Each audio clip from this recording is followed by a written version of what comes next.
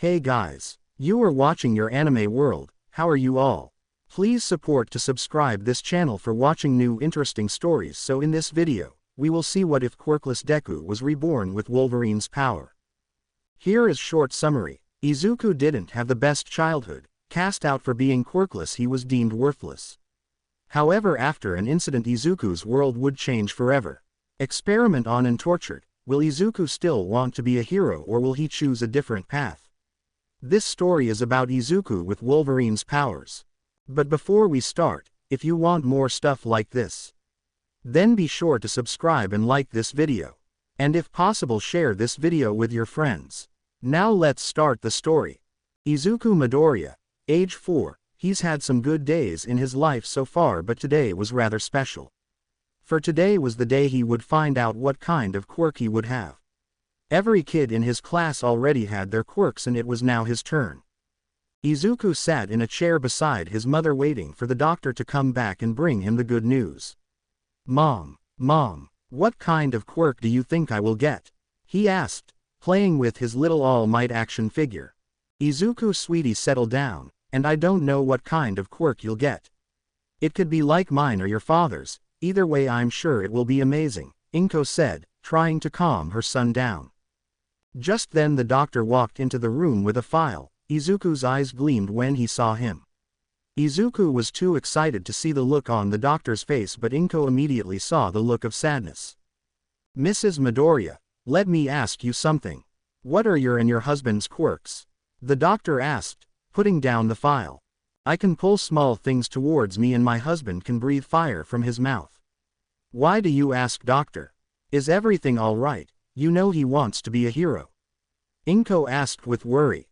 The doctor sighed. "Sorry kid, there is just no way. It's best if you give it up," said the doctor. Izuku dropped the All Might figure as his eyes went wide. Doctor, what do you mean?" The doctor reached into the file and pulled out an X-ray chart, putting it on a light board that showed an image of Izuku's foot. "See here, there should be only one joint here.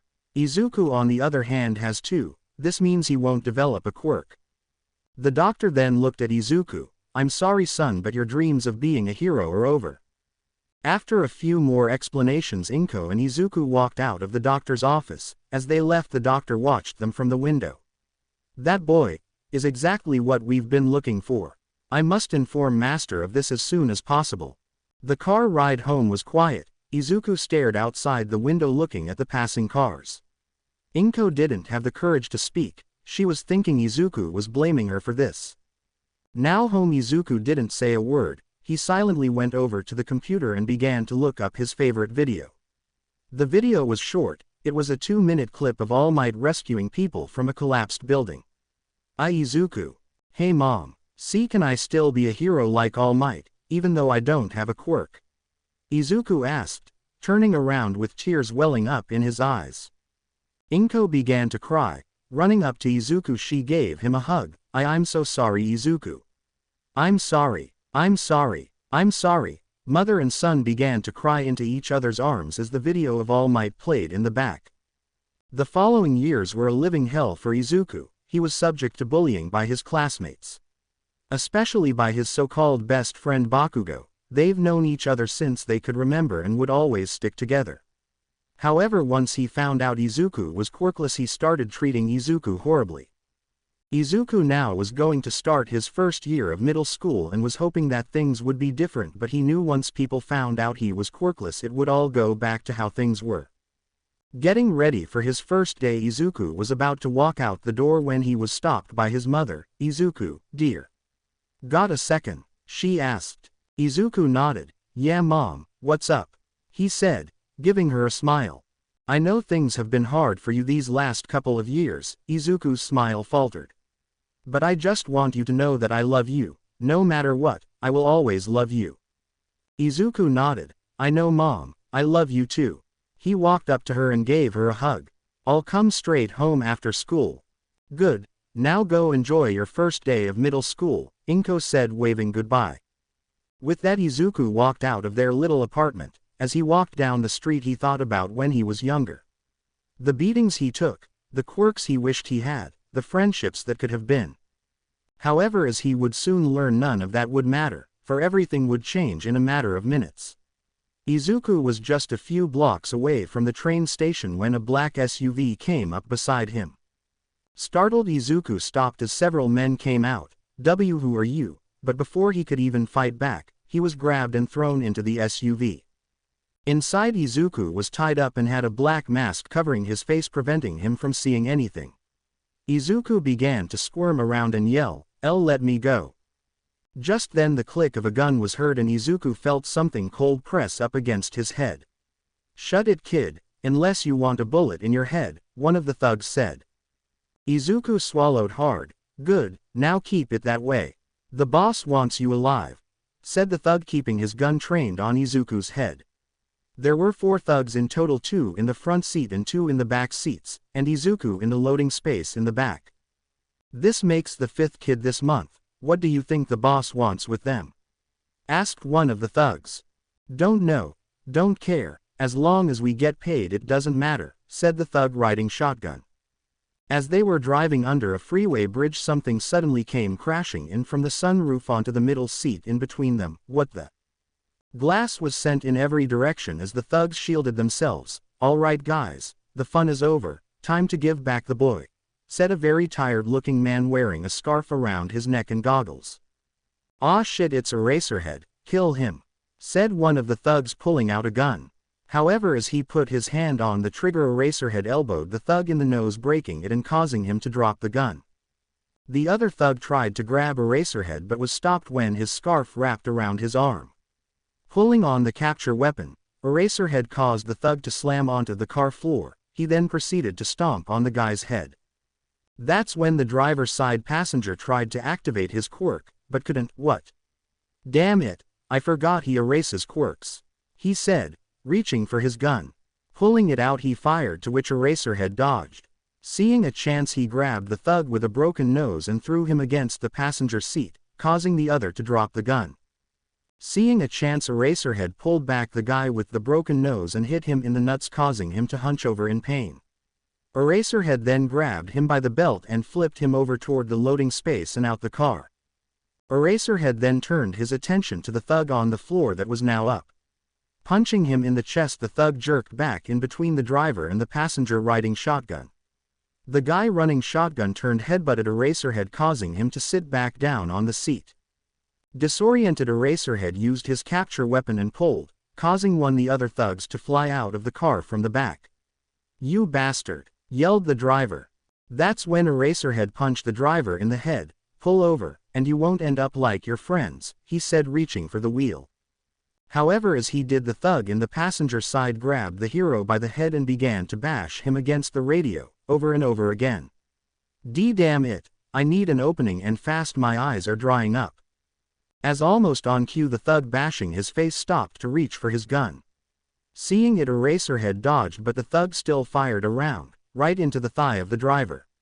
"Ah, you idiot, shoot him, not me." "Right, sorry about that," the thug said, turning back to Eraserhead, only to be kicked in the head by Eraserhead, knocking him out. The driver saw this. "Damn, oh well, might as well try it," he said, turning and opening his mouth right at Eraserhead. Normally Eraserhead would just use his quirk, but he was at his limit and needed to blink. And in that split second of blinking, the driver let out a sonic scream, throwing Eraserhead out of the car. However, just at the last second, Eraserhead managed to throw his capture weapon to the back of the car, and need to hold on, he said, grunting as he was being dragged. The rear view mirror, the driver saw Eraserhead was still there. "Damn, this guy is persistent." The driver then turned the wheel hard back and forth, trying to make Eraserhead let go.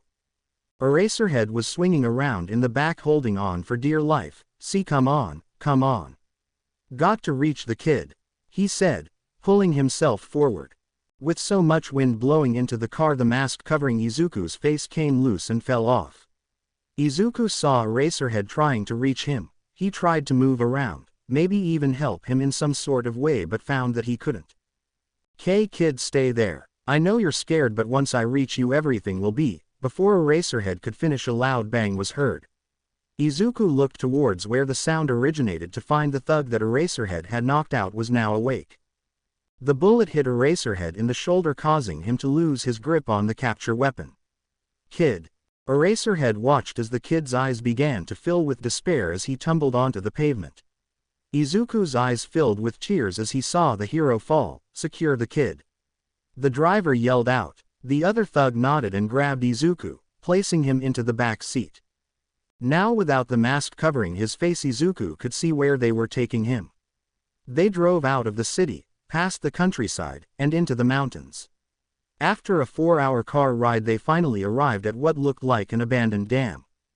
Izuku was then taken out of the car. After walking for a bit, they stopped in front of a giant metal door. One of the thugs knocked. After a few seconds, the door opened and out walked a fairly old, bald man with a bushy mustache. He also wore a pair of goggles and a white lab coat. "We got another for you, boss," one of the thugs said, presenting Izuku to the doctor. "Good, very good. You have done well, but where is the rest of your crew?" asked the doctor. "Captured. We ran into some trouble with a hero, but don't worry, we dealt with him," said the thug. The doctor looked at the scared Izuku, then at the thugs. "I see. Good job then. Here is your payment." Reaching into his coat, the doctor pulled out an envelope filled with cash. The thug took the money and began to count. He smiled as he confirmed the amount. "Pleasure doing business with you, Doc. So when is the next job?" "Oh, about that." The doctor then quickly reached into his coat once again and pulled out a revolver. Before the thugs could even move, the doctor shot them in the head, causing blood and brain matter to splatter all over the place. Izuku fell to the floor and blood spattered across his face. That's when the doctor walked over and picked up the envelope. "Idiots, only going after the money and so easily disposable," said the doctor as he turned to Izuku. "Don't worry, son, you're not as disposable. No, your life is much more important. Now get up and get inside," the doctor said, pointing the gun at Izuku. With no other option, Izuku got up and walked into the building. The building was poorly lit and damp. Izuku was taken to what looked like a room. "Stay here. Once we set everything up, I will call for you." "Oh, I should probably remove those restraints." The doctor then removed the restraints. "Good, now get some rest. You'll need the energy for what's to come." He then began to walk away. Izuku then mustered what little bravery he had left. What are you going to do to me?" The doctor stopped. Turning, he gave Izuku an evil grin. "Don't worry, son. If you prove yourself, then you'll move on to the next part." Izuku didn't like the sound of that. With that, the doctor left and closed the door behind him. I need to get out of here. I need to get back home. That hero saw me, so he should rescue me by the end of the day." A few hours later, Izuku was laying on the ground when the door to the room opened up. "Come, it's time," said the doctor, accompanied by 2 henchmen with guns. Izuku was escorted into a large room. There he found 10 other kids around his age. Looking around, he found an observation deck. There the doctor watched. Izuku walked over to one of the kids. Excuse me, do you know what we are doing here?" The girl turned around. She was a bit taller than Izuku. She also had red hair and red eyes. I don't know." The girl was obviously scared.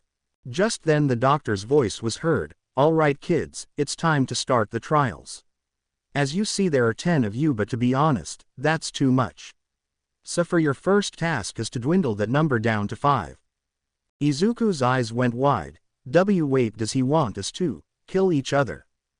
To speed up the process, we will provide you with these. Just then sections of the floor began to open up, revealing hunting knives. You have 5 minutes to get it done. If by the 5 minutes more than 5 of you are standing, then we will kill you all. Good luck, everyone." Izuku grabbed one of the knives. I don't want to do this. Let us out," he yelled, but the doctor said nothing. Just then the sound of yells were heard. Turning around, Izuku found one of the kids stabbing another in the chest. "Oh God, please, no. I don't want to do this," Izuku said as tears fell from his eyes. 5 minutes later. "Well done, everyone. You all managed to survive for the 5 minutes," the doctor said over the speaker. Izuku stood in the center of the room with a bloody knife in his hand and a body behind him. His eyes were dead as he looked up at the doctor. "Now it's time for the next trail," said the doctor. Izuku dropped the knife and looked at his bloody hands. I don't want to be here anymore. Please. Anyone, help me. But help never came. Izuku would be subjected to various forms of torture, both physical and mental. The doctor was trying to revert them back to their primal animalistic nature. He needed them to be broken in order for his plan to work. Every day Izuku wasn't allowed to speak to the other kids, the only time they interacted was when there was another trial. The 5 that survived the first trial was soon down to 4, then 3. Each kid would be taken away and never to be seen again. Izuku at first felt sadness, but after the 3rd he no longer cared. If it was his turn, then good. The pain and suffering would be over, at least things would be peaceful. After several months it was down to Izuku and the red-haired girl he saw during the first trial. They were both given a strange injection. The vial that held the liquid was green in color. What you are about to receive is an experimental quirk-giving process. The last 2 kids didn't survive the test. Let's see how you 2 will do, said the doctor, injecting the 2 of them. Izuku immediately felt a burning sensation crawling up his arm. He screamed out in agonizing pain as he felt the liquid course through his body. Looking over, he saw the red-haired girl's chest rise and fall, almost as if she was having a heart attack. Then she stopped. Izuku looked over at the EKG machine to see flatlines. Izuku then felt his chest starting to pound, harder and faster with every passing second. Come, I need at least one of you to survive, the doctor said, giving encouragement. The EKG machine hooked onto Izuku was erratic then normal. The doctor looked on with delight. Yes, it worked. Congratulations, boy, you are the very first quirkless person to ever receive a quirk. Izuku couldn't even hear the doctor, his chest was still beating hard. Suddenly a wave of calm fell over him as his eyes rolled behind his head. Izuku would wake up hours later back inside his cell. Getting up, he noticed the ration of food he had in front of him. This was the first meal he had in a week. He then began to stuff his face.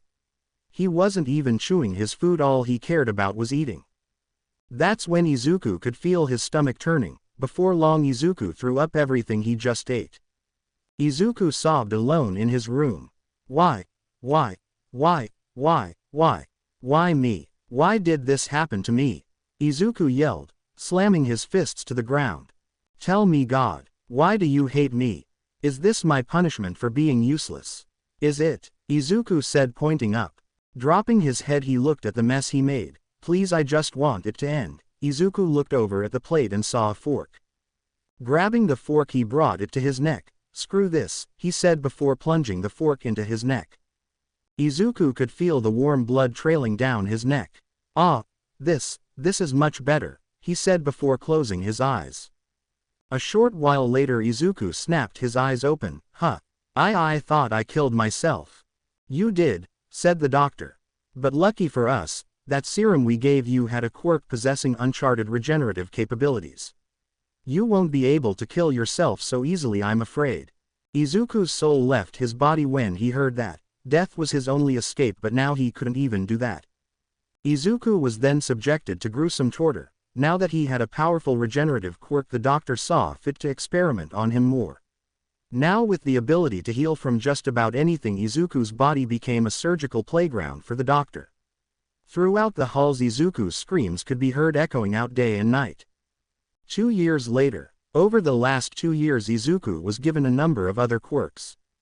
Healing, super strength, stamina, speed, heightened senses and one odd power, retractable bone claws.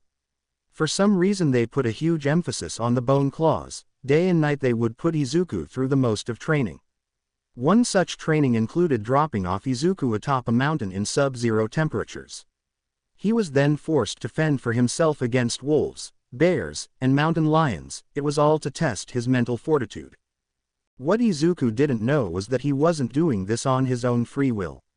The doctor had used psychological manipulation to force Izuku to do everything, endure anything, and obey his command. The doctor would start to manipulate his mind before every training exercise, and the worst part was that Izuku wouldn't know what he did until after it was already over. He would wake up in his cell with no memory of what he did, but if the blood on his bone claws were any indication, it probably wasn't anything good.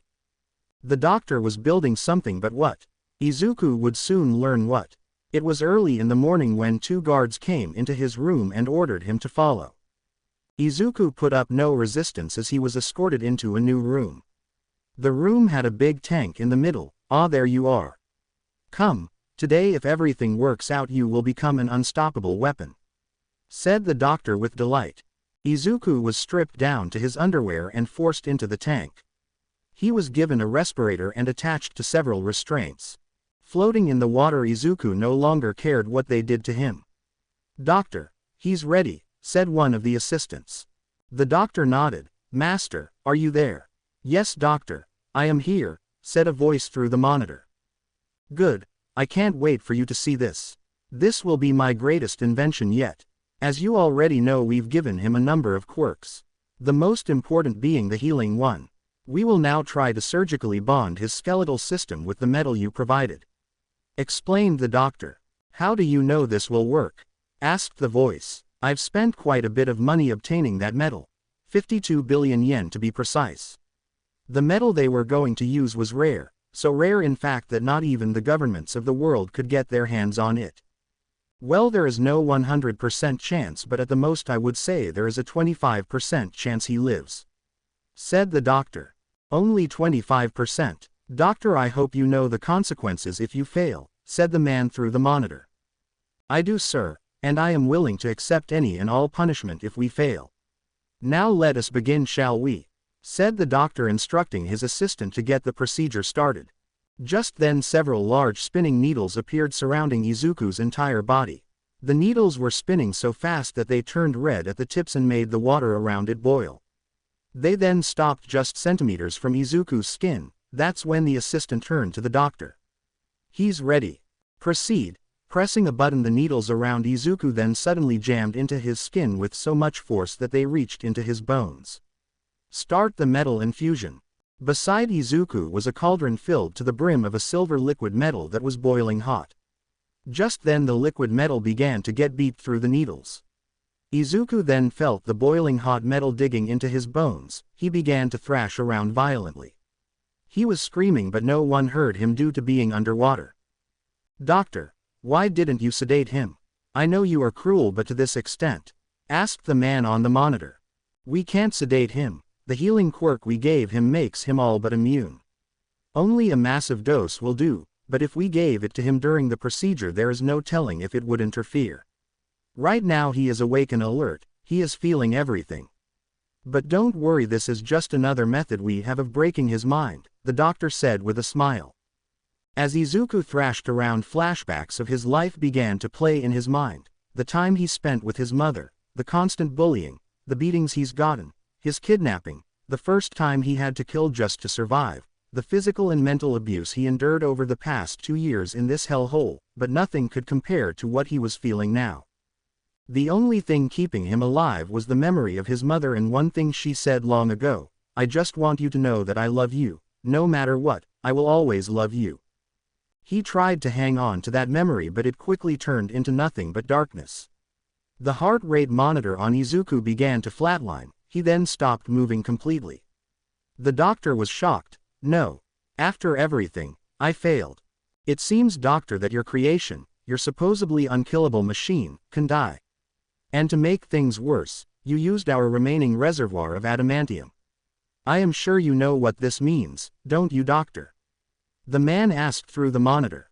"Yes, master, I will not fight against you in any way," the doctor said, putting his head down in shame.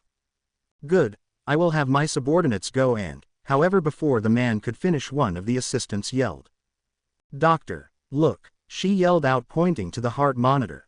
The doctor turned to find the heart rate monitor beeping, slowly at first, then it got faster. Heart rate and blood pressure are returning to normal.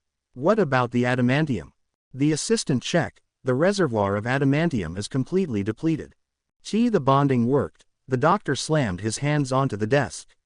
"Yes, master, did you hear all that?" "Yes, I did. It seems congratulations are in order, doctor. Now, will it work on the Nomus?" asked the man. "In theory it should, but I need the key to everything which is in his DNA. I will need to extract more of his DNA to proceed," said the doctor. Doctor, now that he has the medal, he's now too dangerous to let roam free. I agree, that's why we are going to erase his memories and rebuild him to follow your every command. He will keep all the memories of his training, but any memories of his past life will be gone. Friends, teachers, and especially family memories will be gone, forever. We are starting that now, explained the doctor. Little did he know that Izuku was listening in thanks to his enhanced senses. The flashback of his mother once again appeared in his mind. The last thing keeping him together was about to be taken from him.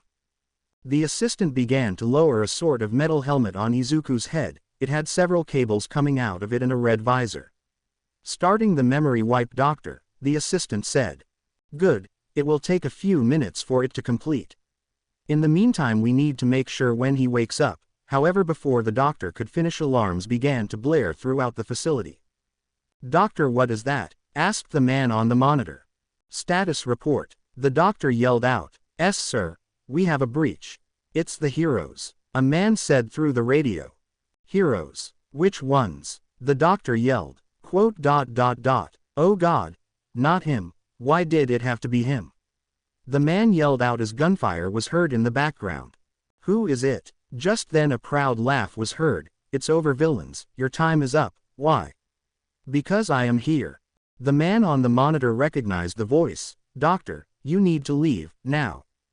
That's when gunfire was heard coming from the metal door outside the operation room. *T, don't tell me, it's him. Suddenly the gunfire stopped and there was an eerie silence before the door suddenly exploded open. The doctor and his assistant scrambled, as they tried to run, but from within the smoke a capture weapon wrapped around them. Not so fast. I've been looking for you for the past 2 years, said the pro hero Eraserhead. Pulling on the capture weapon he forced the doctor towards him. Now glaring down at the doctor, Eraserhead pulled on the capture weapon harder. Now, where is the boy you abducted 2 years ago? He said, his eyes glowing red. The doctor cowered in fear. Talk. Now. That's when the doctor heard footsteps approaching. I would answer him if I were you, said the number 1 hero towering over the doctor and Eraserhead. What are you talking about? What child? Said the doctor playing dumb. However, Eraserhead wasn't playing games. Grabbing the doctor's head he proceeded to slam it against the floor. Lifting his head up by the hair, the doctor had blood pouring down his nose. The kid, where is he? The doctor's eyes then began to wander. Eraserhead picked up on that and turned to see a giant tube with Izuku in it. No, as all he could say, letting go of the doctor. Eraserhead then walked over to the tube to see Izuku floating in the water with the helmet over his head. What did you do to him? The doctor laughed as he wiped the blood off his nose. We made him into the perfect weapon, the very first of his kind. Eraserhead then saw the wires on the helmet lead to the computer. All Might destroy the computer. All Might nodded, and in the blink of an eye he stood in front of the computer. No. The process isn't complete yet. If you stop it now, we will all die. The doctor yelled out, begging for All Might to stop. Your evil plans for this boy ends now. Utah. Smash. All Might brought his massive fists down on the computer, completely destroying it. On the monitor behind him the numbers 98% completion flashed. What have you done? Just then a SNIKT was heard coming from the pod Izuku was in. Inside, Izuku began to thrash around violently before breaking free of his restraints. Opening his eyes, Izuku then began to slash at the pod. After 2 slashes Izuku broke free, landing on the shattered glass. Ripping the helmet off of his head, Izuku looked around. That's when Eraserhead approached the boy. Hey, are you Izuku Midoriya? No response. Kid. Izuku then stared at Eraserhead. His gaze was cold and empty. The doctor then hid behind one of the desks. Midoriya. That's when Izuku let out an animalistic roar and charged right at Eraserhead, claws at the ready. Barely managing to dodge, Eraserhead used his capture weapon on the boy's legs, tripping him up. Izuku fell to the floor. Relax, kid, we are here to help. Izuku picked himself up and growled at Eraserhead. Who are you? As all he said before snapping the capture weapon. We are heroes, here to rescue you. See, it's All Might. You know who All Might is, right? Asked Aizawa. Izuku tilted his head. All Might. Who's that? He asked, retracting his claws. I am the #1 hero, son. Now come with us, we can get you to safety. All Might said, placing a hand on Izuku's shoulder. Izuku flinched when All Might touched him, then the flashbacks of the torture he had to endure played through his mind. Reaching up, Izuku grabbed All Might's wrist. Let me go, he said, shooting daggers at All Might. All Might then felt a cold shiver run down his spine. Izuku then let out a loud grunt. The #1 hero then felt himself being lifted off the ground and thrown into a nearby wall. All Might was shocked. It wasn't every day someone was able to lift him, much less throw him with so much force. Eraserhead was even more shocked. Kid, you need to relax. We aren't here to hurt you. But Izuku wasn't listening. Damn it, don't make me do this. Eraserhead said, pulling out a knife from his back. Charging in, Izuku let his metal claws pop out with a snikt. He then began to swipe randomly at Eraserhead, to which he dodged but only barely. This kid is fast. If I lose focus even for a second, it's game over. Izuku then jumped into the air and brought down his claws. Seeing an opening, Eraserhead jumped up as well. Tackling Izuku, he brought him back down to the ground. However, something within the veteran pro was screaming to take this kid down no matter what. His instincts were taking over as he swung the knife and sliced Izuku across the face. Blood dripped as Izuku's head turned from the slash. That's when Eraserhead regained his composure. **T, kid, I didn't mean to. However, as Izuku turned his head back, Eraserhead saw the cut on his face begin to heal, and within 2 seconds it was completely healed. Not even a scar was left behind. He heals. Now fully recovered, Izuku started to take things seriously, and faster than Eraserhead could see, Izuku snuck behind him with claws at the ready. Eraserhead brought up his knife, but Izuku's claws cut through it like butter. Just as the claws were going to stab into the hero, All Might came in and punched Izuku away from Aizawa. You alright? He asked, standing beside Eraserhead. Why, yeah, I'm good. Listen, we need to knock him out. I don't know what they did to him, but he heals, said Eraserhead. A quirk? But didn't the file say the boy was quirkless? Asked All Might. It did, Eraserhead said, activating his quirk. Shota Aizawa, better known as the pro hero Eraserhead. His quirk allows him to temporarily erase the quirk of anyone in his eyesight. However, if he uses his quirk for too long, he gets some serious dry eyes. Shame, really. Aizawa thought the metal claws on Izuku were the result of an artificial quirk, which he could easily erase. However, instead of disappearing, nothing happened. What? My power is not working on him. The doctor smiled behind the desk. Good, the adamantium is acting as a blocker to his quirk. All Might, I'll restrain him. Once I do knock him out, instructed Aizawa. All Might nodded. Aizawa then ran at the boy. Izuku snarled and ran at Aizawa. All Might stood back and waited for the perfect chance to strike. He watched as Aizawa slid under Izuku, getting behind him. Izuku swung his claws behind him and managed to cut Aizawa across the chest. Aizawa grunted in pain as blood dripped from the 3 slash marks. Pushing through the pain, he threw his capture weapon, which wrapped around Izuku's body. I know this won't hold you, but it should be enough time for this. Now, All Might. Izuku turned around to see a massive fist in front of him. All Might had jumped at him. Sorry, kid, but this is for your own good, he said, punching Izuku across the face. Izuku hit the floor hard, but he still wasn't knocked out. Shaking his head, he began to get back up. All Might thought he knocked out Izuku with that punch, but his overconfidence would prove a liability when Izuku dug his claws onto the back of his legs. All Might grunted in pain as Izuku pulled his claws free. Turning around, All Might swung his fist, but Izuku jumped out of the way. Damn it, he got me. Just as Izuku was going to run at All Might, a loud scream was heard from the door. Yeah. The pro hero present Mike had arrived. His quirk gave him the ability to create loud, high-pitched sounds. The sound waves hit Izuku. Reeling back in pain, Izuku plugged his ears with his hands. Sound is hurting him. But why? Present Mike stopped his yell and was surprised to see Izuku still standing, barely. Stabbing his claws into the ground, Izuku began to lift a large slab. With wobbly legs, Izuku threw the slab at Present Mike. Just as the slab was about to hit, All Might appeared, destroying it. Thanks for that, All Might. Did you deal with the rest of the armed guards? Yeah, it was thanks to Midnight. Speaking of which. Hey there little boy. Said a voice coming from the destroyed door. Quote. Do you mind taking a nap for me? Out walked the pro hero Midnight. Her quirk allows her to put others to sleep. Males in particular fall asleep faster than females. Ripping the sleeve on her costume, a purple mist began to come out of her skin and head towards Izuku. The purple mist hit Izuku and instantly he began to feel the effects of her quirk. However, even after taking a hit by All Might, being screamed at by Present Mike, and hit by Midnight's quirk, Izuku was still standing. How tough is this guy? Asked Present Mike. However, Izuku couldn't hold on. Retracting his claws, he began to walk over towards Aizawa. And no, more, don't hurt me, and with that Izuku collapsed, succumbing to Midnight's quirk. The pro heroes let out a huge sigh of relief. This kid, is he the one you were talking about, Aizawa? Asked Present Mike. Aizawa nodded. Yeah, this is him. Although he didn't have a quirk when he was abducted, yet he has more than one now.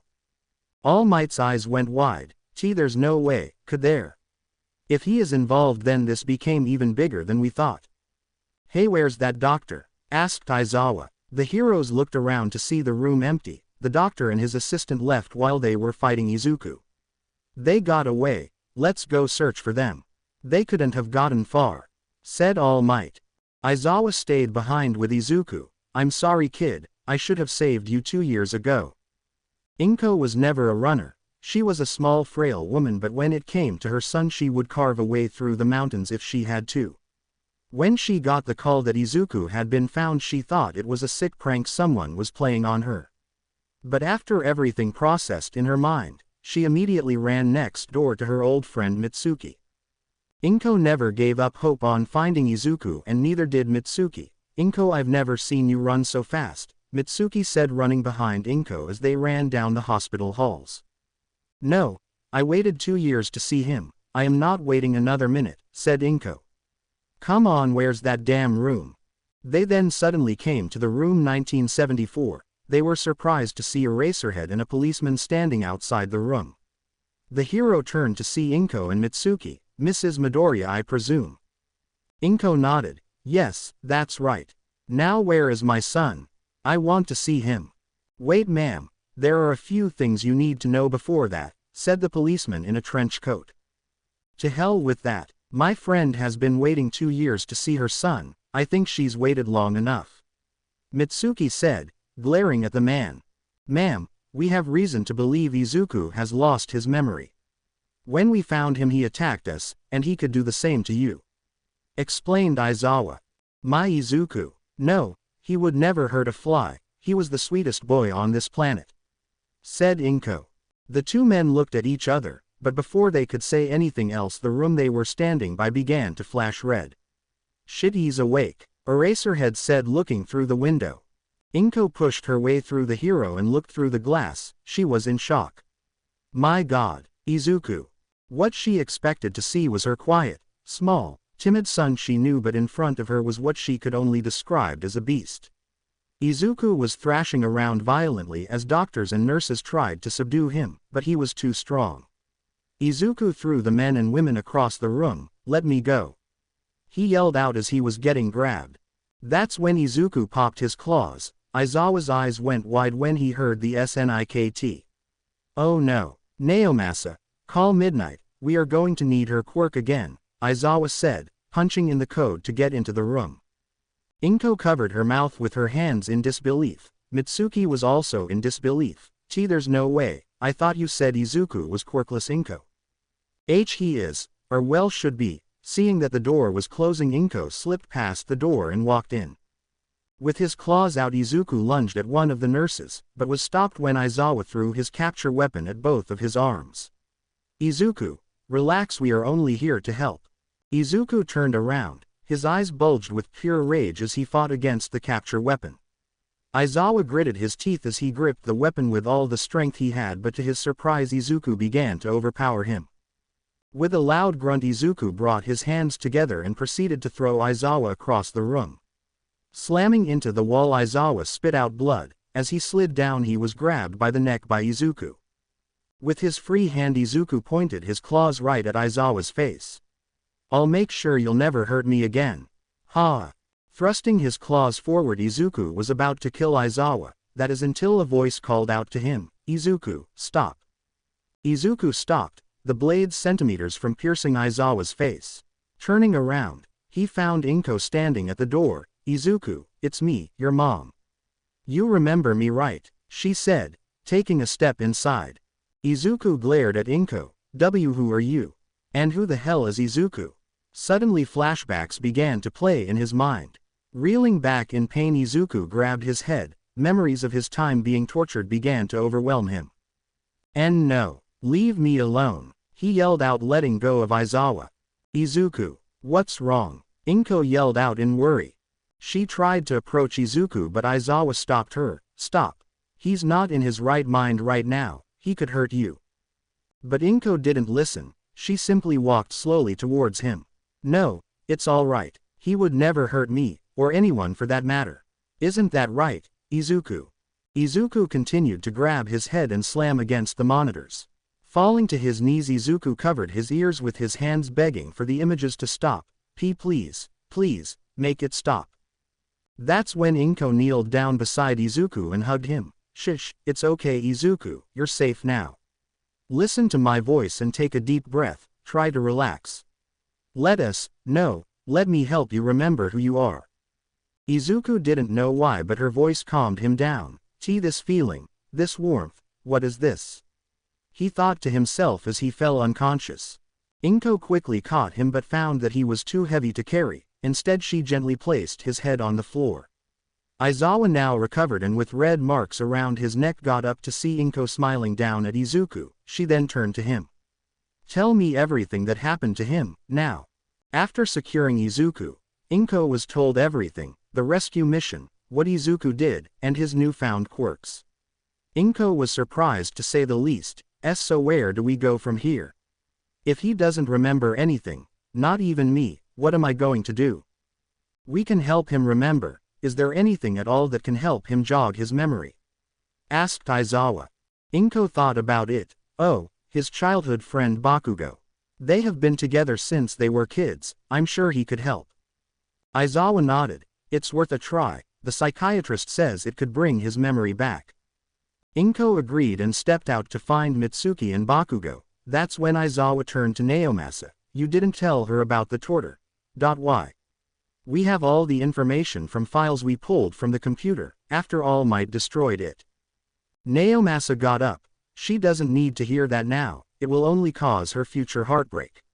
For now we can only help them rebuild some semblance of a normal life." Inko walked into Izuku's hospital room where he had metal cuffs covering his hands and straps going across his chest and arms that bolted to the wall. Izuku laid asleep on the bed. "Does he have to be that tied up?" asked Inko. Aizawa nodded. "I assure you it's for your own and our own protection." Inko didn't like it but she couldn't argue against it. "Very well." She walked over to the bedside and placed a hand on his shoulder. Instantly she noticed a significant amount of muscle. She then began to shake him gently. "Izuku. Izuku. Izuku. Wake up dear."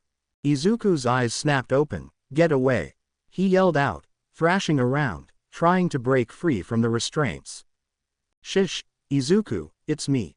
I'm not going to hurt you," Inko said in a quiet, tender voice. Izuku looked over at Inko and began to calm down. You were here last time, who are you?" Inko took a deep breath. "My name is Inko Midoriya, and you are Izuku Midoriya. I am your mother, that makes you my son." Mother. Izuku suddenly felt a sharp pain from his head. "Easy, Izuku, don't force yourself. You've gone through a lot," said Inko. "Gone through a lot? What do you mean?" asked Izuku, confused. Inko looked back at Aizawa. As she did Aizawa shook his head. "I'll tell you later, but in the meantime. The doctors told me that you lost some of your memories, seeing as that you can't remember me you most likely had a traumatic experience." Izuku looked down at the cuffs. "All I can remember is waking up in a pod, surrounded by people. Then, I felt pain, so much pain." "Izuku, you were gone for 2 years, I was starting to think that I lost you forever." You may not know who I am, but I promise you, I will never lose sight of you again. Inko said as tears fell from her eyes. I want to remember. Please, help me remember, said Izuku looking up at Inko. Inko nodded. Of course, and to help you, I brought one of your old friends to help you. Maybe you could remember who you are. Aizawa then opened the door and in walked the Bakugo family. They approached him quietly and slowly. Hey there Izuku, it's good to see you, said Mitsuki. Do you remember me? Izuku stared at Mitsuki and her husband, and no I don't, should I? We are old friends of your mother Izuku. If you don't remember us that's fine. Oh right, maybe you remember your childhood friend Bakugo. Majoru said, stepping aside. Bakugo just stared at Izuku. Look who finally decided to show up, stupid Deku. I knew you were weak, but weak enough to let someone kidnap you, well that's just pathetic. Bakugo, yelled Mitsuki. Bakugo scoffed, what, he's a quirkless loser, if I'm being honest he should have stayed missing. That's when Izuku's head began to hurt, he closed his eyes and clenched his teeth. As he did, flashbacks of Bakugo's bullying began to play in his mind.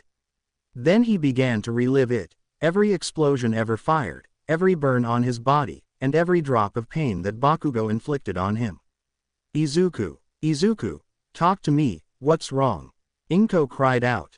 Izuku dipped his head for a second before lifting it and glaring at Bakugo. His eyes burned red with rage as he began to move his arms around trying to break free, however the restraints were working. Inko got up as Bakugo stepped back. What happened to him? Asked Majoru shielding his son. Shit, seeing Bakugo must have triggered a memory. Stay back, the restraints should hold him. Aizawa said at the ready.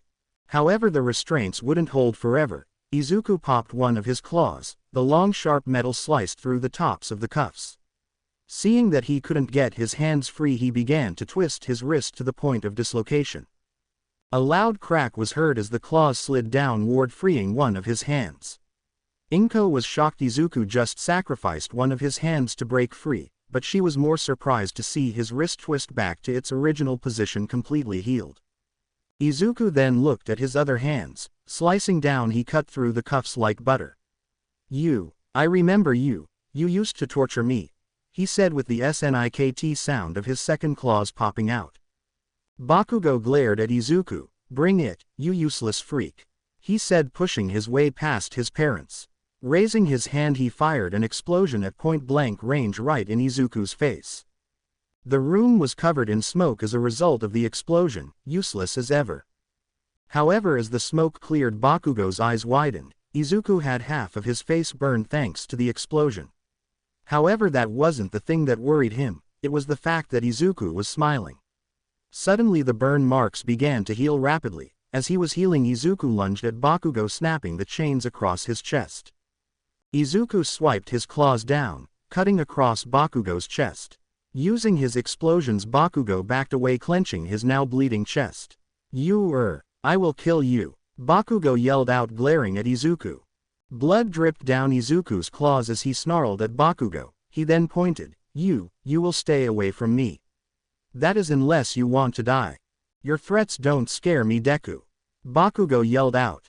Bakugo was about to attack Izuku, but that's when Inko got in front of her son. Izuku, please stop, she said with her arms outstretched. Izuku narrowed his eyes. Move, I don't want to hurt you. Please Izuku, this isn't you. Remember what I told you before you went missing, Inko said approaching Izuku. Izuku flinched and pointed his claws at Inko, stay back. He then pointed his right claws at Aizawa who was about to sneak up on him, that means you two dead eyes. It was early in the morning, you were getting ready for your first day of middle school, remember? Before you left I stopped you at the door, I told you that these last couple of years have been rough but that I wanted you to know one thing. Do you remember what it was? Inko said approaching Izuku. Inko's chest was now touching Izuku's claws, any closer and she would be impaled. Izuku's eyes went wide as his memories began to play in his mind. The image of Izuku in an All Might onesie jumping around on the couch played, look mom. I'm All Might, the #1 hero. Then the day at the doctor's began to play, I'm sorry Izuku, I'm so sorry. And finally the memory of the day. Izuku stood at the doorway of his apartment with his mother beside him. I love you. No matter what, I will always love you. Snapping back to reality, tears began to run down Izuku's face. I love you, those were the last words you said to me. Inko gasped. Izuku. Izuku retracted his claws and put down his arms. Mom. Where am I? And who are these people around us? During the standstill, Bakugo and his family managed to leave to get Bakugo the medical attention he needed. Stupid Deku. I will make you pay for what you did to me, that I swear. After calming down, Inko began to talk to Izuku, hoping he would remember anything else from his past. Unfortunately, he could only remember her and nothing else. The doctors said it could take time for his original memories to return, but it was best not to force anything. The doctor also wanted to do a physical exam on Izuku to see if he was healthy. The doctor was surprised to see how muscular he was. Aizawa was under the impression that the doctor at the facility wasn't feeding him. It turns out at one point the doctor fed Izuku to the point where he could gain muscle mass. Once he did, the doctor took away his food and began to give him specialized pills that contained all the nutrients and vitamins he needed. However, during this process they did run into a problem. As they put Izuku in an MRI machine, the machine suddenly began to shake violently. Thanks to the giant magnets and Izuku's adamantium skeleton, he began to bounce around the inside of the machine like a pinball. The nurses stopped the machine, but it was too late. The MRI machine was completely destroyed. Izuku was unharmed thanks to his healing power, but the hospital now had one less MRI machine. Following more tests, Izuku was allowed to go back to the room and rest. The doctor, Aizawa, and Naomasa all went to a conference room where they were going over the results.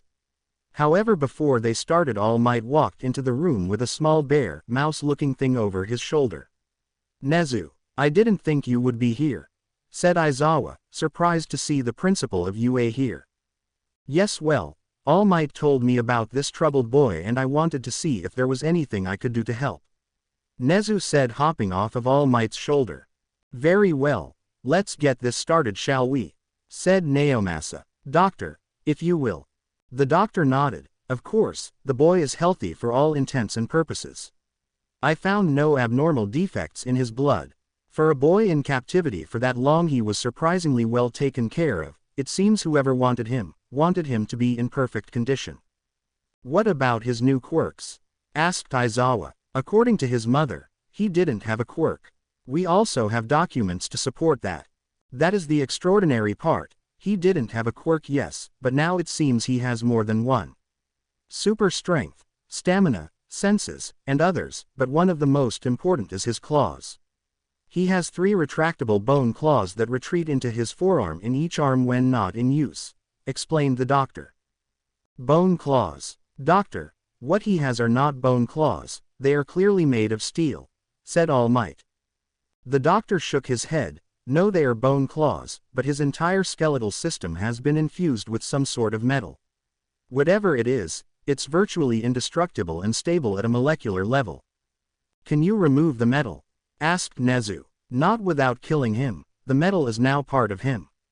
There is also his regenerative ability. As a doctor, I've seen my fair share of healing quirks, but never one like this, the doctor said, surprised. What do you mean? Asked All Might. Most regenerative quirks have a drawback, say for example tiredness. But with this boy, there are no drawbacks. The speed at which he heals is astonishing as well. Quirks are like muscles, so you have to train them, and in order to get it to his level, the doctor paused. Aizawa gritted his teeth. Those bastards, it's no wonder he lashed out against us when we rescued him. He must have thought we were going to torture him. Doctor, what about his memory loss? Asked Naomasa. The doctor grabbed his notes. Yes, there's also that.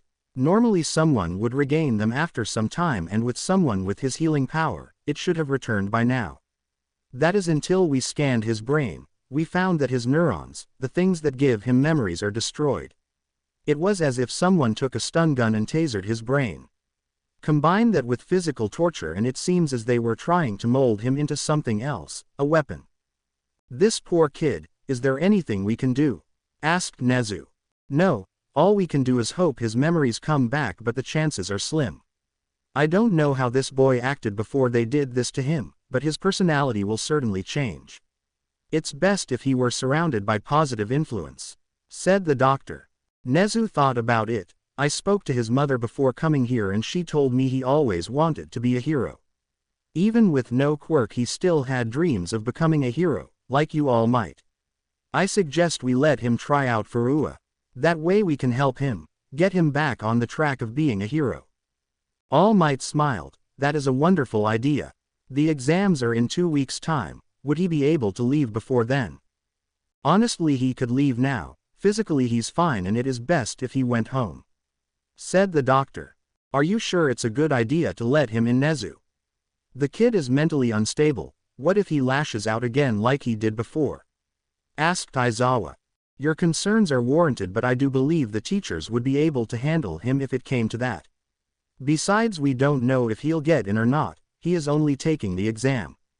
If he fails, then that's the end of it, said Nezu, getting off his chair.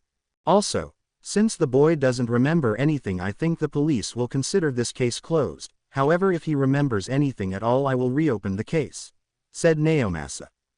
Then I guess that settles it. I'll go inform Mrs. Midoriya, said All Might. All Might went to tell Inko the good news. She of course happily accepted the offer. Inko thought that this would be a perfect way to help Izuku become who he used to be, or at least recover some of his memories. Izuku was allowed to leave the next morning. Now home, he smelled that he indeed was here before. The thing he found odd was all the All Might stuff he apparently accumulated over the years. Inko spent the whole day walking around town with Izuku, hoping that seeing the city he grew up in would make him remember.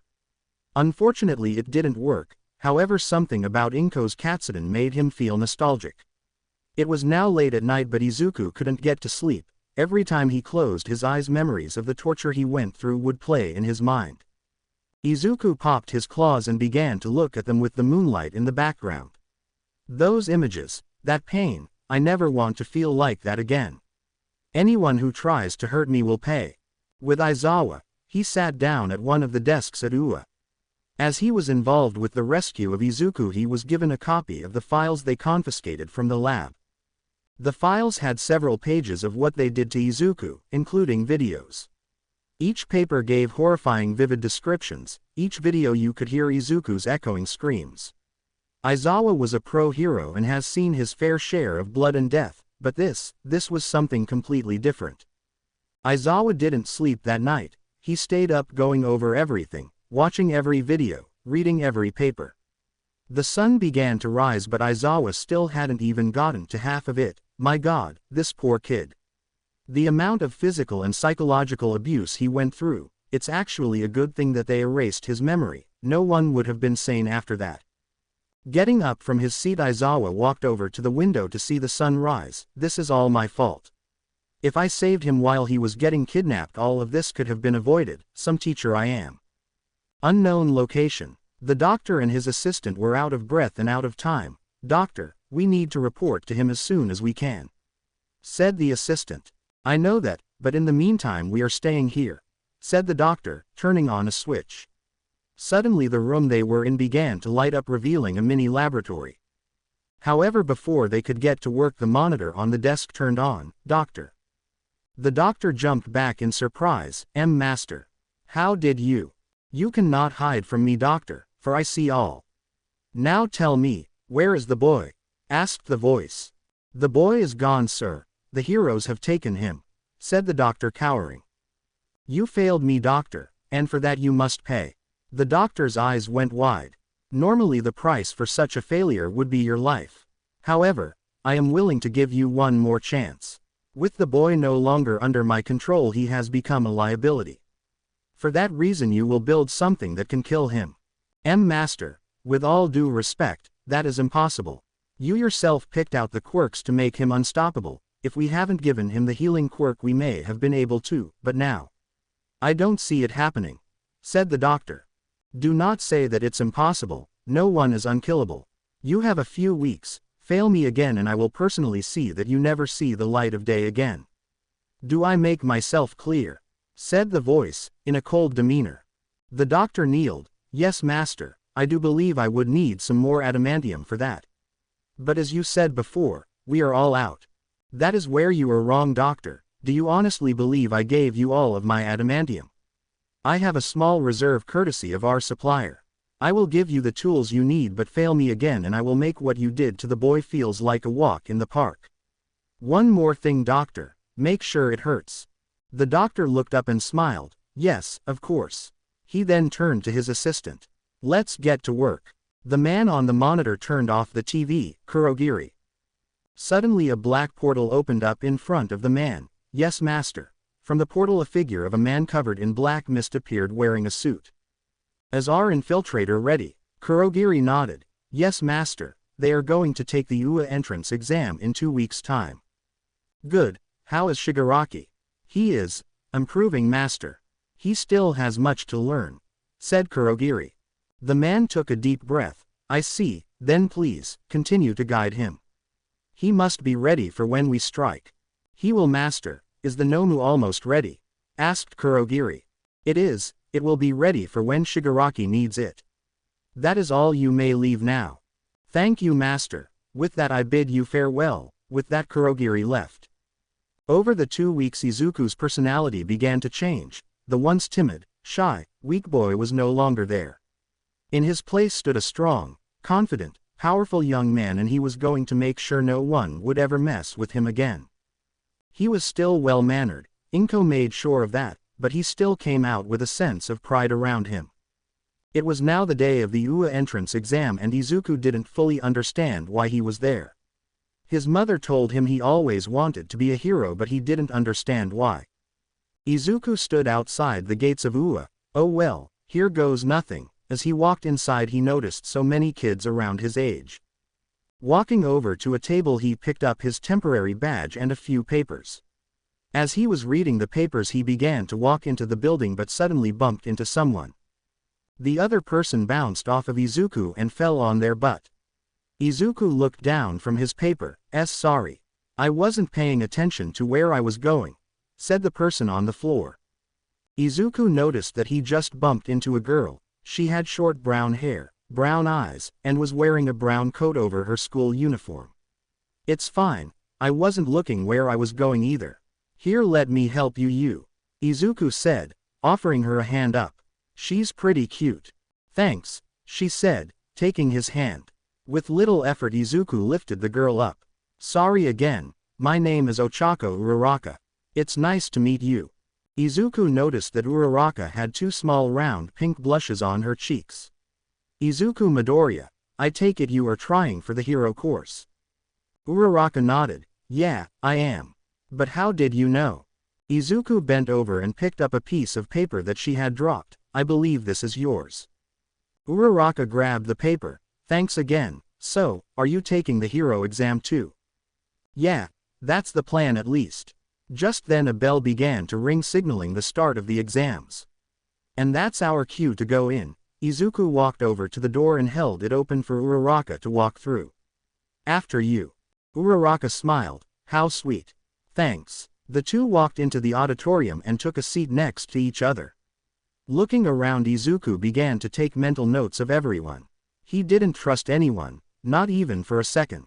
Just then the lights in the auditorium dimmed and a spotlight was shined on a podium. Welcome everybody, a loud voice said, appearing from the podium. Izuku covered his ears. Thanks to his heightened senses it made loud noises hurt more. The name is Present Mike and I will be explaining the UA entrance exams. But first, can I get a hell yeah? Everyone stayed silent. Tough crowd. Anyway, there will be 2 parts to this entrance exam. First part will consist of a written test, but no one really cares for that. The second part will be the practical. You will be assigned different locations and within these locations you will find robots. Each robot will be marked from 1 to 3. Before he could explain anything else a hand shot up. Excuse me. I have a question, yelled out a blue-haired, glasses-wearing boy. Yes, you with the glasses, said Present Mike, pointing him out. According to the handbook, there are 4 different kinds of robots. But you've only explained 3 of them, said the blue-haired boy. Izuku rolled his eyes. Maybe if you let him talk instead of interrupting, we could get some answers. The boy turned to Izuku. How rude, I was only trying to look out for others. Right, that's what you were doing, said Izuku, turning his attention back to present Mike. Alright, you two settle down, the green-haired kid has a point. I was getting to that. You see, the fourth robot is worth 0 points and is mostly there as a distraction. So it's best to avoid it at all costs, explained present Mike. Right, thank you for explaining and I apologize for not letting you finish, said the boy, bowing before sitting back down. Now that that's out of the way, let's just jump right into the written part, yelled out present Mike. After passing out the tests, everyone went to work quickly.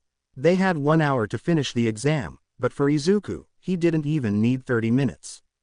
He couldn't explain it, but Izuku just understood every question. He was sure he didn't study beforehand, so why were they so easy?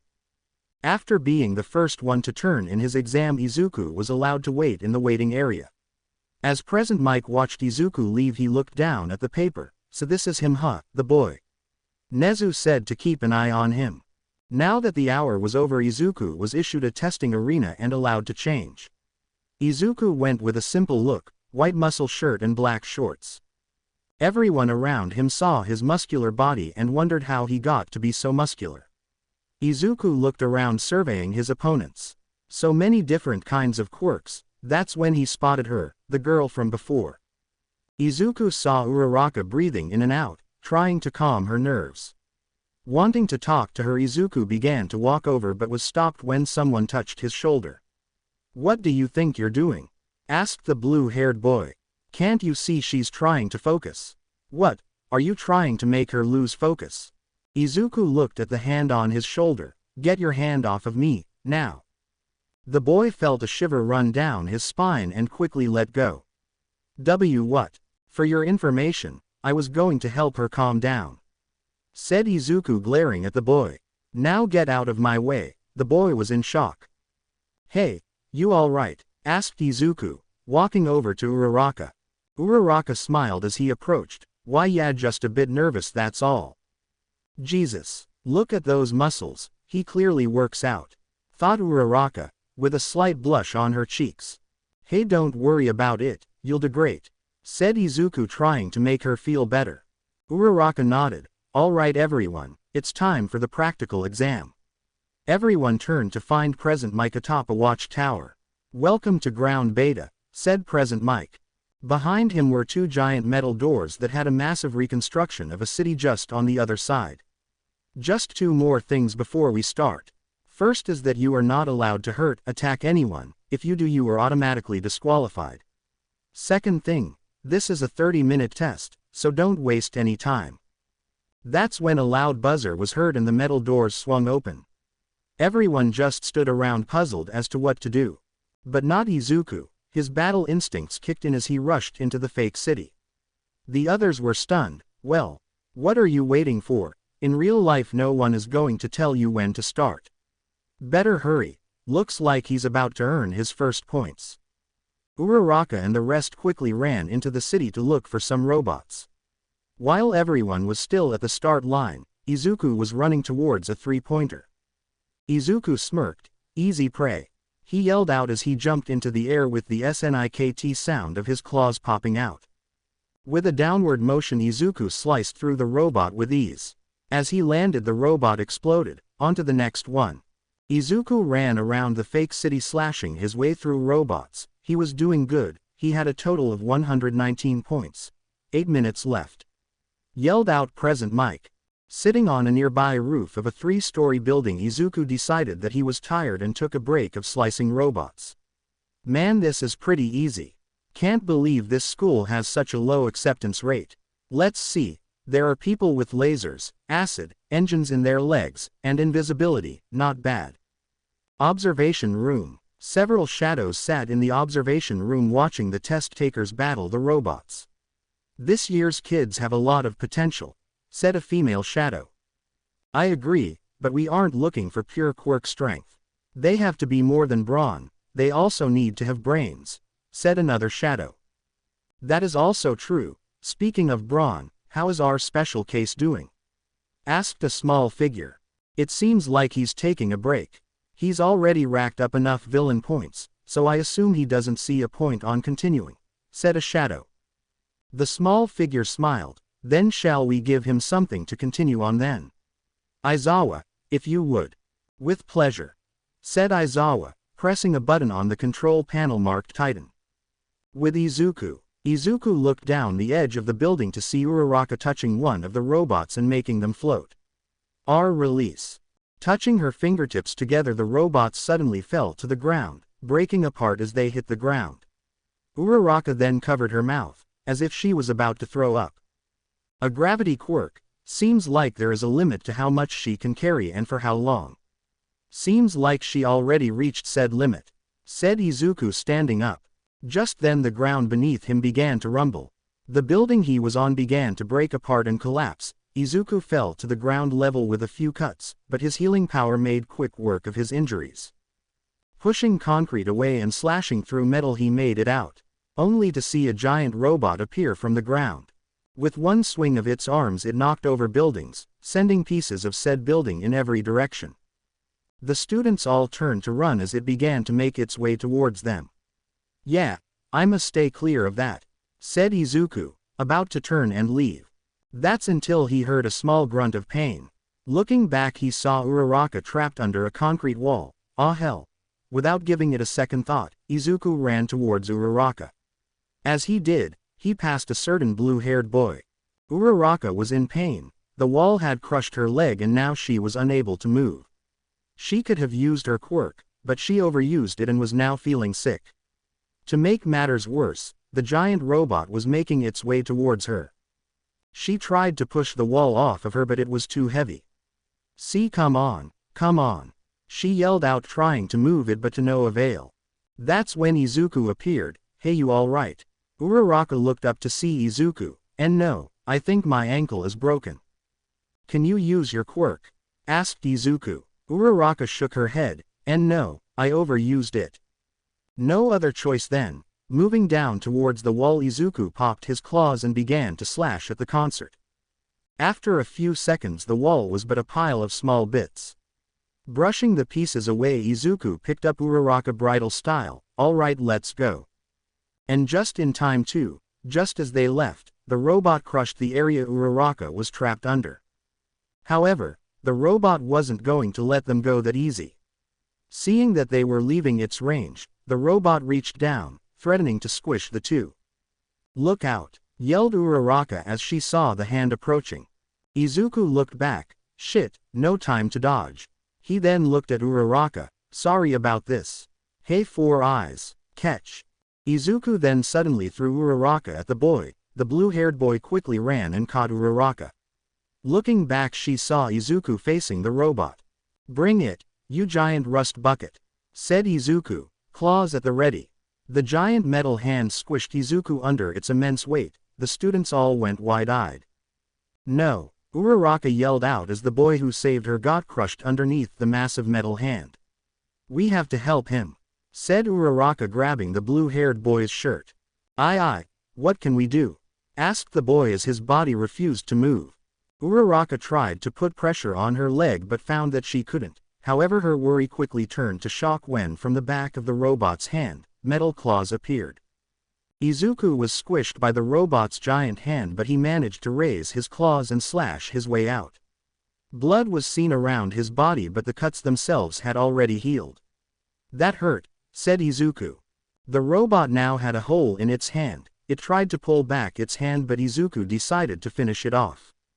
Jumping onto the robot's wrist, Izuku began to run up the robot's metal arm.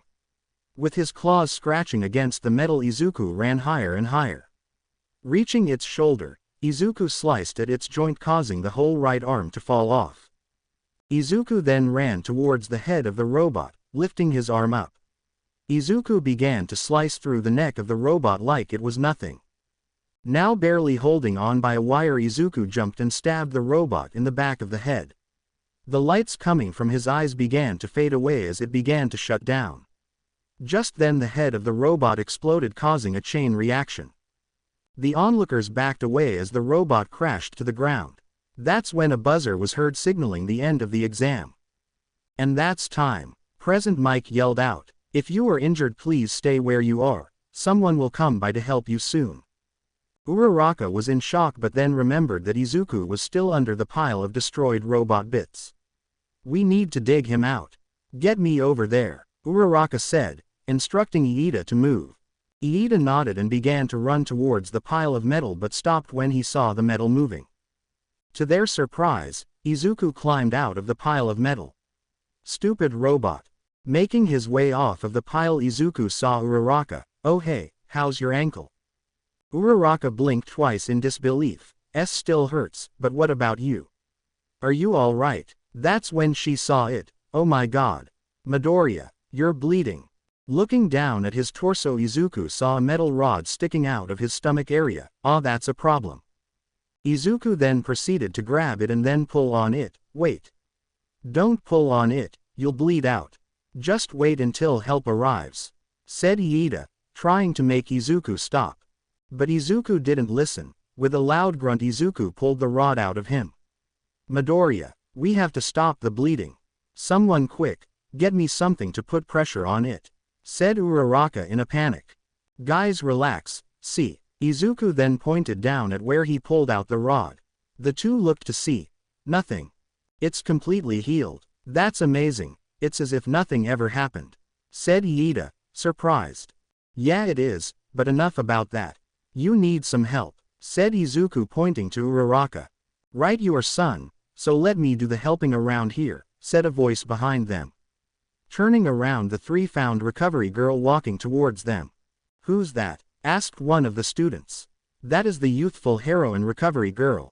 Thanks to her quirk, Ua can have these reckless exams, explained a French-looking student. Why don't you set her down, son, so I can heal her? Ordered Recovery Girl. Iida did as instructed and put down Uraraka. Recovery Girl then leaned down and beeped Uraraka on the ankle. Within seconds her broken ankle was completely healed. Wow, thank you so much. Recovery Girl nodded. Of course, now for you. Are you sure you are fine? It seems to me you have a healing quirk. You're not feeling weak, are you? No, not even a bit. So if that's all, I think I'll go get changed now. Don't want to give the girls a show, said Izuku, winking as he walked by Uraraka and the other female students. Observation room. Well, that just happened, said one of the shadows. Indeed it did. I read the report but couldn't believe it. Guess now I have to, said the small shadow. Aizawa got up from his seat. The way he fights is astonishing. His speed and strength alone are enough, but that explosion could have killed anyone. But he just walked away like it was nothing. Right, are you sure this is the same kid we rescued? Asked the female shadow. Yes, and he's an absolute beast, said Aizawa. But it's more than that. Those are the moves of a killer, this kid. A beast, yet he saved that girl from getting crushed. It seems like a bit of the boy that once was is still inside him, said the small shadow. Are you sure you want him here, Nezu?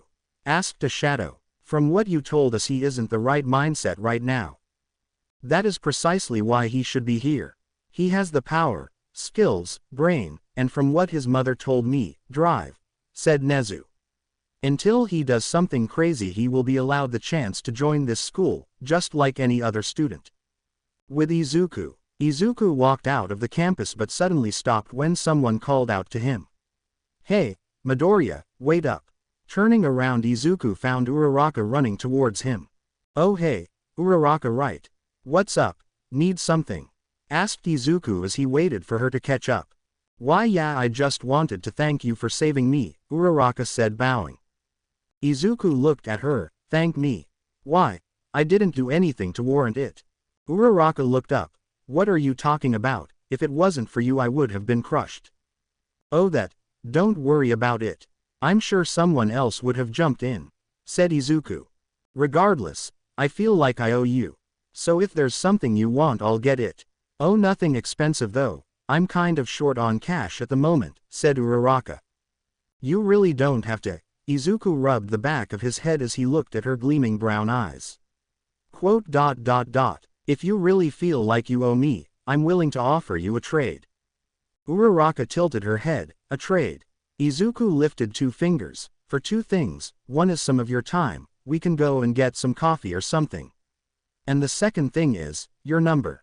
Oh, Uraraka blushed slightly. All right Midoriya, you got yourself a trade. Uraraka took out her phone and passed her contact information to Izuku's phone. There, you have my number, so give me a call soon, said Uraraka as she played with her hair. Izuku nodded. You bet I will. Uraraka smiled. Awesome, so do you want to walk to the station together? Sure. Izuku, for all his fears and broken mind, felt a sense of calm talking to this girl. After talking and getting to know each other a bit, they parted ways and said they would call each other later to set a time and place to get the coffee. Izuku got off at his stop and began to walk home, but felt something or someone watching him the whole way back. As he reached for the doorknob, Izuku's battle instincts suddenly kicked in. He could feel something behind him. Turning around, Izuku popped his claws and pointed them at no one. Izuku then began to sniff the air. This smell, it's familiar somehow. Seeing that whoever it was now gone, Izuku decided to head inside, where he told his mother about the entrance exam and meeting Uraraka. Izuku spent the next couple of days training at a nearby landfill that was down by the beach. He was using his claws to slash the trash into pieces and haul them away. He even had time to spend a day with Uraraka, just like he said. Izuku called her and they set a day, time, and place to meet up. The place was a local coffee shop. It was a cold day, but Izuku was wearing blue jeans, a green shirt, and a black leather jacket, which was light for the temperature. Sorry I'm late, said Uraraka, walking up to him out of breath. She wore skinny jeans, a pink top and a heavy winter coat. Don't worry about it, I just got here myself, said Izuku. Uraraka took note of his clothes. Aren't you cold? No really. It's funny, it seems I'm resistant to both heat and cold temperatures, said Izuku, shrugging it off. Lucky, I have to wear this coat and I'm still cold, said Uraraka, shivering a bit. Well then, let's get that coffee, shall we? Izuku opened the door for Uraraka. As they walked in, they were immediately hit by the smell of coffee. They ordered and Izuku was about to pay, but Uraraka insisted she pay. The two went back and forth for a bit before ultimately deciding to split the bill. They took their drinks and decided to sit on a bench near the shop. Ah, that sure does warm the soul, said Uraraka. It sure does. So, do you think you passed the entrance exam? Asked Izuku. Uraraka thought about it. Hard to tell, but maybe. I mean, I did get a few points by destroying robots, but I don't think I did so good on the written part. Izuku took a sip of his drink. I'm sure you did fine. I saw you destroying those robots. Your quirk is really strong. What is it, by the way? Oh, it's called zero gravity. You see these little pads on my fingers? If I touch something with all 5 fingers, I can make anything weightless. Although if I use it too much or go over a weight limit, I get really sick, as you saw at the exam, explained Uraraka. Interesting. Your quirk really is amazing, said Izuku, grabbing her hand and seeing the little pads. Uraraka blushed. So what's your quirk? Izuku let go of her hand. More like quirks. You have more than one? Asked Uraraka, surprised. Izuku nodded, lifting his hand up and popping his claws from his left hand. Retractable metal claws, and Izuku lifted up his other arm and sliced it, drawing blood. Midoriya, Uraraka yelled out in a panic. Relax, see, Izuku showed that his arm was now completely healed. I also have super regeneration. Uraraka's eyes widened. Right, I forgot I saw that during the entrance exam. Wow, that's amazing, you're so lucky to have such awesome quirks. Izuku retracted his claws. Right, lucky. Uraraka could see Izuku's eyes change. Sorry, I didn't know it was a sensitive topic. Izuku rubbed the back of his head. It's fine, it's just, never mind. Uraraka then suddenly grabbed his hand and began to feel it. Does it hurt? When you pop your claws. You have super regeneration, but do you still feel pain? Oh yeah, plenty of pain. But I've learned to ignore it for the most part. Every time I use my claws I feel pain, but it's just another thing I have to deal with, said Izuku. Anyway, let's go for a walk. Uraraka nodded and followed Izuku down the shore. The cold ocean air hit their skin, but thanks to the warm coffee they had earlier it was manageable. So when do you think we'll get the results back? Asked Uraraka. They said 2 weeks, so we should find out in a couple of days. Just then Izuku got a call on his phone. Sorry, it's my mom. Izuku answered, yeah mom. Izuku. His mother's voice came from the phone. It's here. The letter from Ua, it's here. Oh really, what are the chances? I'll be right over mom. Izuku then hung up and turned to Uraraka. Seems like my letter is here. Really? Then I should go home and check the mail. Uraraka quickly got up. I'll walk you to the station, said Izuku, chugging the rest of his coffee. Why you don't have to, said Uraraka. I know but I want to. Come on. With that Izuku walked Uraraka to the train station. He waved goodbye as she boarded the train. Izuku then walked back to his house. As soon as he walked through the door his mother came out running. Izuku. Easy mom, you're going to hurt yourself, said Izuku, helping his mother up. Here, take the letter. Inko then handed Izuku the letter with the Ua symbol on the front. Izuku grabbed the letter. Thanks mom, let's open it together. They went to sit down on the coffee table. Izuku then slowly began to open the letter, only to find no letter inside. Huh, what's going on? Asked Izuku puzzled. That's when a small metal disc, as it landed in front of Izuku it suddenly began to project the image of All Might. Izuku was startled by the sudden appearance of the number one hero and shielded his mother. With a snick he popped his claws. Is this thing on? Asked All Might. It is. Ha ha ha. Hello there young Midoriya. It is I, All Might, the number one hero, here to give you some news. Izuku relaxed and retracted his claws. First is, you are looking at the newest teacher at Ua. I will be joining Ua this semester, so I hope to teach the future heroes a thing or two. Now on to the news that you care about, the Ua entrance exam. As you know the exam was split into two parts. First is the written exam, and I am happy to say that you scored a perfect score. Inko smiled at the news. Now on to the second part of the exam, the practical. All Might began to read the points. Are you sure this is right? Really? Wow. Okay. For the practical you will be happy to hear that you scored first place, with a grand total of 289 points. A new school record I might add. Izuku was a bit confused. I didn't score that many points. What gives? Now you must be thinking, how did I get so many points? Well you see the practical exam was actually a two-parter, villain points and rescue points. You actually received 119 villain points and 70 rescue points. Going through the footage it seems you didn't even notice saving your fellow test takers, however it was when you saved Uraraka that made us give you that many points. You chose to rush headfirst into danger in order to save the girl, and that is something Ua wants in a student. So Izuku Midoriya, I welcome you to UA. You passed son and I hope to see you in the new school term. The image of All Might faded away. Izuku then turned to his mother. Well then mom, it looks like I passed. Inko hugged her son. Oh I'm so proud of you. Tears fell from her face as she embraced him. I'm going to make your favorite food tonight and as much as you want. Izuku nodded. Thanks mom.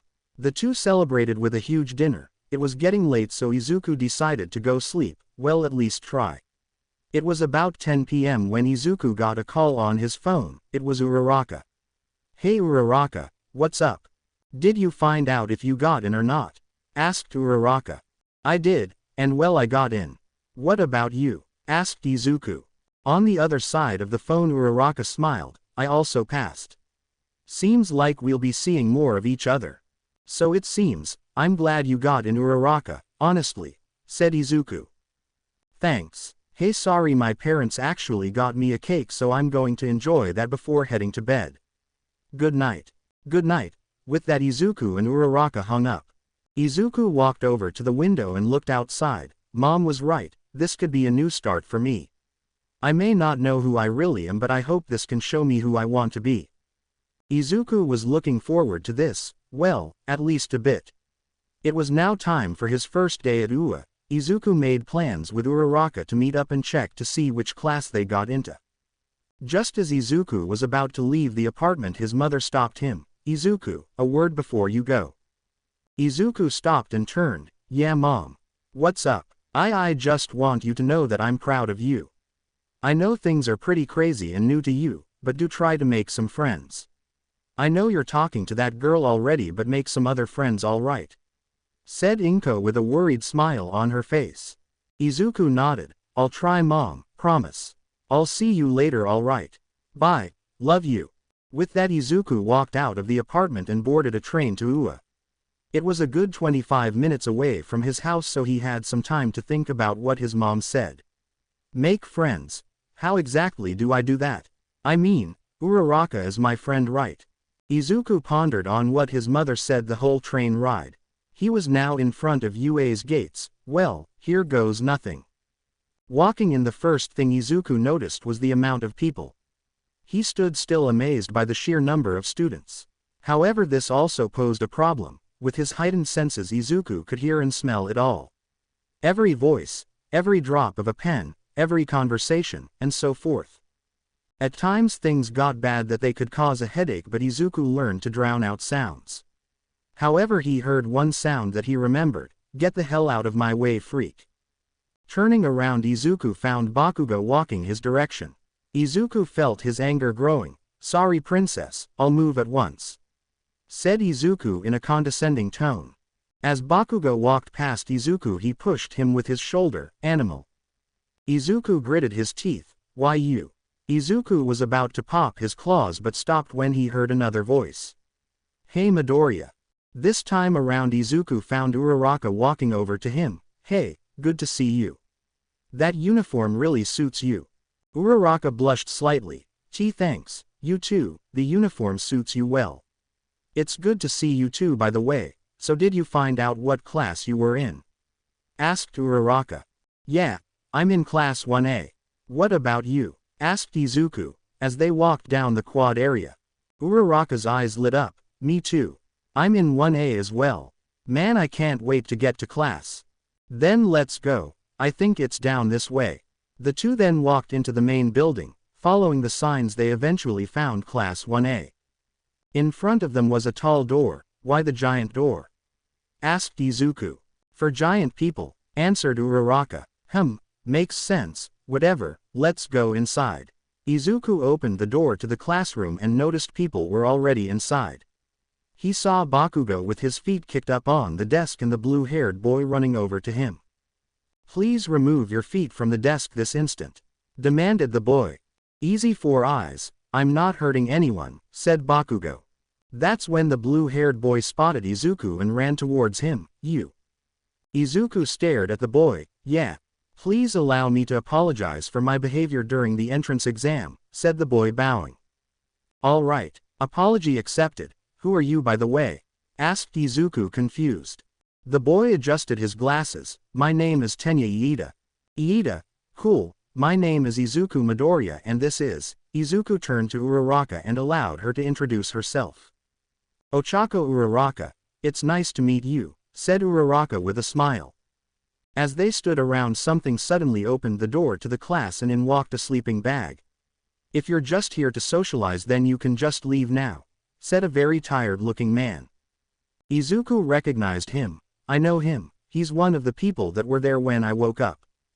The man walked over to the podium. The name is Aizawa, and I'll be your homeroom teacher. All right, now that introductions are out of the way, go put on your gym uniforms and meet on the field. You have 10 minutes. The class, who were all sitting down, looked at each other confused. 9 minutes, said Aizawa. Everyone quickly went off to the locker rooms to get changed. After that they went to the field. Good, you're all here. Now, you are going to participate in a test to see if you are really worthy of being here. Mr. Aizawa, what about the orientation? Asked Uraraka. We don't have time for that. A hero spends their time doing productive things. Now, Midoriya, think fast. Aizawa threw a ball at Izuku, which he caught with ease. Good reflexes. Aizawa pointed to a white circle. Get inside the circle and throw it as far as you can. This way we can test your current limits. Izuku nodded and went inside the circle. I bet he won't even get past the 50-yard mark, said Bakugo, in a mocking voice. Izuku heard him but chose not to say anything. Instead he whined up and threw the ball as hard as he could. Holding a small device, Aiza turned to the class. Not bad, 250 meters. Man, this looks like fun, said a yellow-haired boy. Yeah, we get to use our quirks and everything, said a pink-skinned girl. Aizawa smiled, and as he did, Izuku could smell his change in attitude.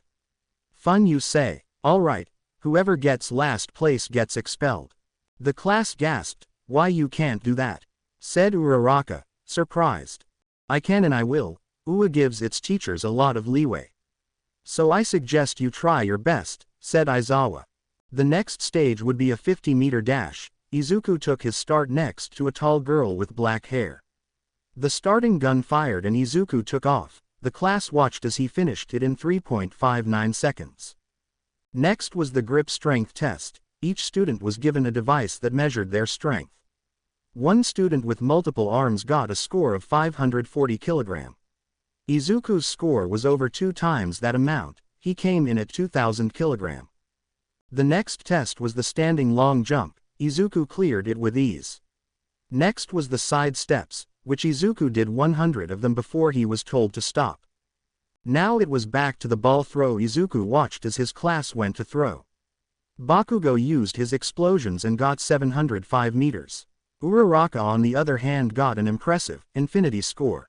Izuku whistled. Whoa Uraraka, you sent that ball into space, good work. Uraraka blushed slightly. Thanks. The next tests were simple long distance, toe touches, and sit-ups. For the sit-ups, Bakugo and a dual-colored boy were going at it. By the time they reached 75 they stopped, but Izuku kept going. Alright Midoriya, I think you can stop now.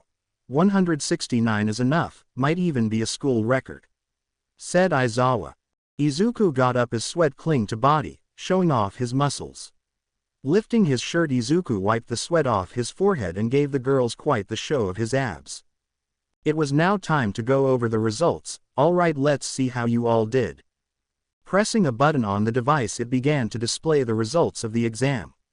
Izuku was in first place. Someone named Momo Yaoyorozu was second. First place, not bad. I'm safe, but Izuku looked down to see a small boy with purple balls on his head sulking in defeat. My dreams of becoming a hero and getting all the women are dead, said Mineta. However, one other voice cut through everyone. This is bullshit. Everyone turned to find Bakugo gritting his teeth. How did that useless loser get first place? I won't accept this. You left with no quirk and now you come back with this. Tell me what happened to you, Deku.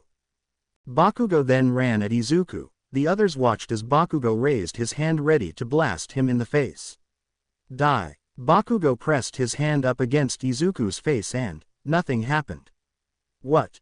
Seeing a chance, Izuku went down low and grabbed Bakugo's leg and took him to the ground. Now on his back, Izuku stood over Bakugo. Why you? Bakugo tried to get up but stopped when he heard a snicked sound. With his fist pointed to Bakugo's face, Izuku popped his claws but stopped just short of impaling him. I thought you learned your lesson back at the hospital. Seems to me you need another lesson, so how about it? You feel like getting your kicked? Asked Izuku as he glared at Bakugo. Alright, that's enough, Aizawa yelled out, wrapping his capture weapon around Izuku's arm. If you don't stop it, I will kick the both of you out. Do I make myself clear? Looking over, Izuku saw Aizawa's eyes glow red as his hair spiked up. Izuku scoffed and with his free hand he swiped up and snapped Aizawa's capture weapon. Whatever, the metal claws slowly began to retract back into Izuku's forearms. Aizawa turned off his quirk. Good, now let's get back to this, shall we? Mineta, you better improve or else you really will be kicked out. Alright, class dismissed. Aizawa then began to walk away from the class. Oh right, the part of me kicking you out, that was all a lie, said Aizawa with a smile on his face. What? Yelled out most of the class. Everyone but Izuku and Momo didn't yell, for they knew he was just messing around. I mean, it was obviously a ploy from the get-go, said Momo. I should have seen this coming, said Iida, disappointed in himself. Hey Midoriya, how did you know Mr. Aizawa wasn't serious? Asked Uraraka. Oh, that, I could smell it. He gave off a distinct smell, and when he said he would kick someone out, said Izuku. Uraraka was confused. Smell? I never knew you could tell someone was lying like that. Exactly how can you smell that?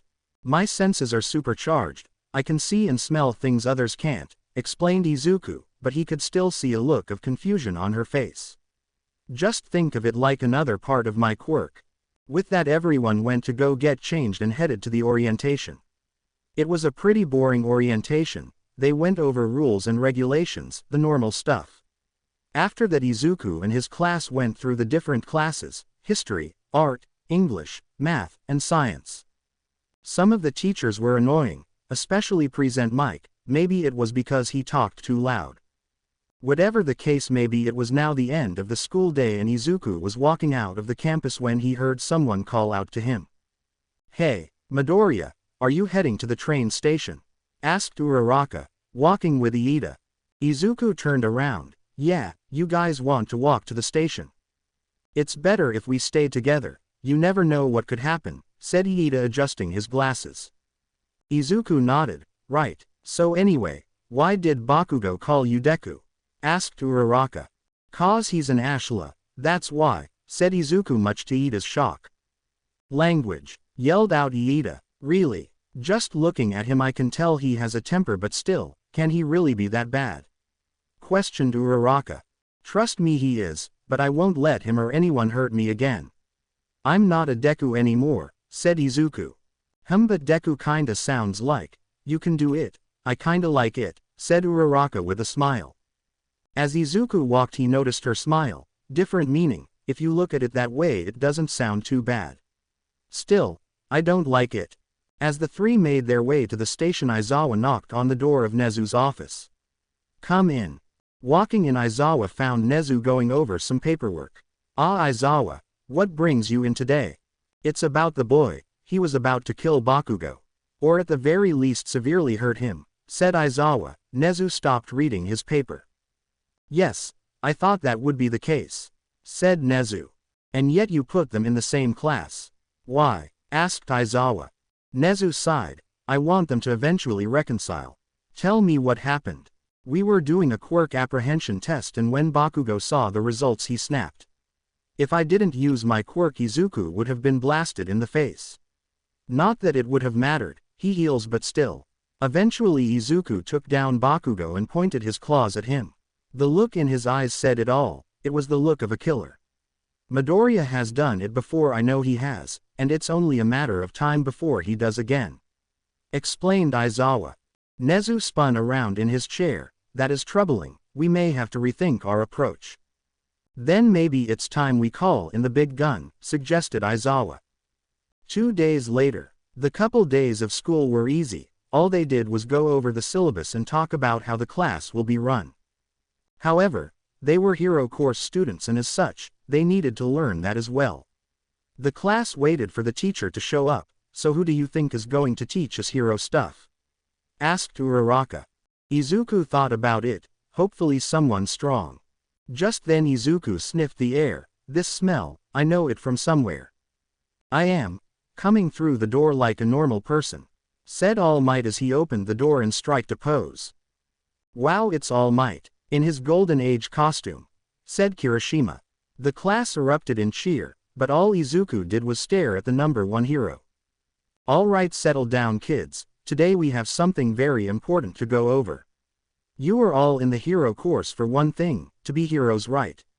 So why don't we start doing that, but first you all need to look the part. So here you go." Clicking a button on the desk, the wall behind All Might began to reveal suitcases with numbers on them. "These are your hero costumes courtesy of the support department. They carefully went over the designs you've submitted and crafted these masterpieces. Now, go get changed into them and head over to Ground B." With that, All Might ran out of the classroom. The students grabbed their respected case, but when Izuku grabbed his he thought of something. "Wait a minute, I never submitted a hero costume." Izuku looked at the case. "So what's in here?" As Izuku put on his hero costume, he couldn't help but notice they used green, the same color of his hair.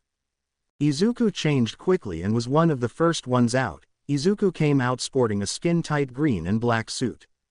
The suit was mostly green in color but had 3 black streaks coming from his sides. He also had black shoulder pads. The costume stopped there and exposed his arm muscles and forearm. He also wore black gloves, and black tactical boots, and a green belt. This mask had fully white eyes pieces, large medium-sized black ears that slicked back, and was part of the main costume. You know, I had to go with the classic Wolverine costume. I added some aspects of the modern version and changed the colors to match Izuku's green hair and eyes. The rest of the class began to arrive. Izuku turned to see their costumes. Not bad, looks like they thought about their quirks. Momo's is a bit revealing, not that I mind. Ida's is tailored to his speed. Then there's. However, before he could finish analyzing his classmates, someone called out to him, "Midoriya. Is that you?" Turning around, Izuku found Uraraka walking over to him. "Wow, your costume is amazing." Izuku removed his mask. "Thanks." He then began to eye Uraraka. "You're wearing a spacesuit." Uraraka's costume consisted of a skin-tight bodysuit and visor that went over her face. "Why yeah, I think there was some kind of mistake. I didn't mean for it to be so skin-tight. I probably looked weird," she said, blushing slightly. Izuku shook his head. "No, you look amazing. The suit, it really brings out your eyes. It also shows off her curves, and I got to say, nice." Uraraka's blush grew. Thanks. All right, everyone gather up. Now I bet you are all wondering what you are all doing here. Well, today you are going to be participating in battle trials. You see the building behind me? That will be your battle stage. Inside there is a bomb. You all will be split into teams of 2, then you will split up into 2 teams. One will be heroes and the other will be villains. The heroes will win by touching the bomb or capturing the villains. The villains win by stopping the heroes or by letting the time run out, 30 minutes. So those are the rules. Let's move on to the teams.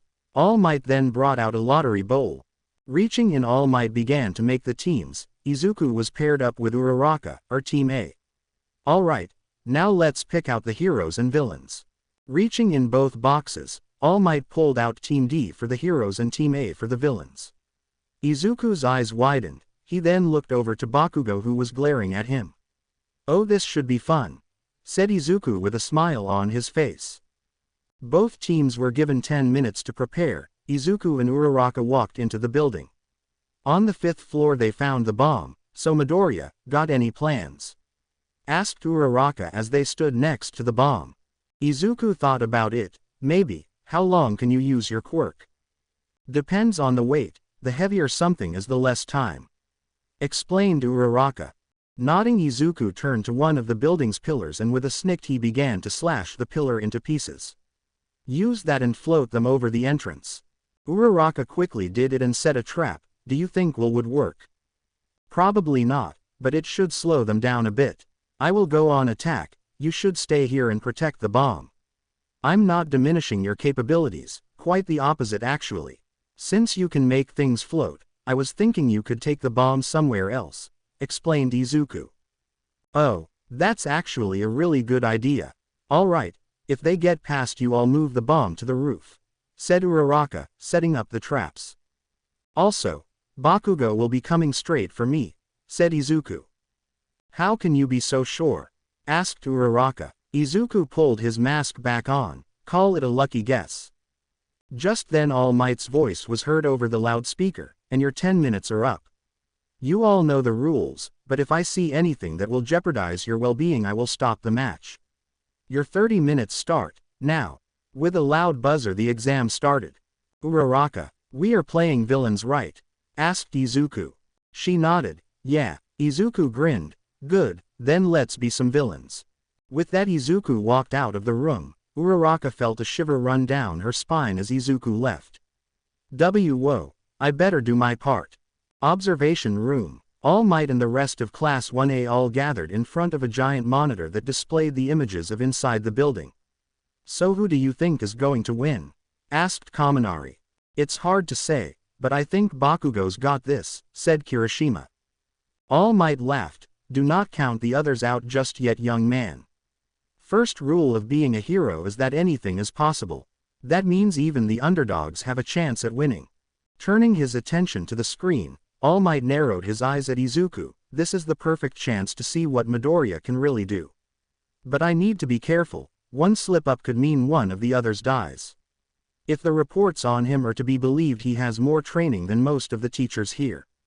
With Bakugo and Iida tried to talk strategy, but Bakugo wouldn't have it. He was going in guns blazing. "Come on Bakugo, we should really think of a plan," said Iida following him inside. "Shut it, Four Eyes. The girl is no problem, and Deku is useless. We don't need a plan for those weaklings," said Bakugo, making his way up the stairs. Now on the third floor, the two saw the floor had twists and turns. The walls were made out of pure cement and the whole place was poorly lit. "Stay here, I'll go scout ahead," said Iida, taking off around the corner. Bakugo grunted but walked toward the corner when all of a sudden he heard the sound of metal being slashed, following a scream. "Hey Four Eyes, you alright?" asked Bakugo. "Did you trip on something?" As Bakugo turned the corner, something came flying at Bakugo. His eyes widened but he managed to dodge. The object hit the wall behind him. Turning around, Bakugo saw that it was Iida's helmet with 3 slash marks going across the face. Bakugo turned back to the long hallway. "Come on out Deku, I know you're there," he said, explosions at the ready. Slowly making his way down, Bakugo felt very uneasy. He could barely see anything in front of him. That's when he heard something in front of him. Thinking it was Izuku, he reached out and fired a blast. However, nothing was there. Bakugo gritted his teeth. "Show yourself Deku. You know, back at the hospital I didn't really give you a fair shot," said Izuku, his voice bouncing off the walls. Bakugo looked around but couldn't find him. "Let's start our rematch, shall we?" With his back against the wall, Bakugo pointed his hand to either side, ready for when Izuku would show up. However, he wouldn't come from either way. Suddenly a fist came crashing through the cement wall just beside Bakugo's face. Looking over, he then saw the hand grab his face and pull him through the wall. Bakugo's body was flung into a room. With dust all over his face, he got up more pissed off. The outside light illuminated the room. "Damn it Deku. Fight like a man. Face to face, right?" said Izuku, walking through the hole in the wall. "There you are," said Bakugo, glaring at Izuku. Izuku cracked his neck. "Let's go then." Just then the metal claws began to slowly appear from his knuckles. The light bounced off them. This was it. Izuku was going to show Bakugo why he shouldn't mess with him ever again. Crossing his claws in front of him, Izuku looked at Bakugo through them and let out a growl as he ran at him. Bakugo's eyes widened as he saw Izuku run towards him. Raising his hand, Bakugo fired an explosion that connected. However, from the smoke, Izuku appeared, claws at the ready. F***CK, said Bakugo as he used his explosions to fall back. As he did, Izuku's claws stabbed into the ground. Looking up, Izuku pulled his claws free. "Why are you running, Bakugo? Are you perhaps scared?" Bakugo's eye twitched. "Me, afraid of you? Never, it's you that should be afraid of me." Using his explosions, Bakugo rocketed towards Izuku. Izuku swung his claws but Bakugo dodged. Now behind him, Bakugo fired a blast that hit Izuku in the back.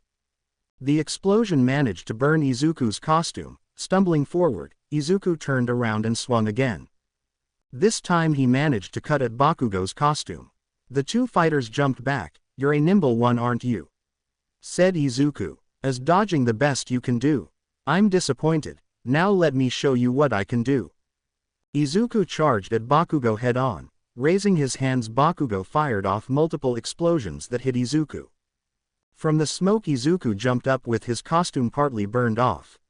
Slashing down, Izuku managed to disarm one of Bakugo's gauntlets. Izuku then grabbed that arm.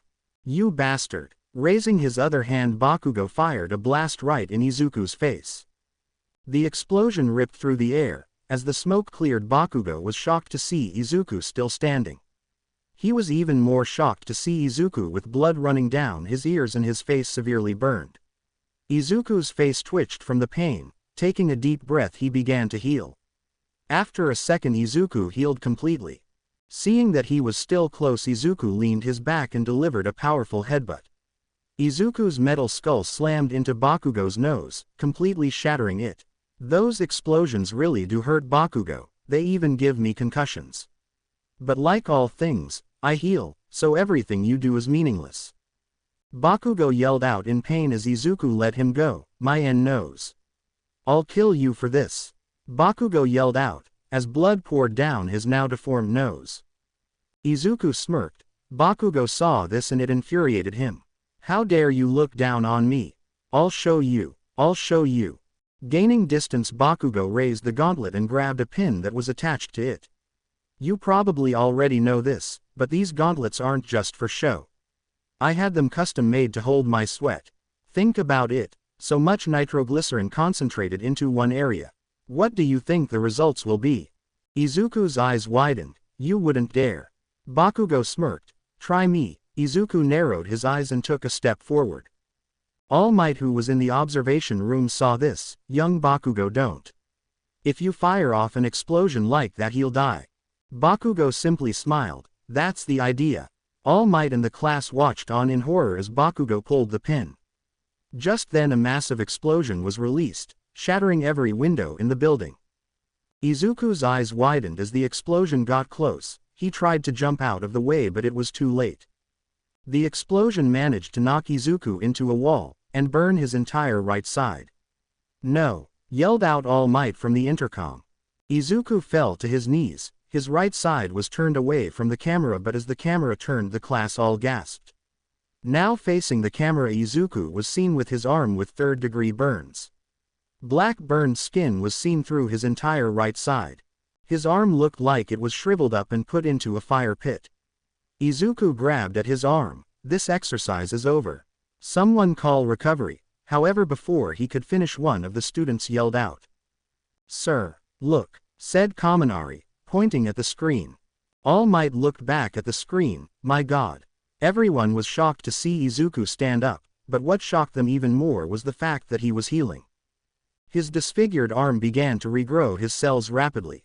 However, this meant Izuku could feel it all. He could feel the layers of skin, muscle, and nerves grow back.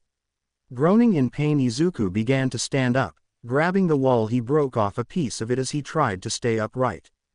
After 30 seconds, Izuku now had a fully healed arm. Flexing it, Izuku tested it out. He then looked at Bakugo. That hurt. Bakugo blinked, but in that split second Izuku disappeared. What the? The next thing Bakugo felt was something digging into his shoulder. Looking down, he saw Izuku's claws sticking out from his shoulder. Blood dripped from the claws as Izuku pulled them free. Bakugo screamed out in pain. However, before he could do anything else, Izuku grabbed Bakugo by the face and began to push him towards a wall. Slamming Bakugo into the wall, Izuku looked up. You won't hurt me again. Why you? I will kill you. Bakugo yelled out, muffled by Izuku's hand over his face.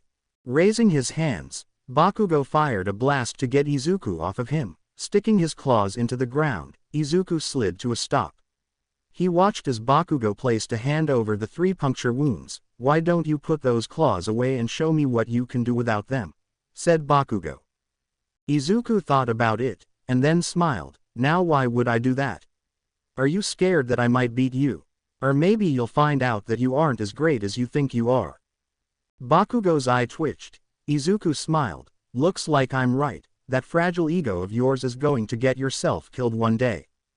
Just then All Might's voice was heard through the comms. Bakugo. Another blast like that and you forfeit the match. Do I make myself clear? You too, Midoriya. Use those claws to seriously hurt him and I'm calling this exercise off. It's fine, All Might, yelled out Izuku. I can take anything he can throw at me. Him on the other hand, well, that's another story. All Might was stunned. Is this kid crazy? As a teacher, I have an obligation to stop this, but I can't help wanting to see how this ends. Izuku motioned to Bakugo. Come on, Bakugo, we don't have all day. With explosions rippling in his hands as Bakugo rushed Izuku, die. Using his explosions, Bakugo began to bombard Izuku. Flipping over him, Bakugo fired blast after blast. The top part of Izuku's costume was now completely gone thanks to the explosions. But all the while Izuku just stood there, motionless. Come on, fight back. Yelled out Bakugo as he hit Izuku in the face with an explosion. Smoke filled the room they were in. Fine. A voice said through the smoke. Just then Izuku's fist appeared. With retracted claws he hit Bakugo in the stomach. Immediately Bakugo spit out blood as he fell to his knees. That's something else you failed to understand, Bakugo. My claws aren't the only thing that are made of metal. My entire skeletal system is chromed. That means my knuckles as well. Izuku then kneed Bakugo under the chin, breaking his jaw in the process. Bakugo was sent towards the wall. Hitting it, he looked up as blood ran down his lip. I'll kill you. Reaching down, Izuku then grabbed Bakugo by his costume and lifted him off the ground. Get stronger and maybe you'll stand a chance. 'Cause right now, you are nothing. Standing him up straight, Izuku then began to punch Bakugo over and over. He was hitting him so hard that ribs were breaking by the sheer impact. Bakugo's blood splattered across the wall and spilled onto the floor as Izuku continued to punch Bakugo over and over again. After all of those years, you finally get to feel what I felt. Every explosion, every burn mark you left on my body, every damn day. The class watched in horror.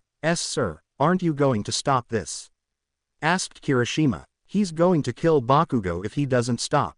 All Might knew that. He reached for the mic to end the match, but just as Izuku was going to punch Bakugo one last time, someone touched Izuku on the back, causing him to float. Izuku growled as he looked down. That's when he noticed it was Uraraka. Midoriya, that's enough. He's beaten, no longer a threat. Put me down, Uraraka. You don't know what he did to me. He has to pay, said Izuku on the ceiling. Uraraka was stunned. Yeah, I don't know what he did to you, but look at him. Izuku turned to see Bakugo sitting on the floor, with his back against the wall, a bruised and bloody mess. His face was swollen and his cuts bleed with every breath he took. This was meant to be an exercise. You're acting like an animal, said Uraraka. Izuku looked down at his hands. They were covered in blood. Just then Izuku's mind went blank, and then he remembered something. Images of his hands were seen playing in his mind. Then he saw something red on the floor. Looking down, Izuku noticed it was blood. Then he saw it, a body laying on the floor motionless, and right beside it a combat knife. Just put me down. Uraraka touched her fingertips together and let Izuku down. Landing on his feet, he turned around. The match is over, villains win, said All Might. Bakugo could barely hear the announcement as he faded in and out of consciousness. And not yet, he said, reaching out his hand. Thanks to his hazy eyesight, Bakugo couldn't see Uraraka was the one standing in front of him. He thought that it was Izuku. Looking down, he saw the other gauntlet that he lost during the fight. Reaching over, he put it on and began to raise his hand. With a shaky hand he pulled the pin. Izuku heard this and turned around. His eyes widened as he saw Bakugo point the gauntlet at Uraraka. No, he yelled out, rushing to Uraraka. Just as Izuku reached her, Bakugo fired and caused another massive explosion that destroyed the floor they were on. Without thinking, Izuku covered Uraraka, shielding her. The blast hit Izuku's back.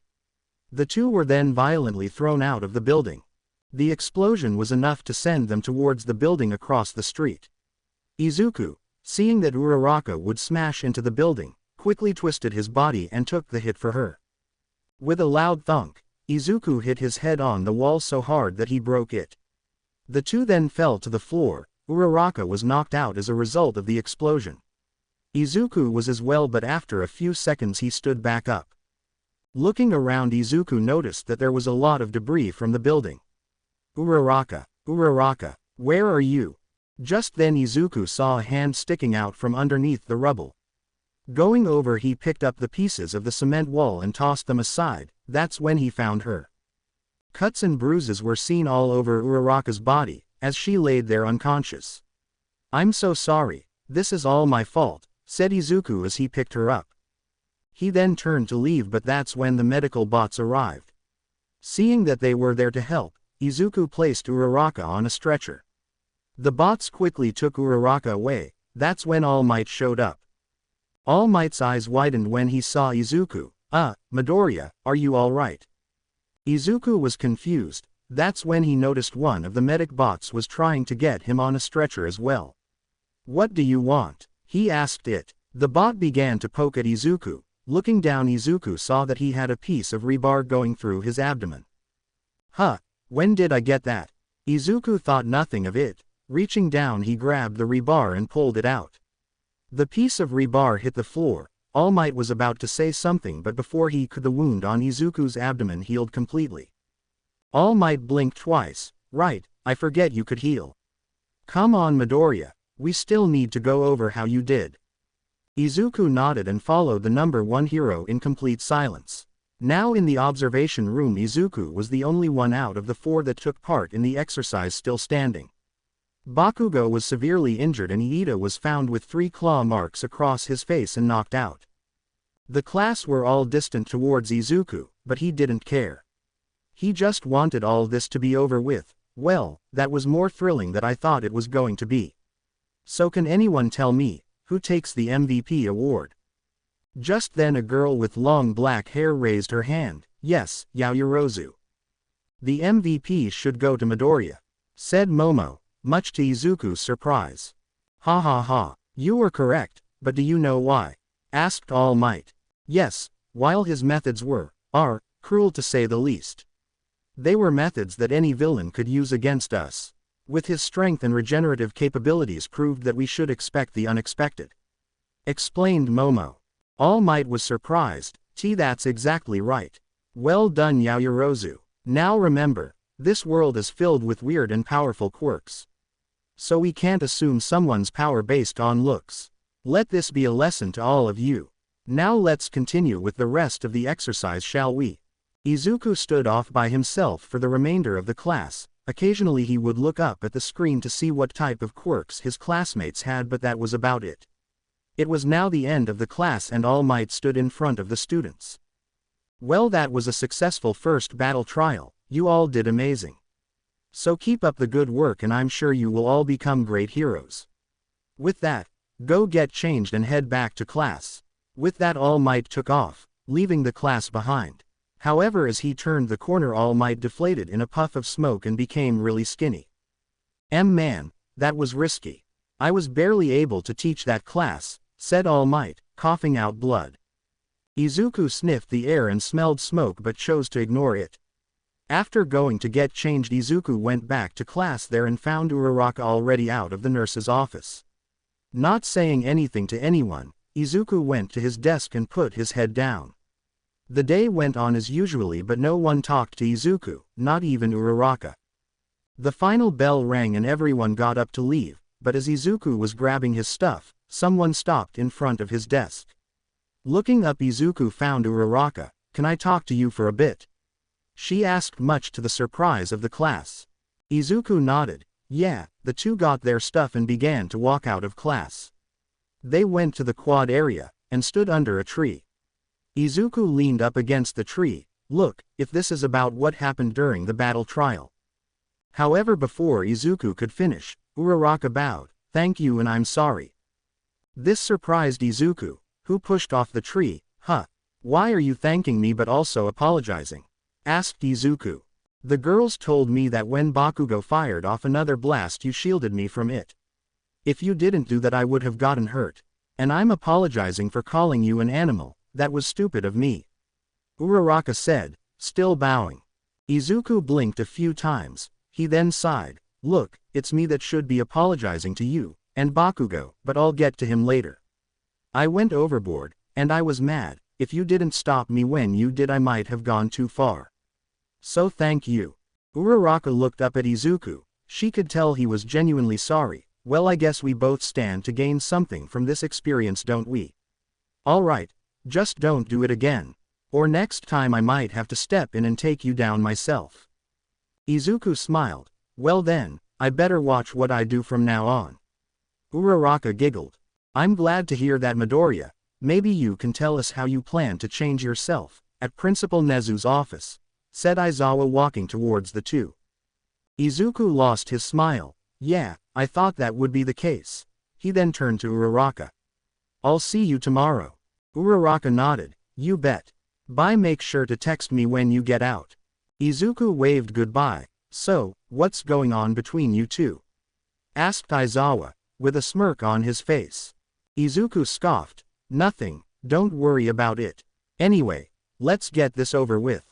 The two then walked to Nezu's office. Opening the door, Izuku found Nezu sitting behind his desk. Ah, Midoriya, glad you could make it. Did I even have a choice? Asked Izuku, taking a seat across from him. No, but honestly if you wanted we wouldn't be able to stop you from leaving, said Nezu. Would you like some tea? Sure. Izuku watched as Nezu reached over and poured him a cup of tea. Here you are. Nezu pushed the cup across the desk for Izuku to take. Izuku grabbed it and smelled it. This smells funny. He looked up to Nezu to see him smiling. So why did you call me in for? I assume you found out what I did during class. What are you going to do? Suspend me? Expel me? Oh no, nothing like that, said Nezu. This surprised Izuku. Really? I just beat a fellow student half to death and you are just letting me go. How is he, by the way? Well, not exactly. We won't expel you or anything like that, but you clearly have some things you need to work through. I know you are still trying to figure out who you are, so that's why I want you to talk to a counselor. As to how Bakugo is doing, Recovery Girl healed him, but he still needs to rest up. He should join class tomorrow, said Nezu. Izuku sat back on his chair. Look, I'm grateful for everything that you've done for me, really I am. You want me to behave? Fine, I'll tone it down. But I'm not seeing any counselors, I don't need it. Why would I want to sit down with someone just to tell me what I already know? Nezu then reached into his drawer and pulled out a tablet. This is the video from the exercise today. The video of Izuku beating on Bakugo began play. After a minute Nezu paused the video. Tell me, what do you see here? Izuku leaned in and saw himself. Me, of course. Look closer. Look at your face. Izuku narrowed his eyes on his face. The still image of Izuku looking at his hands in horror was paused on the tablet. You remembered something, didn't you? Izuku looked away. Tell me, Midoriya, what did you remember? That's when Aizawa walked up behind Izuku and placed his hand on Izuku's shoulder. Nothing you say leaves this room, Midoriya. Judging by the look on your face you remembered something horrible. Blood. I remembered blood. I was in a room with blood all over the floor. There was a knife beside me and a body. I think I killed before, but not just once. Izuku looked down at his hands. Nezu and Aizawa looked at each other. Is that the only thing you remember? Asked Aizawa. For now, yeah. Izuku turned to Aizawa. You were there when I was found, right? I want to read the police report. I want to know what they did to me. I don't think that's a good idea, Midoriya, said Nezu. Why not? I have a right to know. If I ever want a chance to find out who I am, I need to see those files, said Izuku. Nezu sighed. We can't just hand them over to you. Tell you what. Go to a counselor and I'll see what I can do. Izuku shook his head. Not good enough. I need guarantee that you won't just fool me later. Nezu smiled. Smart man, but you are in no position to negotiate for this. Remember, you did beat a student half to death. As I said before, we won't expel you or suspend you, but you will now be under heavy surveillance. Another outburst in anger and I will take action. Do I make myself clear? Izuku got up. Fine, I'll be leaving now. For someone so small you sure do give out a fierce aura. Izuku was about to walk out of the door when he stopped. Oh, by the way, that tea doesn't have any flavor anymore. You might want to get a new batch, Izuku said as he walked out of the door. Aizawa walked over to Nezu. He's hurting. I know, he reminds me of a certain underground hero I once knew, said Nezu. Aizawa groaned. I'll keep looking after him, but if he displays another burst of anger like he did today, I'm not sure I would be able to stop him. I went over the footage. He was purposely avoiding hitting anything vital with his claws. He was basically toying with Bakugo the entire time, just to prove a point. If Midoriya really wanted to, he could have killed Bakugo 10 times over. That is why he must never learn what they made him to be. If he remembers that, then there's no telling what it might do to him, said Nezu, replaying the video of Izuku. Midoriya for sure can be either one of two things. A great hero, or a great villain. And I for one wouldn't want to fight him, said Aizawa looking out the window. We have the exercise at the USJ next week on Monday. I request that all might be there. In case something does happen, he could deal with Midoriya. Nezu nodded. I agree, This will also be a great opportunity to find out if he has what it takes to be a hero or not. One more thing, Nezu, what are we going to do about Bakugo? Asked Aizawa. Midoriya has anger issues, but Bakugo does as well. And considering his record, I don't think he has what it takes. Right, the quirkless hater. What he did in middle school and elementary is concerning and will not be tolerated here. However, I do believe he could change, whether that be with words, or as Izuku demonstrated, with action. Bakugo may think twice now before he calls someone by derogatory names, said Nezu. With Izuku, Izuku walked down the now empty halls of Ua. I need to know what exactly they did to me. But most importantly, who did this to me? With Bakugo. Bakugo woke up hours later in the nurse's office. It was now an hour past since school let out. Ah, good to see you awake, son, said Recovery Girl. Where am I? Asked Bakugo as he tried to sit up. Just then a sharp pain resonated from his ribs, forcing him back down. Easy there, your wounds aren't fully healed. I did what I could, but the damage was extensive, explained Recovery Girl. But don't worry, one more beep and you will be good as new. I was just waiting for you to wake up. Recovery Girl then leaned in and beeped Bakugo. Instantly he felt much better. There you are, good as new. Now take it easy for the rest of the day. My quirk uses the body's natural healing process, so you may feel tired. Bakugo said nothing as he got up and changed. After leaving, he exited the building. That damn Deku. He humiliated me. I will make him suffer for this, even if it's the last thing I do. Unknown location. The doctor and his assistant were hard at work making something that could kill Izuku. And after weeks of planning and forging, they were close. Doctor, how goes your research? Asked a voice coming from the monitor. The doctor jumped by the sudden voice. Ah, master, we are nearly done. All we need to do now is make them. Good, good, so what is it that you are building, doctor? Asked the voice. With the limited amount of adamantium you gave us, we were able to forge them into these, said the doctor holding blueprints. I see, using it against him, how clever, doctor. And you are sure this would work? Asked the voice. The doctor nodded, without question, and the best part is, you'll have more than one opportunity to kill him. Putting down the blueprints, the image of a hollow point bullet was seen drawn on it. Good, have it ready by Monday. I need it for something I have planned, said the voice. The doctor nodded as the voice disappeared. Just then the assistant walked up to the doctor. How sure are you that it will work? About 50% sure, but that doesn't matter now. I'm banking on our other experiment to work. How is it going, by the way? Asked the doctor. There is progress, but things are getting complicated, said the assistant. That is to be expected. Tell our associates to continue their work. The assistant nodded and went away. Izuku was laying in bed. It was about 3 a.m. when he began to thrash around. And no, I don't want this, he kept saying over and over. Izuku was having a dream. No, rather a nightmare. Every night he had the same dream. He stood over adult men, with his claws dripping with blood. Then came the pain. He was getting flashbacks to when the doctor would experiment on him. He could feel every cut, burn, and bruise the doctor ever performed on him.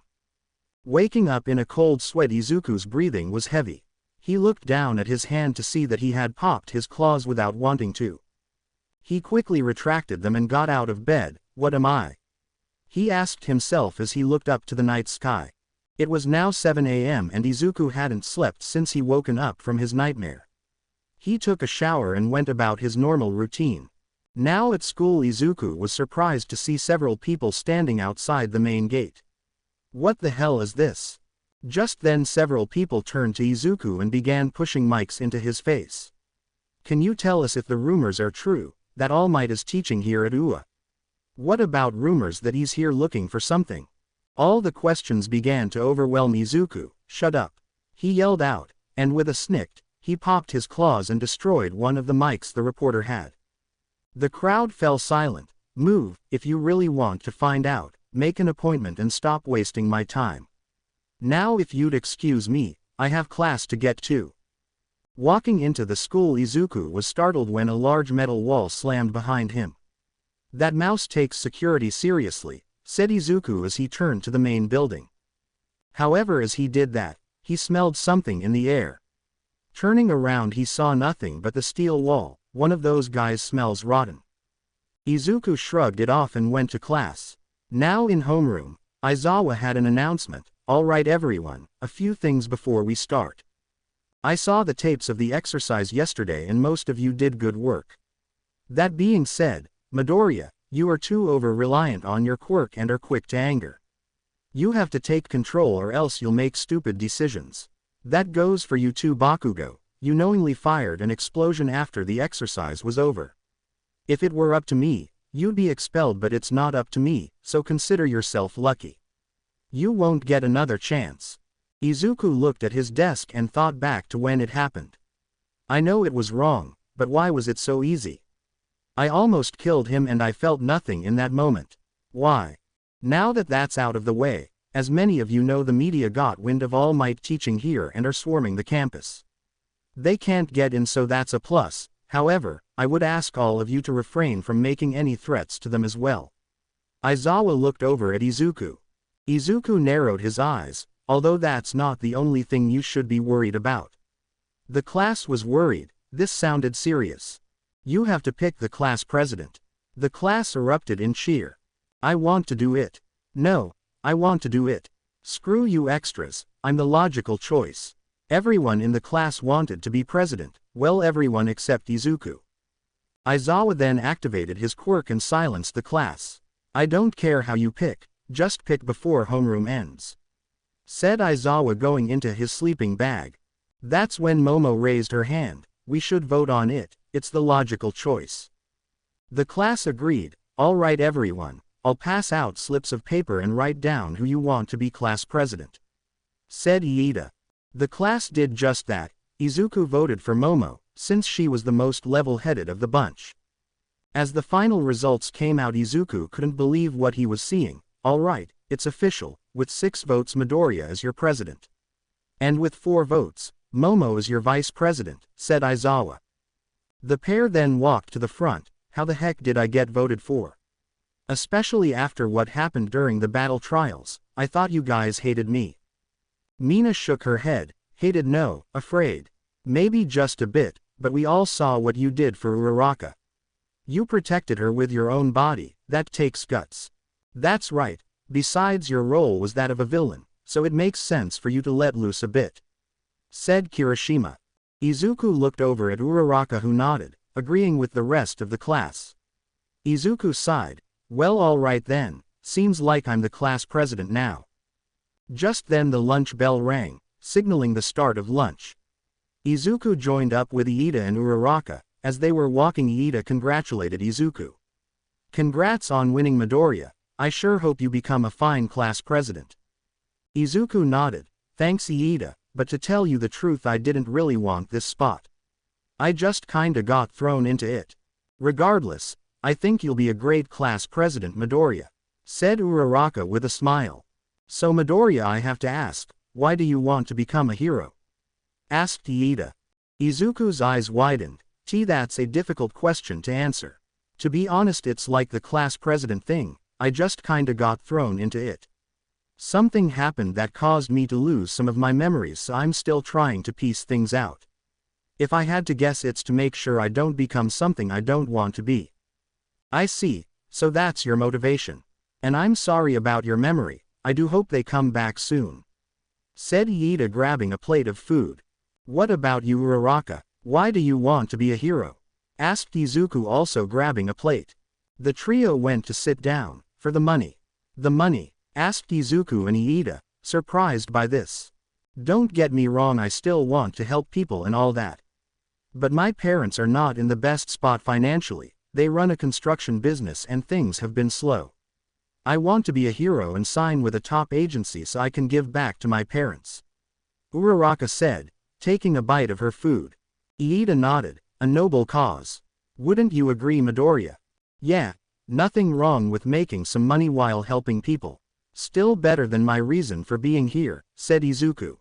Just then alarms began to blare out in the cafeteria. Izuku, Iida, and Uraraka all stood up. What's going on? asked Uraraka. That's when the stampede of students all came rushing towards the exits, threatening to trample over them. Izuku looked around, but then he smelled something. This smell, it's the same as this morning. He then turned his attention outside. That's when he saw the reporters from the morning making their way inside.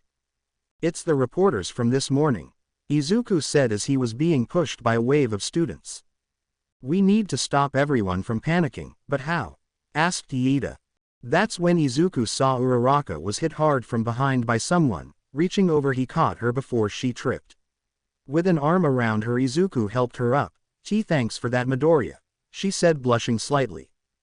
Don't mention it. Someone is going to get hurt if this keeps up. We need to do something, said Izuku. That's when he got an idea. Uraraka, think you can make me float? Uraraka looked at him confused. Yeah, but why? Trust me, I got an idea.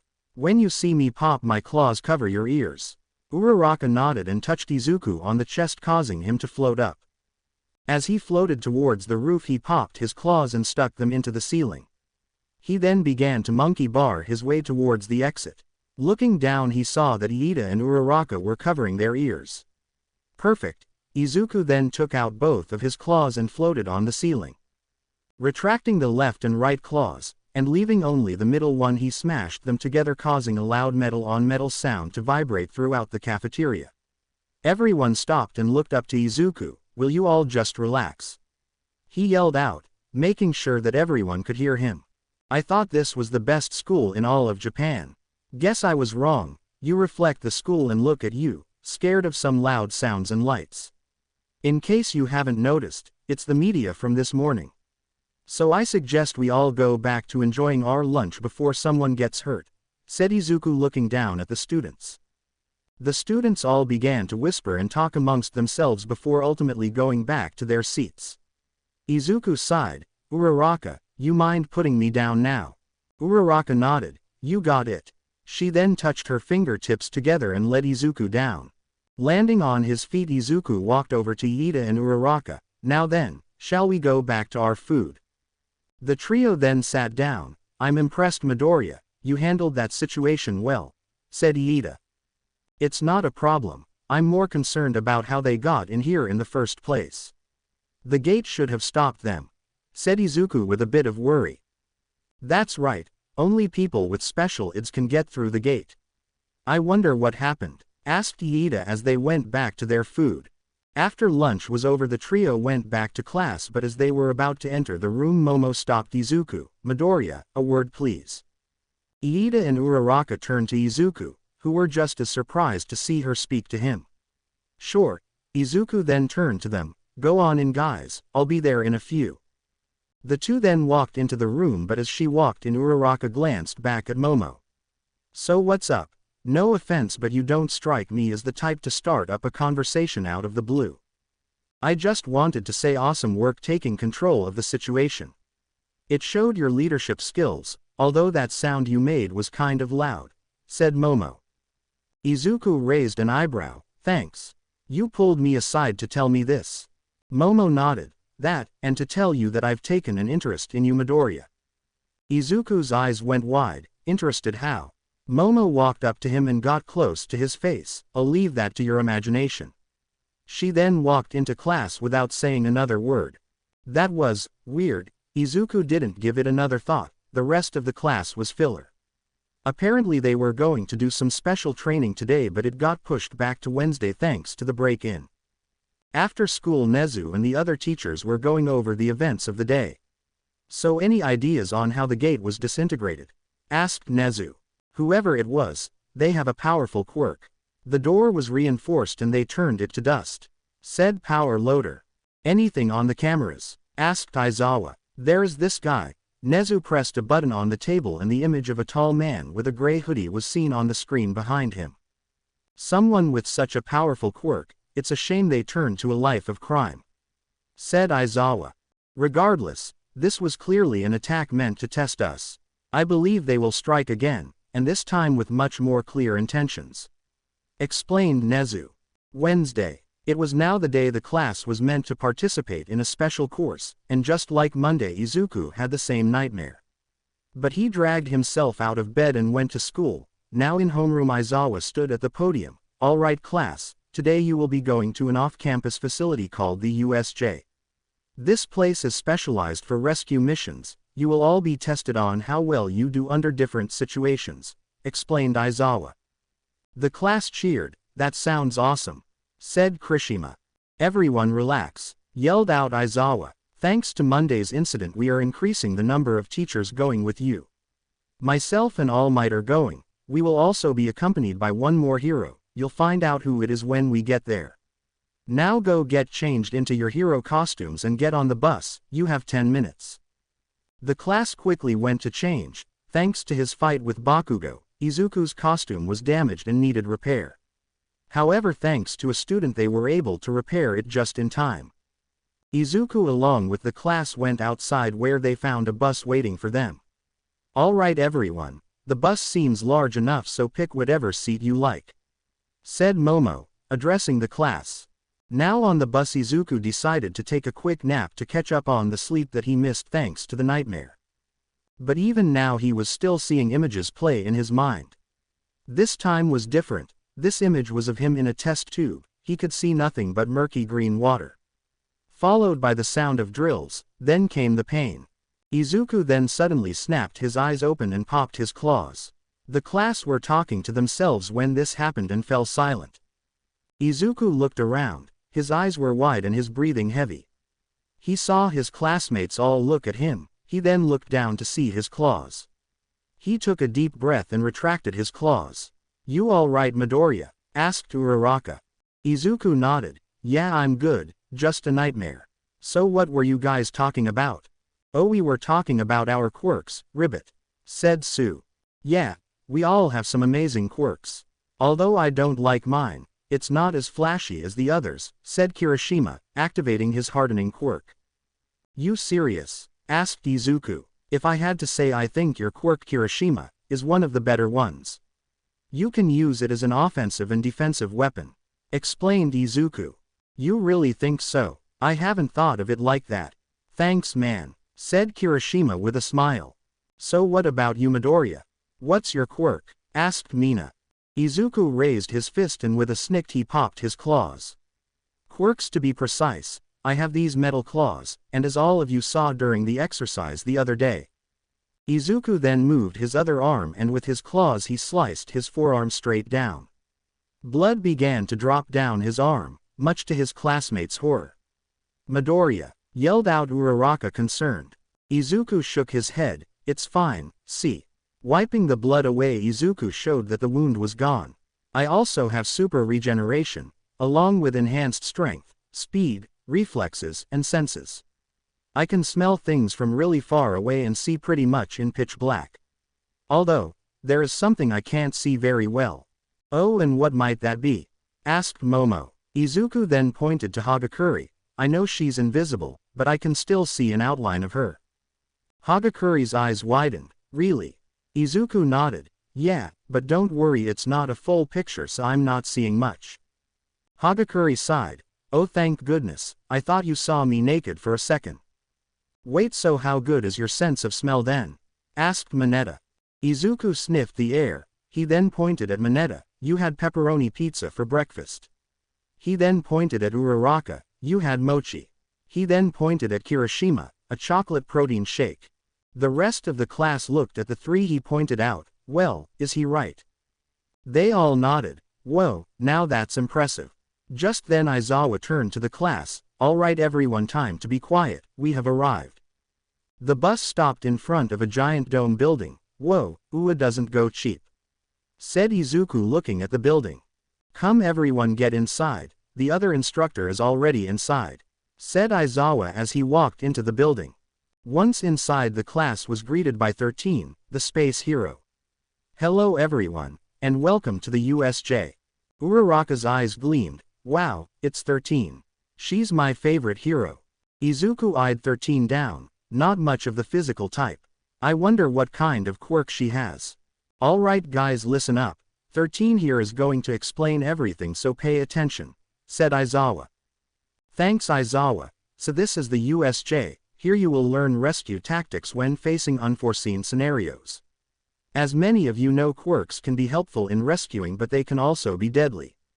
Take my quirk for example, it's called Black Hole. I can beep up anything and break it down to its molecular compound. Perfect for rescue but also deadly if used on a person. Explained 13. Be very careful how you use your quirks, they can do more harm than good. The class all clapped. Thank you, so let's get started, shall we? Hey 13, I thought All Might was supposed to be here, what happened? Asked Aizawa. He ran out of time and is taking a break right now. He said he would join us shortly. Said 13, holding up 3 fingers. Aizawa sighed. Can't do anything about that. Oh well, we'll just start without him. Just then Izuku, who was in the back of the class, sniffed the air and smelled something familiar. This smell, it's the same from Monday. Izuku then began to walk forward until he pushed past his class and stood at the ledge of the stairs leading down to the main plaza. Midoriya, what are you doing? Asked Aizawa. Narrowing his eyes towards the fountain in the middle of the USJ, Izuku put on his mask and slowly began to show his claws. We got company, Mr. Aizawa, and they aren't friendly, said Izuku as he raised his claws. Aizawa was confused. He too was looking down at the plaza but couldn't see anything. That's when a black portal began to appear, and from the portal several villains appeared. Are those robots like the entrance exam? Asked Kirishima, walking towards the ledge, only to be stopped by Izuku's claws appearing in front of him. Those aren't robots, those are real villains, said Aizawa as he pulled down his goggles. Everyone get back, 13, protect the students. Izuku then turned to Aizawa. Are you really planning on taking them on all by yourself? That's suicide. Here's your first lesson, Midoriya. A hero is nothing without a few tricks up his sleeve. Now go and get out of here. Aizawa then ran down the stairs and towards the villains. Izuku gritted his teeth. You better not die, I still need some answers from you. He then retracted his claws and turned to the rest of the class. Down at the fountain, the black portal suddenly got bigger and 2 people and 1 thing walked through. One of them was a man with pale dry skin and a bunch of hands all over his body. The other was a man with a lab coat. I shouldn't be here, the man in the lab coat said. Doctor, my patience with you is wearing thin. You are here only because my master told me to bring you along. Although he did not tell me the reason, you will do your job and shut up, said the man with the hands. Behind them stood a tall muscular-like monster, with razor-sharp claws and a bird-like face. Just then the portal closed and reformed into that of a person. Shigaraki, everyone is here. Shigaraki nodded. Good work, Kurogiri, you know the plan, do your part. Wait, where is All Might? The intel said he would be here. Just then Shigaraki noticed that he was losing minions. Oh, what's this? In front of the pack was Aizawa using his capture weapon to take down minions. It seems like the legendary hero Eraserhead has graced us with his presence. Kurogiri, go deal with the students, we can't have them leaving. Kurogiri nodded. Of course. He then teleported himself away. What about me? Asked the doctor. You will stay here, said Shigaraki. USJ entrance. 13 was rushing to get the students out of the USJ. Come on everyone, hurry. Izuku was running beside his class when he smelled something. Everyone stop.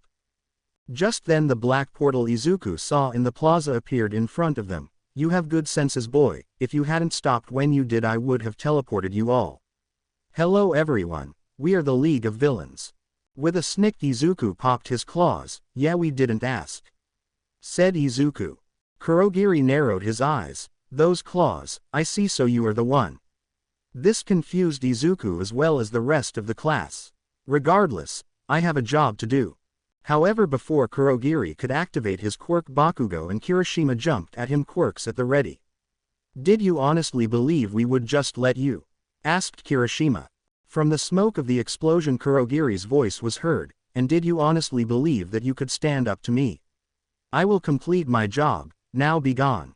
Kurogiri then activated his quirk and blanketed the students in a black mist. Izuku saw this and quickly pushed Iida and Uraraka out of the mist. Midoriya. Iida and Uraraka tried to reach out to him, but it was too late. Izuku and most of the class was gone. Izuku felt like he was falling, and opening his eyes he noticed he was. What the? He looked down to see he was falling towards a mountain area. Izuku tried to slow his fall by stabbing his claws into the mountain side, but his idea quickly fell apart when he hit a ledge and hit the ground hard. Thanks to his healing powers, Izuku got back up. Man, that hurt. Where am I? He looked around to find no one, that is until he heard the sound of fighting just over a cliff side. He walked over to see Momo and Jiro fighting some villains. They seemed to be holding their own. Wait a minute. Izuku then looked up and saw another thug ready to jump on them. Oh hell no. Jiro and Momo were doing the best they could. Momo was creating several swords and bow staffs to fight off the villains. Jiro was using her quirk to disorient them so she could attack, and it was working. That is until the villains got smart and attacked in groups. The girls were slowly being overwhelmed. We can't take on this many, Jiro said, knocking another villain back. Momo created a shield. I know. We need backup. Just then a loud voice was heard from above them. You're mine. The two girls looked up to see a villain with sharp claws ready to slice them. Momo tried to create something, but she was too slow. The villain was just inches away from them when from out of nowhere Izuku tackled him in midair. The two then tumbled before stopping with Izuku on top of the villain. Midoriya. Focus up. You drop your guard and you're dead. Izuku yelled as he dug his claws into the villain's chest. Everyone in the mountain area stopped in their tracks. This included Momo and Jiro. Izuku stood up with blood dripping down his claws. Did that kid just kill him? Asked one of the villains. Momo and Jiro were just as shocked. Izuku then turned to the rest of the villains. Alright, who's next? Monday before the attack. The doctor was excited. This is it. We have done it. The weapon is now complete. In front of him was a briefcase. Inside there was a .44 Magnum handgun and 6 adamantium-tipped hollow point bullets. Doctor, are you done? Asked a voice through a monitor. Yes sir, we are finished. Here is the weapon capable of killing the boy. The doctor grabbed the briefcase. Good, good. Now get ready. You are going to be the one to kill the boy. The doctor's eyes went wide. Me. Why? You made him. It is only natural for you to be the one to end him. But I don't know how to shoot a gun. I won't be able to hit him, said the doctor. With the blood still fresh on his claws, Izuku looked at the remaining villains. You guys came here to kill us, right? I don't see what's so wrong about killing a few of you in return. The villains all flinched. Izuku sniffed the air and smiled. You're afraid? Good, you should be. Raw og hhh. The girls watched as Izuku ran towards one of the villains. The villain tried to use their quirk, but before they could, Izuku came in and stabbed both of his claws into their stomach. The villain let out an agonizing yell as they slumped over dead. Izuku then tossed them aside. All the villains now had one singular focus: kill this kid. One of them yelled out. That's when several villains used their quirks on Izuku. One in particular managed to wrap Izuku up with his elongated arms. Got him. Everyone attack, he yelled out. Izuku growled as the villains ran towards him. You think this is enough to stop me? Twisting his body, Izuku managed to fling the villain with the long arms to the side. This in turn caused his arms to take out the other villains that were running at him. Feeling that the grip around him was loosened, Izuku began to run towards the villain holding him. The villain was barely getting up when Izuku came up and kicked him across the face, knocking him out. The other villains were barely getting up when Izuku came in and tackled one to the ground and slashed his claws across the face of the villain. The other villains finally got their bearings and started to attack. One of the villains pulled out 2 knives and managed to get Izuku on the back. Izuku's costume was slashed on the back. The blood ran down his back as Izuku growled. Ha, I got him. However, to his horror, the villain watched as the slash marks down Izuku's back began to heal. Aw shit, guys, he. However, before he could finish the sentence, Izuku stabbed into the villain's neck, killing him. With blood splattered across his face, Izuku raised his claws. His eyes burned red with rage. Momo and Jiro were horrified. We have to stop him, said Jiro, watching as Izuku slashed another villain across the chest. But how? If we get anywhere near him, he might slash us too, said Momo. That's when Jiro remembered. his senses they're supercharged right. If we can overload his senses then he might calm down. Momo nodded. Right, alright Jiro, I'll distract him. When you see an opening use your quirk at full strength. Jiro connected her jacks to her boots which were speakers, ready. Opening the palm of her hand Momo began to create something. After a few seconds a canister appeared that was labeled flashbang. Perfect, let's do this. She then tossed it towards Izuku. Meanwhile Izuku stabbed his claws into the chest of another villain. That's when another villain with a sword came in, but Izuku simply raised his claws. When the sword hit Izuku's claws it shattered into pieces. He then lifted his arm and stabbed the villain underneath the chin. With blood covering his claws and knuckles Izuku let out a roar, but that's when Momo's flashbang landed beside him. Startled by the sound, Izuku looked directly at it, only to have it explode. First a bright flash of white light blinded Izuku, then came the thundering sound of popping.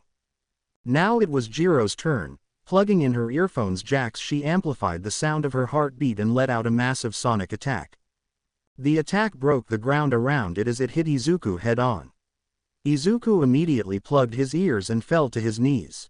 With his vision blurry and unable to hear Izuku turned to look at Momo and Jiro. "Uh-oh, I think we just pissed him off even more," said Jiro watching as Izuku slowly got up. That's when Momo yelled out, "Midoriya, snap out of it, we need to meet with the others and get out of here." With the sound still vibrating in his head Izuku pushed himself up slowly. "It's not working," yelled out Jiro as she could no longer hold her quirk. The sound waves dissipated and Izuku began to heal. However as he lifted his claws he saw the blood on them and stopped dead in his tracks. His breathing suddenly became heavy as he began to remember something. Entering his mind Izuku could see himself in a small room in pain, screaming at the top of his lungs. That's when they emerged, his bone claws. They pierced his skin causing blood to run down his arms. "Yes, the quirk has been successfully implanted," said a voice over the intercom. "Hurts doesn't it? And thanks to your healing powers every time you use them you'll rip through the skin. And the pain will just start all over again."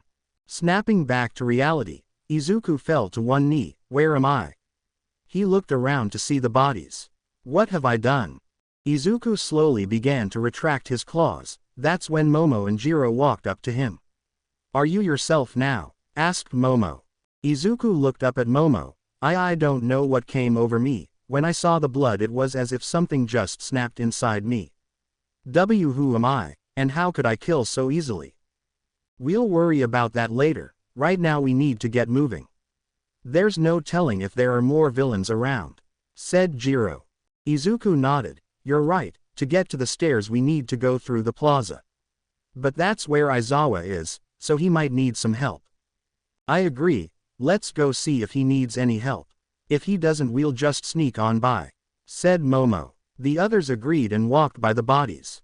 USJ Plaza. Aizawa was just about finished taking care of the grunts, and now it was time to deal with the boss.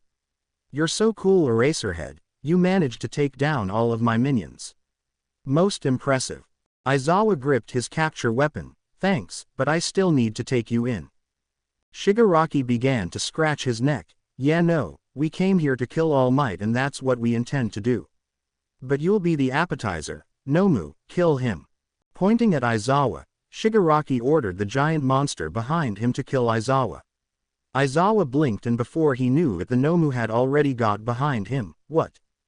Aizawa jumped out of the way just as the Nomu's massive arm hit the floor, breaking it. "I was sure that I erased his quirk, is he that fast even without it?"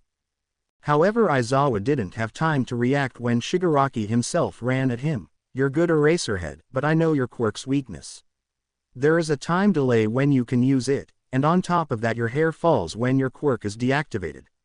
Meaning right now." Aizawa threw his capture weapon at Shigaraki but he simply caught it. With his hand outstretched Shigaraki was about to touch Aizawa. But that's when Aizawa pulled on the capture weapon and got in close, delivering a powerful elbow to Shigaraki's stomach. "Meaning right now, you can't use your quirk, but I can."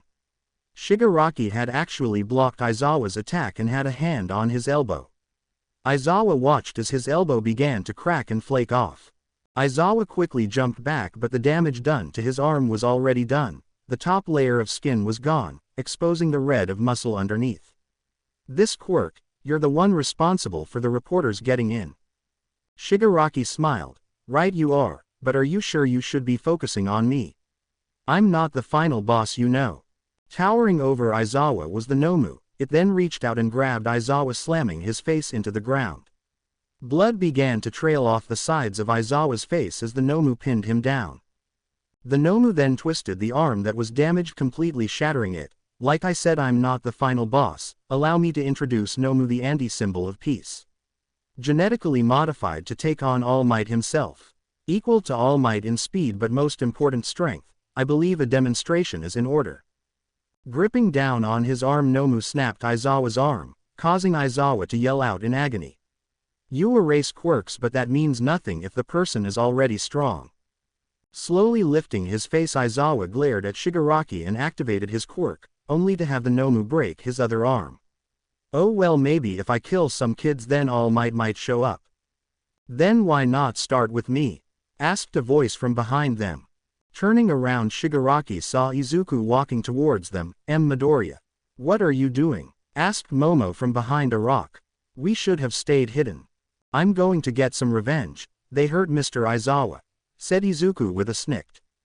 How did you get away from my minions? They should have taken care of you, said Shigaraki, surprised to see a student. Oh, you mean those lightweights? I took care of them. They won't be coming back ever, said Izuku, raising his claws.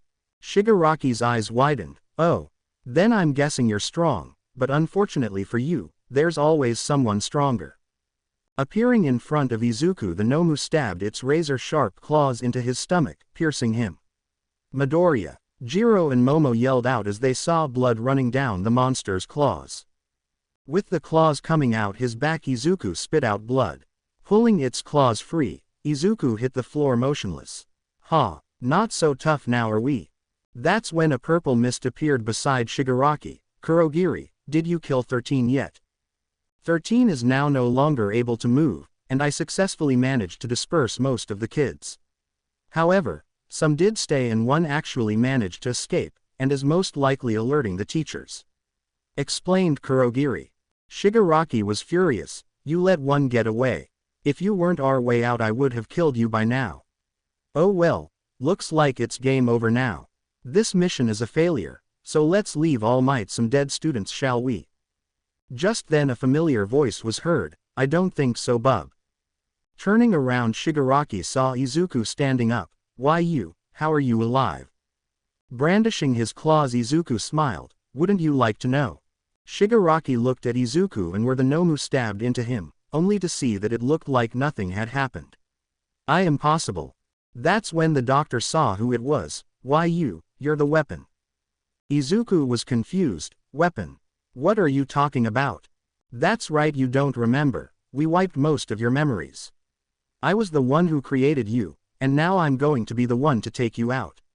The doctor reached into his coat and pulled out the revolver loaded with the adamantium-tipped bullets. Izuku's eyes widened. So you're the one who made me, huh? All right then, I have some questions for you. The main one being is, what did you do to me?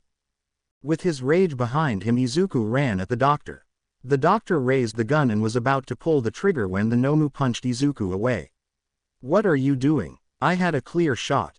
You won't do a damn thing, doctor. We'll let Nomu handle him, said Shigaraki.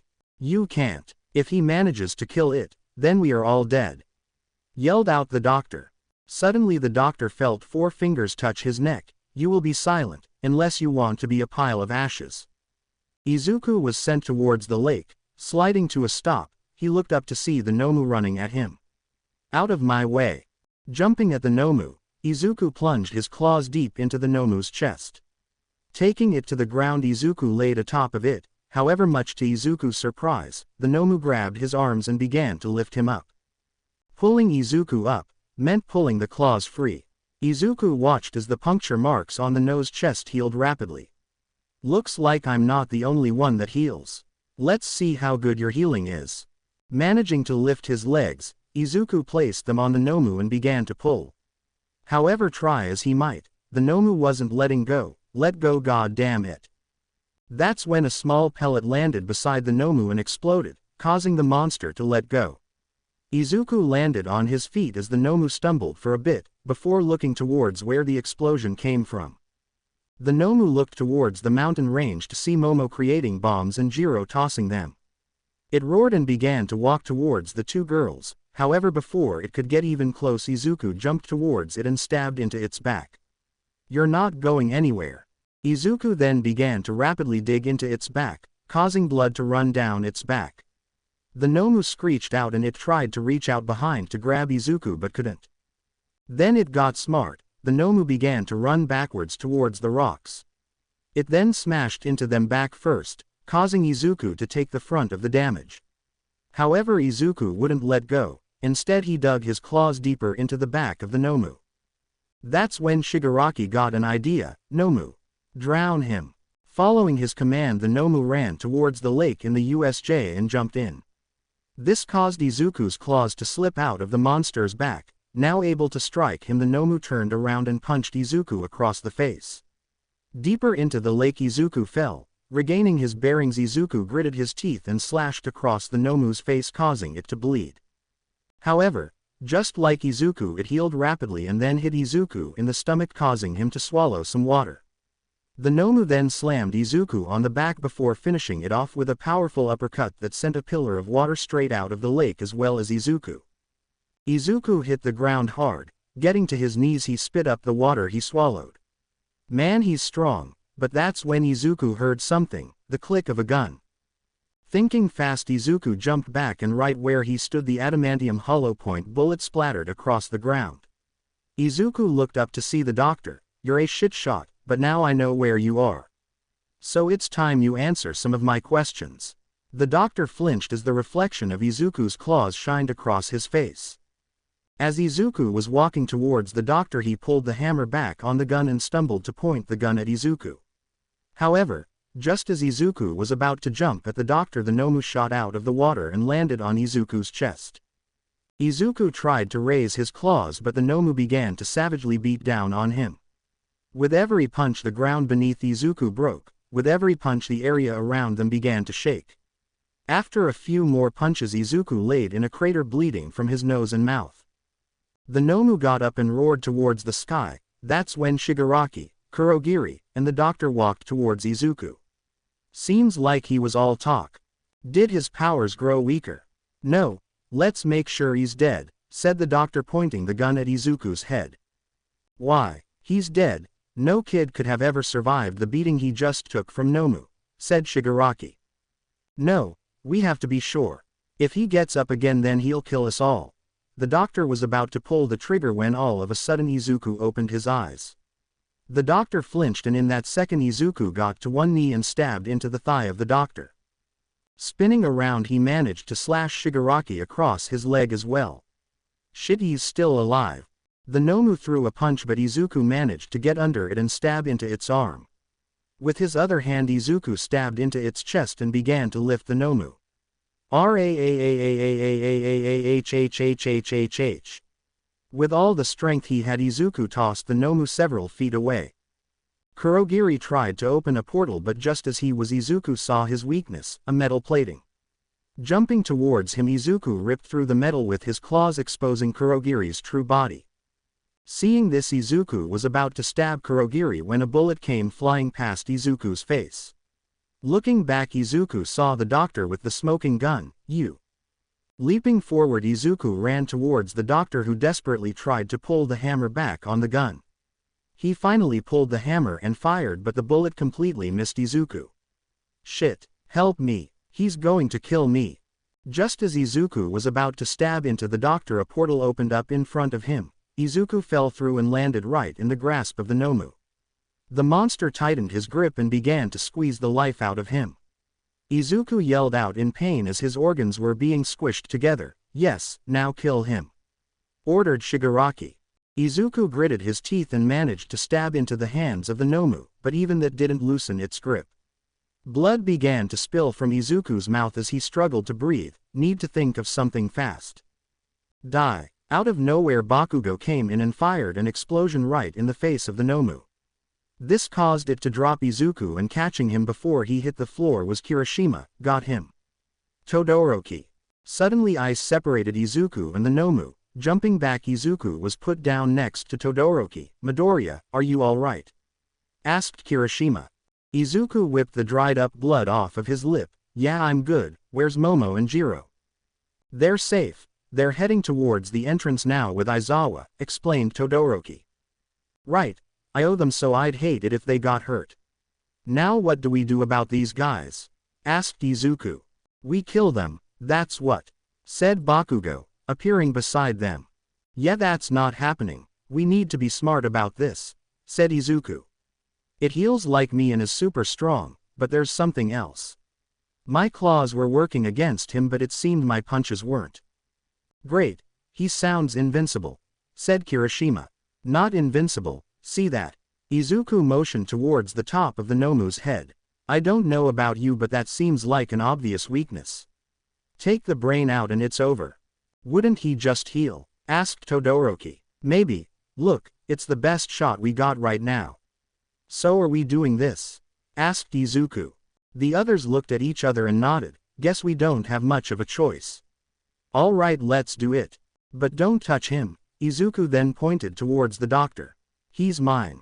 Shigaraki, the kid with the claws, there's something you need to know, said the doctor.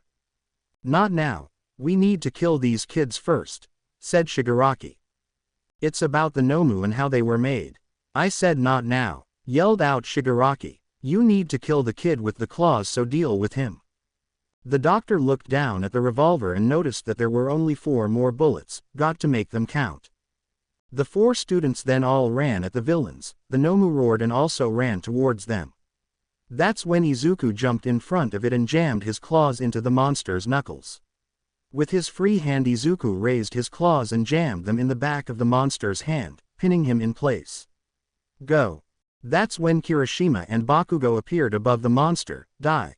Pointing his hands right at the brain, Bakugo fired off an explosion, while Kirishima dived, landing on the monster's head, and began to punch its brain repeatedly. The Nomu reeled in pain, but it wouldn't go down. Meanwhile, Todoroki was using his ice to stop the others from approaching. However, that's when Kurogiri opened a portal underneath Izuku, causing him to fall in it. Landing beside the doctor, Izuku watched as he pointed the gun right at him. Izuku's eyes widened as he heard the clicking of the hammer. The doctor fired 2 shots, but as the bullets left the chamber, a wall of ice appeared in front of Izuku. The ice completely shattered, but it managed to stop the bullets from hitting him. Looking back, Izuku nodded towards Todoroki. Thanks for that. Swinging his claws, Izuku managed to cut the doctor across the chest. The doctor fell to the floor, grabbing at his chest. It hurts. It hurts. Stop. Don't come any closer. The doctor yelled out as Izuku began to slowly make his way towards him. Izuku then kneeled down on one knee and put his fist a few inches away from the doctor's face. You want to live? Then answer my questions, starting off with, what did you do to me? The doctor began to cry. That's when he saw one metal claw appear.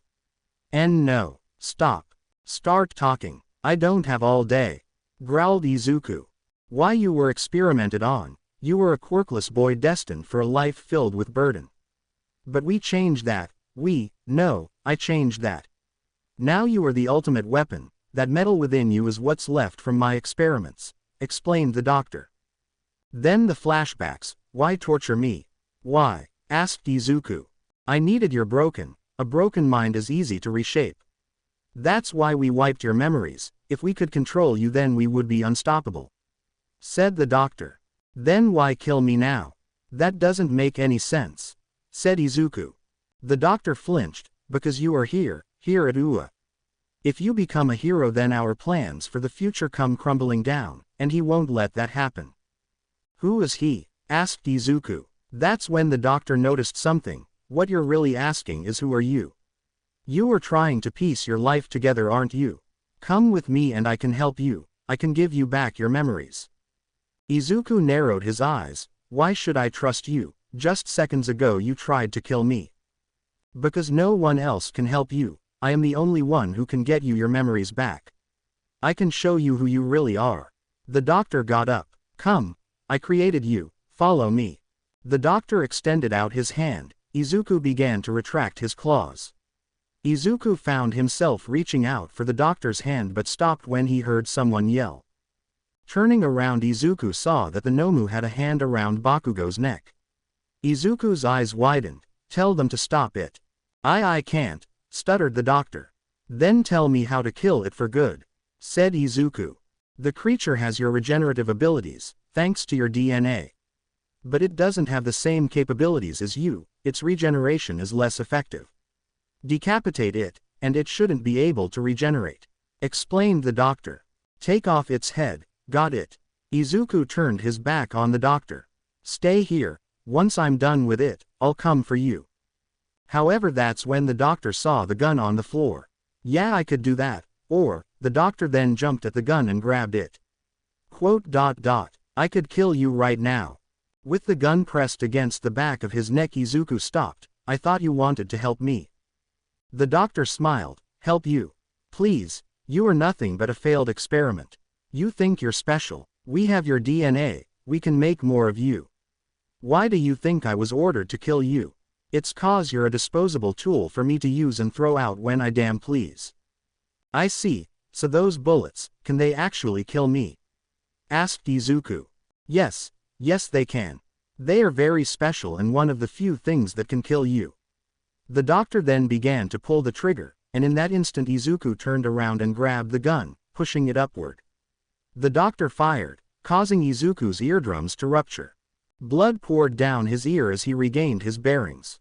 His vision then focused on the doctor. That's going to cost you. I think your hand will suffice.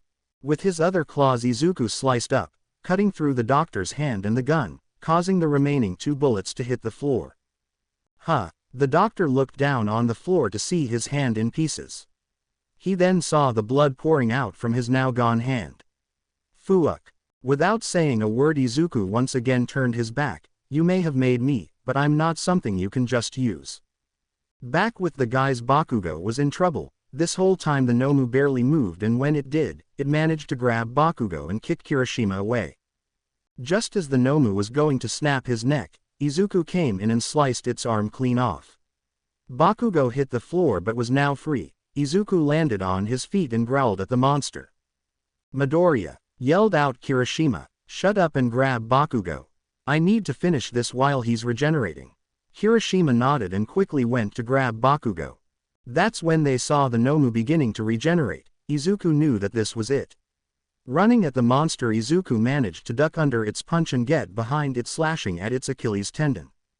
The monster fell to one knee. Now closer to the ground, Izuku jumped up and was about to slash its neck when a small purple portal opened up beside his face.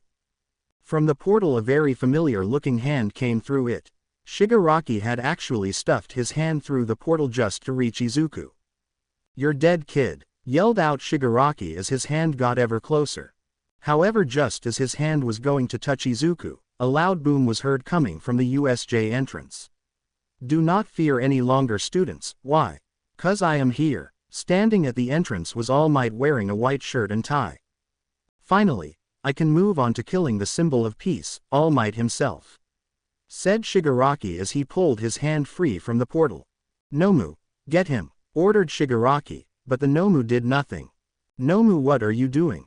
He's here, your whole reason for existing is right there in front of you, kill him, ordered Shigaraki once again, but still nothing. Frustrated, Shigaraki turned towards the Nomu. What are you doing, you stupid? That's when he saw it. I am possible. Shigaraki watched as the Nomu's head came rolling off and stopped just a few feet from him. The body of the monster fell on the floor lifeless and with blood pouring out of it. Bakugo, Kirishima, and Todoroki were in shock. He killed it, said Kirishima in disbelief. But things were about to go from bad to worse for the villains when All Might finally made it down the steps and landed beside the students. His eyes widened as he saw Izuku atop the now dead Nomu. My god. Shigaraki, we have to retreat. The Nomu is lost and we can't take on All Might right now, said Kurogiri. No, if we can't kill All Might, then let's kill that kid, said Shigaraki. Izuku glared at Shigaraki. Go ahead and try it. I'll kill you before your fingers could touch me. The two then ran at each other, but just as they were about to fight, All Might grabbed Izuku. What are you doing? Let me go. Izuku struggled against All Might's grip but couldn't break free. Calm down, you can't just go killing him like you did to that thing. There are rules, we have to bring him in. Bring him in. He was here to kill us, and he will do it again. We need to get rid of him now before more lives are lost, said Izuku. You don't get to make that call. Now stand down, said All Might, tightening his grip. Izuku could stab All Might's arm like he did to the Nomu, but he didn't want to hurt him. Shigaraki, this is over, now come on. If we get captured here then our whole plan falls apart, but if we leave now we will fight another day, said Kurogiri. Shigaraki scratched his neck. Fine, we'll leave. But this is far from over, bring the doctor too. He failed at his mission so he will report to Master. Izuku's eyes widened when he heard that. No. Not him. All Might, don't let them take him. What are you doing? Stay still, said All Might as Izuku thrashed around. Blood continued to run down the doctor's dismembered hand as a black portal opened up behind them. No. Let me go. But All Might refused. Snikt. Izuku popped his claws and cut at All Might's arm, not too deep, but just enough to force him to let go. Izuku landed on the ground and ran towards the portal. When you are ready, come and find me. I will help you regain your true self, said the doctor as he disappeared into the portal. Izuku threw himself at the portal, but it closed just as he was inches away, hitting the floor. Izuku was furious. That's when All Might appeared behind Izuku and placed a hand on his shoulder. I don't know why you did that, young man. But you need to explain. For now let's go back to the others. As Izuku got up he slapped away All Might's hand. Don't touch me. He was my one chance of getting my memories back and you just let him go. I'll go back right now, but you should head out, your time is running out. All Might's eyes widened. How did you know? Ignoring the question, Izuku walked back to where he had cut off the doctor's hand. Looking around he found the destroyed gun and 2 bullets. Reaching down he grabbed both of them. These might be helpful in the future. Minutes later the rest of UA's teachers arrived on the scene. The students seemed to be alright, only a few cuts and bruises. As they walked out of the USJ, Izuku was greeted by Uraraka. Midoriya. Thank God you're alright. When you disappeared I thought something terrible happened. Izuku smiled. Why are you so worried? I heal, always have, always will. What about you? Are you alright? I smell blood on you. I'm fine. The blood wasn't mine, it was 13's, she was badly hurt. But the medics say she should live. Aizawa too, but he was in really bad shape, explained Uraraka. I see. Well, I'm glad you're safe, said Izuku, patting Uraraka on the head. As the students were talking, several police vehicles appeared and men with riot shields and guns came out. What's going on? Asked Mina, surprised to see so many officers. They all walked towards Izuku and pointed their guns at him. Izuku, Midoriya, put your hands up. Izuku's expression turned to one of rage. What is this? That's when All Might and Nezu appeared. Midoriya, it's best if you do what they tell you. Principal Nezu, what is going on? Asked Uraraka. As of now Izuku Midoriya is under arrest, pending criminal charges, explained Nezu. Criminal charges? For what? We were the ones who were attacked.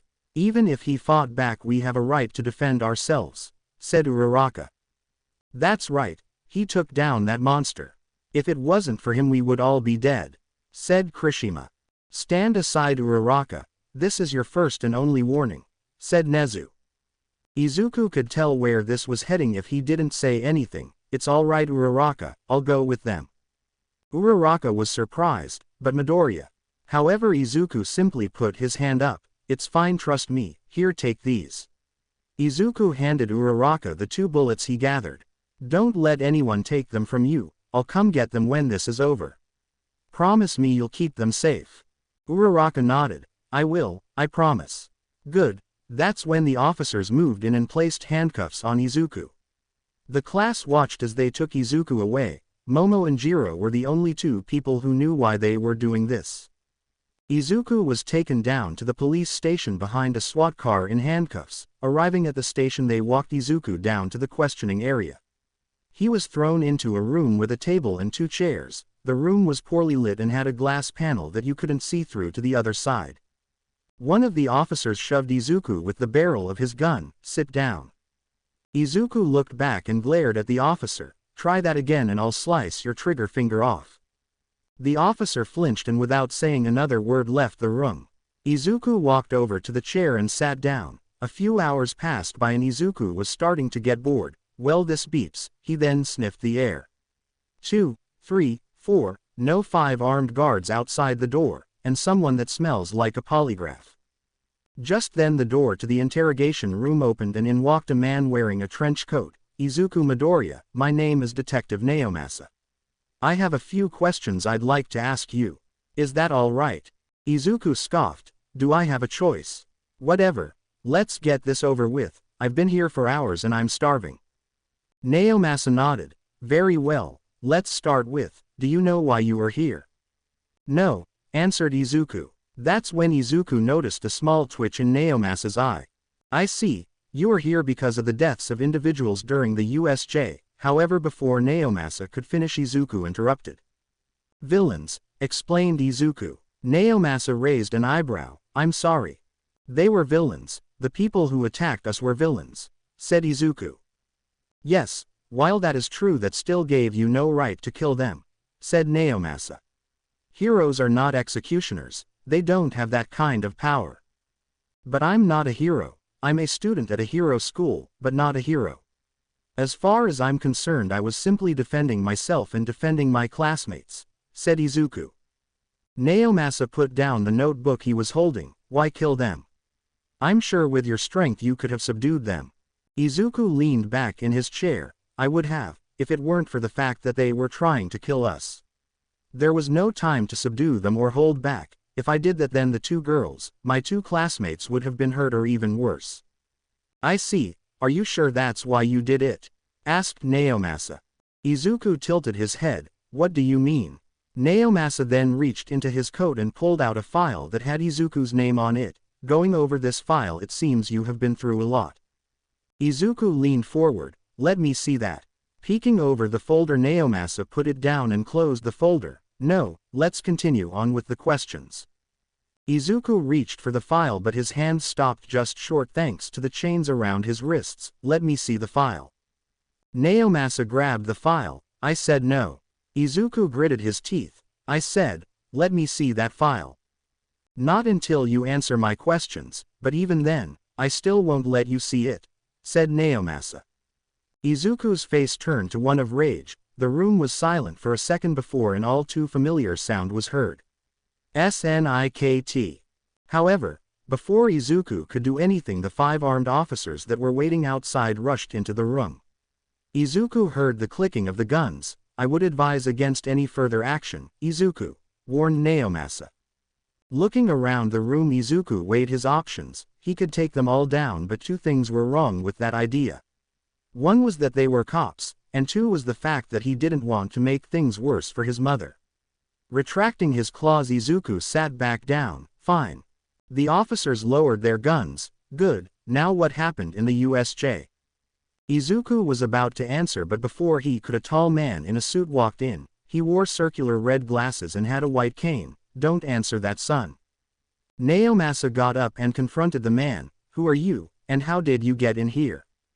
Reaching into his pocket, the man pulled out a paper. "The name is Matt Murdock. I am Izuku Midoriya's lawyer. Mr. Midoriya is to be immediately released. Here is the paperwork explaining everything." Naomasa grabbed the paper and began to read it. "Uncuff him." The officers around him were shocked. "You can't be serious." One officer protested. "I said uncuff him. He's free to go," said Naomasa one more time. Izuku turned to one of the officers and put up his arms, presenting the cuffs. "You heard him. Uncuff me." Reluctantly, the officer walked over and uncuffed Izuku. Now with the cuffs gone, Izuku stood up and stared down the officer. He smiled before leaving with Murdock. Izuku and Murdock walked down the hallway of the police building. "So are you going to tell me who sent you here? I don't remember hiring you as a lawyer, and Mom doesn't have that kind of money. Tell me who hired you," demanded Izuku. The 2 made it to the lobby, and walked out of the building. I think it's better if you don't ask me any more questions," said Murdoch. "But you can ask her all the questions you want." Murdoch motioned towards a long black limo, and standing by the door was Momo and Inko. She waved and motioned him to come over. "I was not expecting her." Izuku then turned to Murdoch. "It was nice meeting you, Murdoch. Thanks for getting me out of there." Murdoch nodded. "Not a problem, kid. Next time don't get in trouble." Izuku smirked. "I'll try not to." Izuku then walked over towards the limo. His mother immediately ran over to him and hugged him. "Izuku, are you okay? Did they do anything to you?"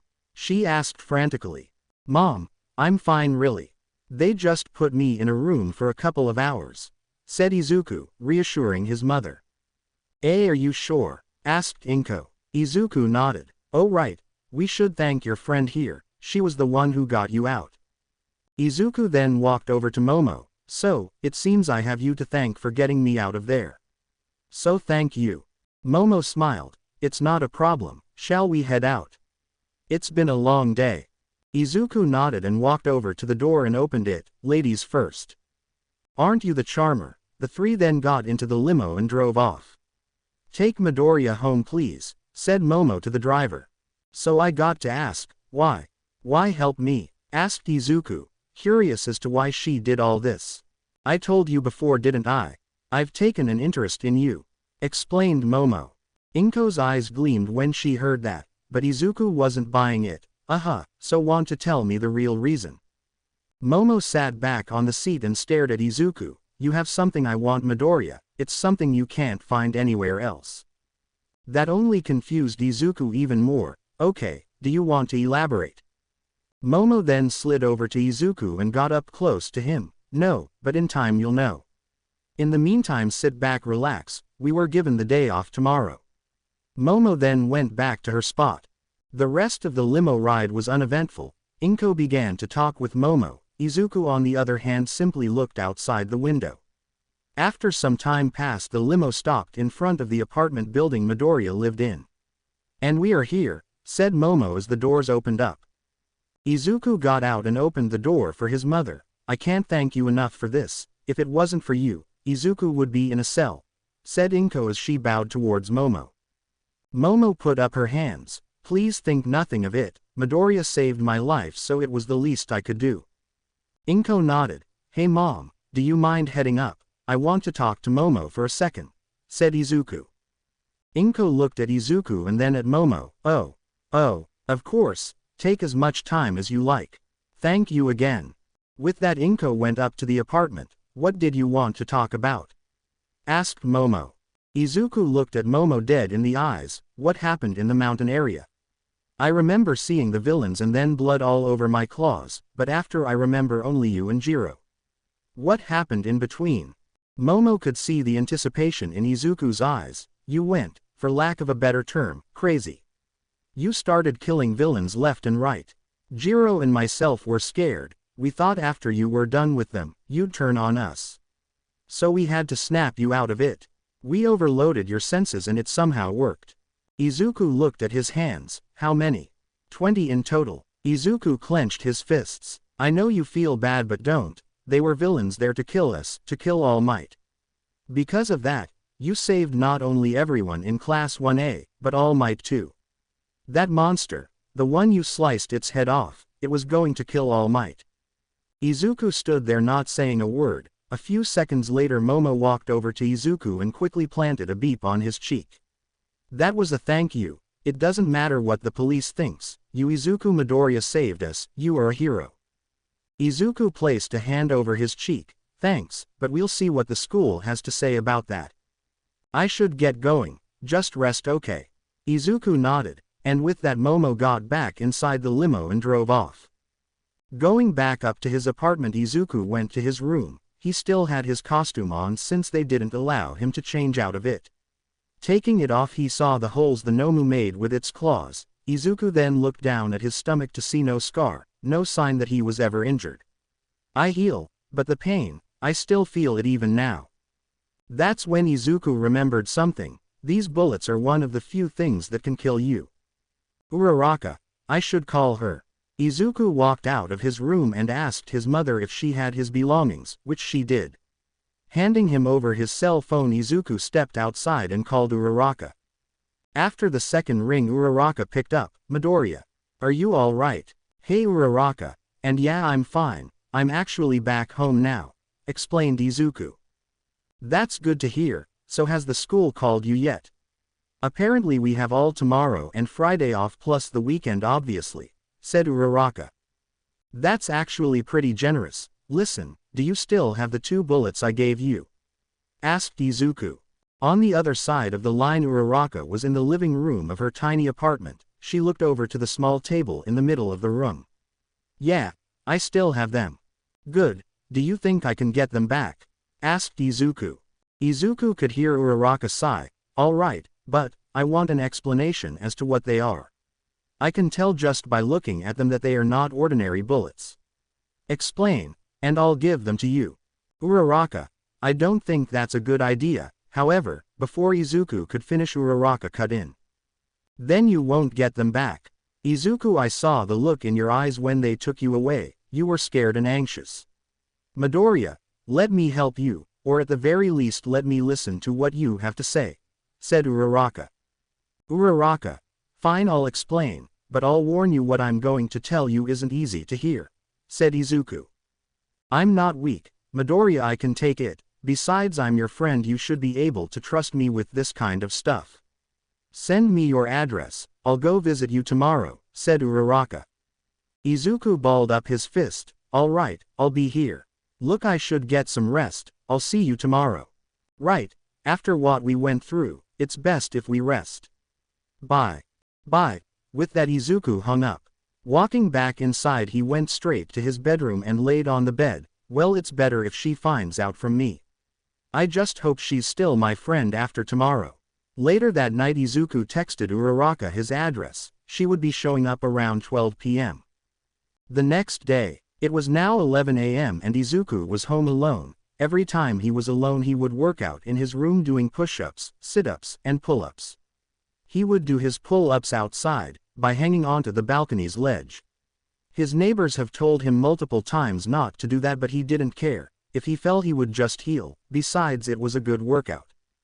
Izuku was now sweaty and needed a shower. Jumping back onto the balcony, he walked inside. But as he walked into the living room, he heard a knock at the door. Izuku turned to the clock to see that it was 11 a.m. Strange, Uraraka is not supposed to show up for another hour. Izuku sniffed the air, and smelled a familiar aroma. "You gotta be kidding me." Opening the door, Izuku saw Nezu, All Might, and Naomasa standing there. "Hello there Izuku, it's good to see you are alright," said Nezu with a smile. Izuku narrowed his eyes. "Yeah, so what do you guys want? And why is he here?" asked Izuku, pointing at Naomasa. "I thought you said I was free to go." Naomasa removed his hat. We are only here to speak to you. Since yesterday we didn't get the chance." "Well, you did take hours to start questioning me. Guess you missed your chance. Too bad, not really my problem. Now leave." Izuku was about to shut the door when All Might's hand grabbed it. "Please, young Midoriya, we just want to know your side of what happened," explained All Might. "Also, you may be free of any police punishment, but the school might have something in mind," said Nezu. Izuku looked at the men in front of him. "Let's make this quick."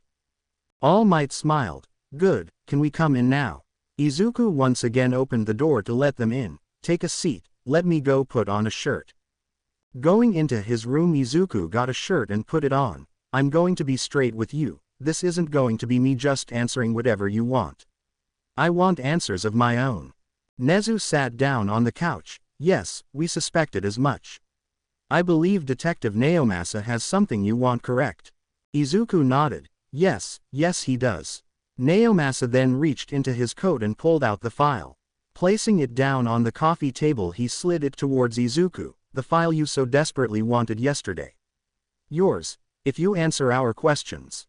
Izuku looked down at the file. "What do you want to know?"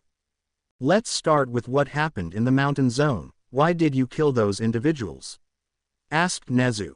"Because they were going to kill us," answered Izuku. "Look, I already answered these questions yesterday, Detective Gadget knows that. Cut the BS, and ask me something you want an answer to. Nezu looked at All Might. Very well, what did the doctor say to you? You were willing to hurt me to prevent him from leaving, why? What did he say? Izuku looked at All Might. He said he could help me get back my memories. All Might looked at Naomasa, who nodded, signaling that he was telling the truth. I have nightmares. I'm trapped in a room, blood splattered all over the floor. I look at my claws and see them dripping with blood. What did they do to me? And why can't I remember? Naomasa spoke. You went through a lot, son. You don't remember because your body doesn't want to. Izuku slammed his fist onto the table. Don't lie to me. I have been fed nothing but lies. The only person that was honest with me was the doctor. He had the answers I was looking for and you let him go. Said Izuku, pointing at All Might. Midoriya, we understand that things are difficult for you. But that doesn't excuse your behavior. You killed those villains. There are rules heroes have to follow. Said Nezu. Izuku looked up at Nezu. Rules? Tell me then, where in the rules does it say that I should just stand there and let them kill me? Yes, I killed them. Why? Because they were there to kill us. If it wasn't for me, Class 1A would be home in body bags. Not to mention that bird-faced monster, he was made of my DNA. Like what? That makes no sense. All Might's eyes widened at the last comment. It had what? According to the doctor, that monster had the same DNA as me. That's why it had a super regeneration quirk, explained Izuku. That shouldn't be possible. The only way you can have the same quirk was if. That's when All Might figured it out. No, it can't be. Izuku noticed All Might's face go white. You're scared. Why? Naomasa turned to the number one hero. That explains everything. He is behind everything. What are you guys talking about? Asked Izuku. However, the men did not answer him. Instead, they got up from their seats. This is a lot more serious than we thought. We have to inform the others, said Nezu. Midoriya, you are now placed on disciplinary probation. While your actions were horrible, they did result in none of the students getting injured. Even the slightest infraction will result in your immediate expulsion from UA. Pick a fight, disrespect a teacher, hell, be late to class too many times and you are gone. And I promise you this time, no one will be able to save you. Izuku narrowed his eyes towards the small bear mouse. Fine, maybe next time UA will actually protect its students rather than have one of their students fight their battles. Now get the hell out of my house. Izuku then reached for the file, but All Might grabbed it before he could touch it. Sorry, but no. What? We had a deal, said Izuku. We did, but things have changed now. This is now part of a bigger investigation, said All Might.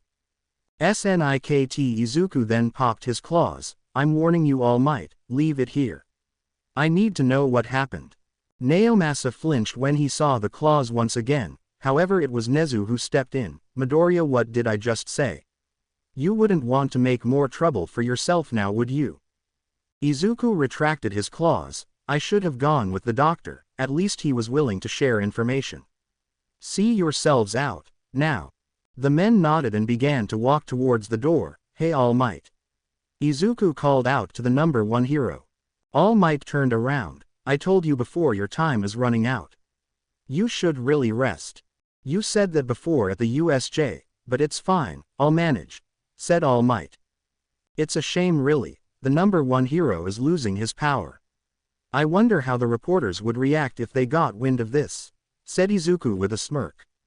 All Might's eyes widened. You wouldn't. After what you just pulled, I might just. What's more important, your secret or mine?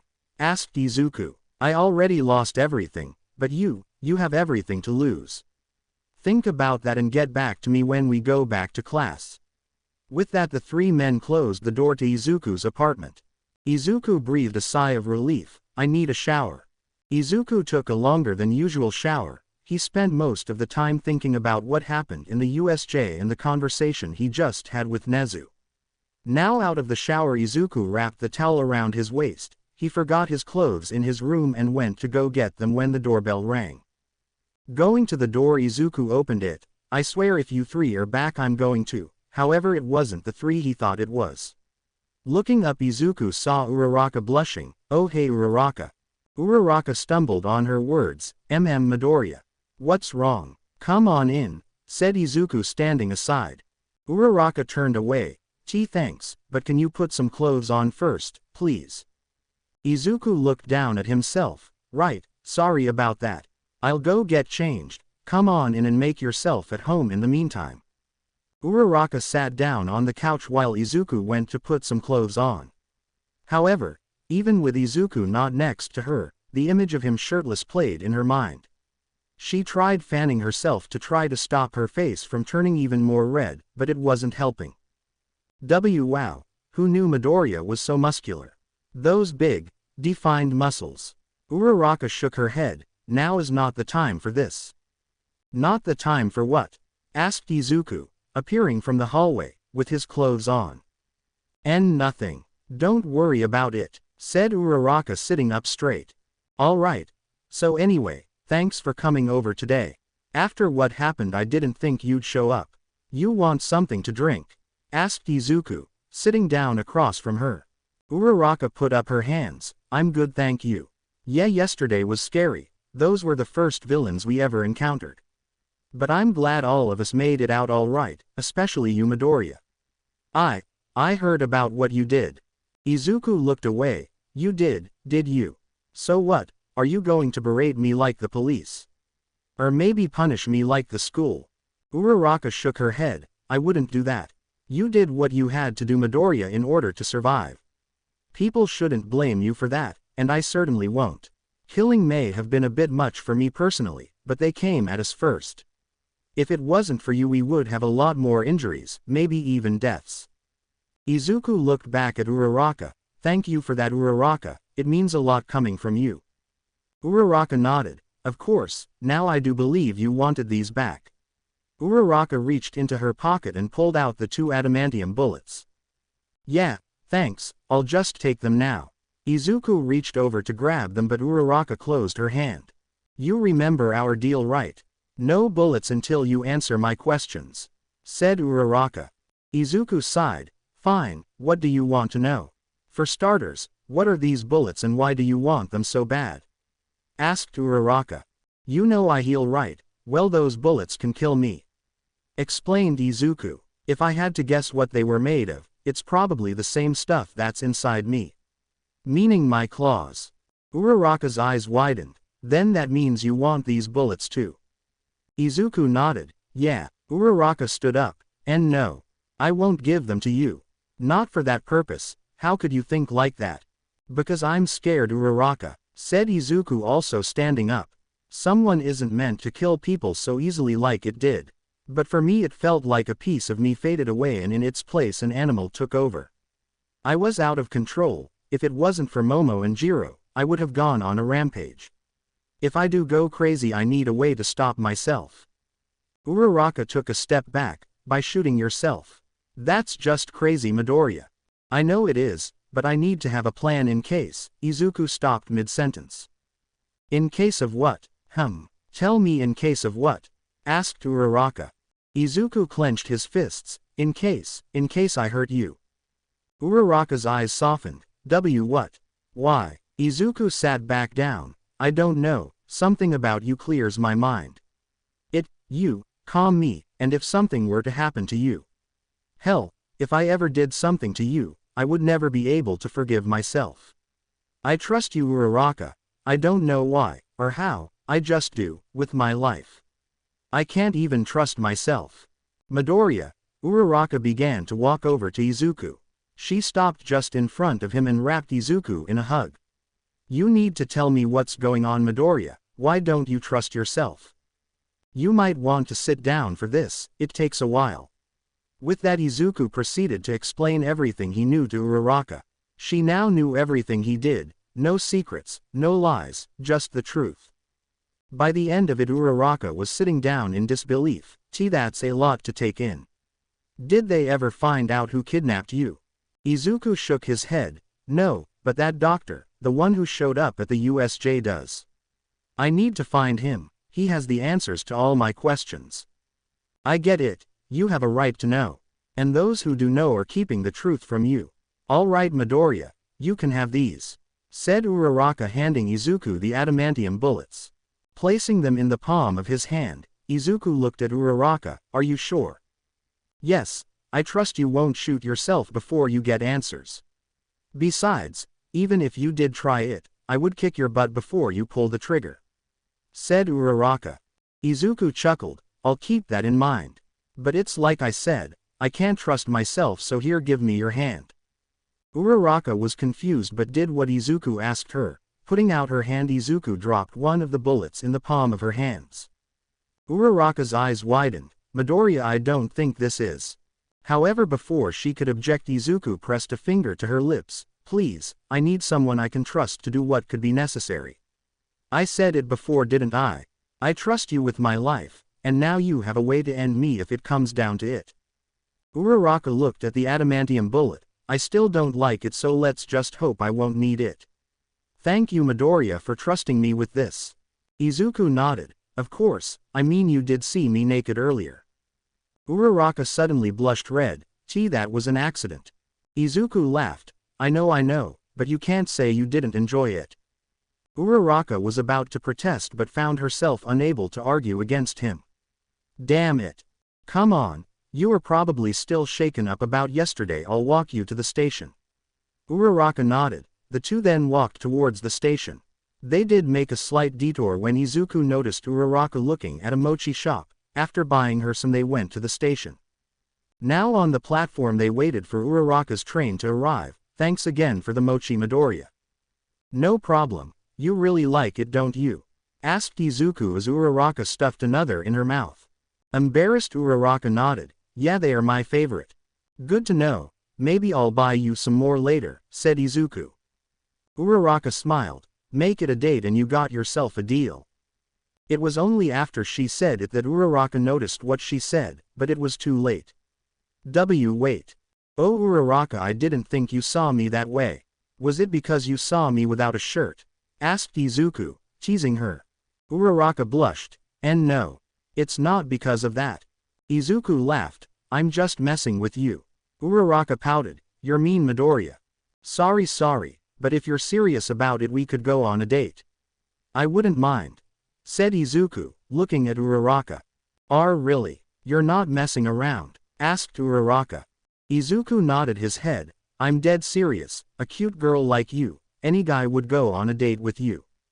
See, cute? You think I'm cute? Well, I wouldn't say it's impossible, but yeah, sure, we could go on a date later, said Uraraka, playing with her hair. It's settled then, but for now, I think your train is here. Just then the sound of the train horn was heard. I'll see you at school Midoriya, said Uraraka as she walked towards the train. Izuku nodded and waved goodbye as the doors closed. Unknown bar. The inside of the bar was a mess. Broken chairs and broken bottles rattled the floor. Kurogiri was standing behind the bar as Shigaraki vented his anger. That FC Ken kid. How could he kill the Nomu? It was meant to be as strong as All Might and it just died from decapitation.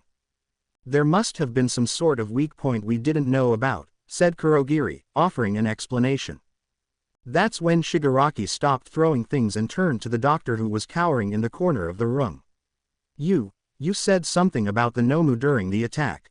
You knew what the weakness was, didn't you? The doctor flinched. I swear I had good reason not to tell you. In the blink of an eye, Shigaraki appeared in front of the doctor and grabbed him by the neck with 4 fingers. I should kill you right here, right now. Shigaraki slowly began to lower the final finger to disintegrate the doctor. However, before he could, the monitor in the room turned on. Don't, not yet at least. The monitor had the letters AFO on it. Shigaraki stopped his finger just millimeters from the doctor's neck. Master, but why? He is responsible for our failure today. While that is true, it is also true that I withheld valuable information from you, said AFO. What are you saying? Asked Shigaraki, confused. The boy, the one that killed the Nomu, is actually one of my experiments. With the help of the doctor here, we built him into the ultimate killing machine. Due to an unforeseen intervention by the heroes, the boy slipped out of our grasp and landed in Ua. And now it seems they are trying to make him into a hero, explained AFO. How strong is he? asked Shigaraki. The doctor struggled with his words. The boy is strong, not all might level but no pushover either. However, that's not what makes him dangerous, it's the quirks we gave him, said the doctor. Per your master's instructions I gave him multiple quirks. Bone's Claws was one of them. Bone Claws was one of the quirks we gave him, but after a successful operation we coated his entire skeletal system with adamantium, a near indestructible metal. We also gave him super regeneration. The Nomus also have this, but his is far beyond that. If I had to say, he is invincible, said AFO. He sounds unkillable. Why make him like that? Asked Kurogiri. Master wanted a weapon he could rely on if all else failed. The boy was meant to be our last resort, so we made him virtually unbeatable, said the doctor. Virtually unbeatable, so he has a weakness? Asked Shigaraki. Has is the key word. The doctor's task was to kill the boy with adamantium bullets. Instead he failed and lost his hand in the process. I would have ordered to kill him by now, but his mind is bright. He will think of another way to kill him, won't you, doctor? Asked AFO. The doctor raised his arm with the missing hand. I swear, master, I will, but I need more adamantium to do that. We do not have any more, doctor. You used the last of it. You need to find another way, but unlike last time you will have all the time you need to think. You are to go back to your lab and figure out a way. If the boy becomes a hero, then our whole operation is over, explained AFO. The doctor thought about it. There is one person that might have something to kill him. Who? Asked AFO. A man that hates heroes just as much as you guys. If we find him, then there's a chance he would help us, said the doctor. Find him and bring him over to our side no matter the cost, ordered AFO. There's no need, master. Next time I see this brat, I'll kill him with my own hands, said Shigaraki, grabbing a table and turning it to dust. The next couple of days Izuku spent at home relaxing and working out. But it was now Monday and time to go back to school. However, he didn't feel like going. He was worried how the others would treat him. He knew Momo and Uraraka wouldn't treat him differently since they understood what happened, but the others may be a different story. Grabbing his backpack, Izuku went to the train station and walked to school. As soon as he stepped into the school, Izuku began to hear people whisper. Looking over, he looked at the students, who quickly turned away. Izuku knew this would happen. Rumors were bound to start and he accepted that. Walking to class, Izuku opened the door, and as soon as he did, the students that were already there went quiet. Looking around, Izuku could tell they were staring at him. Without saying a word, Izuku sat down at his desk and put his head down. A few minutes later there was a tapping on his shoulder. Looking up, Izuku saw Uraraka. Morning, Midoriya. Izuku yawned. Morning, Uraraka. Didn't get enough sleep? Questioned Uraraka as she went to sit down. I did, but it's been a weird morning, explained Izuku. Uraraka nodded. I get what you mean. I've been getting stares from all the other students. It's actually creeping me out. Well, if someone tries to mess with you, let me know. I'll make sure they don't bother you again, said Izuku. Uraraka smiled. Thanks, but you shouldn't start anything if you could help it. Yeah, I know. Just then the morning bell rang. Everyone took their seats and waited for the instructor to arrive. Wait, so if Mr. Aizawa is in the hospital, who's going to teach homeroom? Asked Mina. The class looked at each other and shrugged. Beats me, we'll just have to wait and see, said Jiro. Just then Izuku got the scent of blood and someone he recognized. No way, how tough is he? Midoriya, what are you talking about? Asked Uraraka. Just then the door to Class 1A swung open and in walked Aizawa with bandages completely wrapping around his head and arms. Alright, looks like everyone is here. Let's get started, shall we? Hold up a second, shouldn't you be in the hospital, Mr. Aizawa? Asked Kaminari. Aizawa sighed. A hero can't take breaks, not even when they are injured. My responsibility is with you, so here I am, he said in a slightly muffled voice. Now let's forget all that. You all have to deal with what's coming, said Aizawa in a serious voice. The class began to feel nervous. Oh no, it couldn't be more villains, right? The UA Sports Festival is about to begin. Most of the class erupted in cheer, except Izuku, since he didn't know what it was. Aizawa's red eyes shined through the bandages, scaring the class into silence. As I was saying, the UA Sports Festival will begin. This will be the perfect opportunity to show the world who you are and what kind of hero you want to be. That's when Momo raised her hand. Is it a good idea to have the sports festival after such a large incident? While that was a topic of conversation that came up, Nezu has ultimately approved it. We will have several more heroes from all over to watch over the event. And this year security will be amped up. We will show Japan that we can protect our students, explained Aizawa. Izuku looked at this hand. A hero, huh? I'm not even sure I'm qualified to be here. Not after what I did.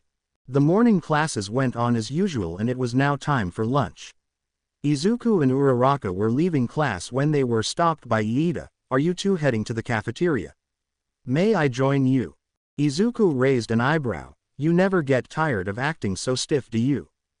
I am simply following proper student behavior, that's all, said Iida, adjusting his glasses. What Midoriya is trying to say is that you can join us, said Uraraka, jumping into the conversation. As they walked to the cafeteria, Izuku needed to know, hey Iida, did you hear about what happened at the USJ? Iida stopped. About what you did? Yes I did. So, do you hate me? Asked Izuku. Hate you no, more afraid of you, yes, said Iida. Izuku looked away. Your actions were deplorable, wretched, and disgusting. Killing should never be an answer, especially when it comes to heroes. Uraraka was about to say something but Iida continued, that being said, I do understand to some degree. You made a choice to kill and I can't accept that. However, given the circumstances, things could have gotten a lot worse if you didn't do what you did. I cannot hate someone when I know there is a chance that I would have acted the same if I was in your shoes. Izuku looked at Iida. He was being honest. Thanks Iida, but I don't think the rest of the class feels that way. They'll come around, I think. They just need some time, I know it, said Iida. Come on, let's go eat. However, before they could get to the cafeteria, All Might appeared in front of the group. Young Midoriya, I wish to speak to you, if that's all right.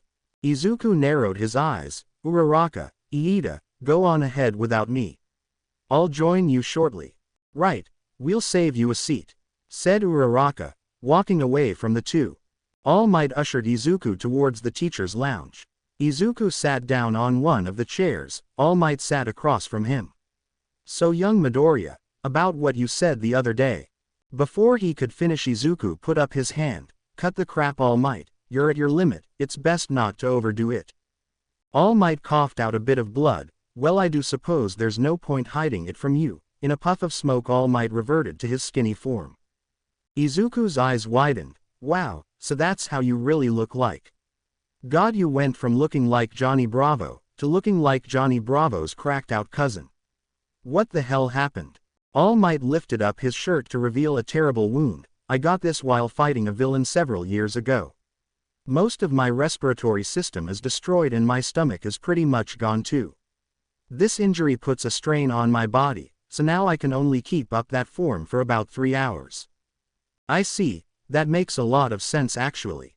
But why tell me this? We aren't on the best of terms right now, said Izuku. Given the fact that you already knew about my weakness, I saw no real reason to keep this from you. What you do with this information is up to you. However, before you choose, remember that society needs a symbol of peace, and without one it will crumble, said All Might. Izuku looked at All Might before standing up. Get me that file and I won't speak a word. You know I can't, said All Might. Yes you can, and you will. I'll give you until the end of the sports festival, that gives you a couple of days. Or you can tell me yourself right here right now. What happened to me? Asked Izuku, his face burning with rage. All Might sighed. Fine, I'll tell you, but not right now. Let me speak to Nezu first and then we can discuss what happened. It's a start. Izuku then began to walk out of the teacher's lounge. He stopped at the door. Try to wiggle your way out of this, and I'll make sure everyone in Japan knows about your weakness.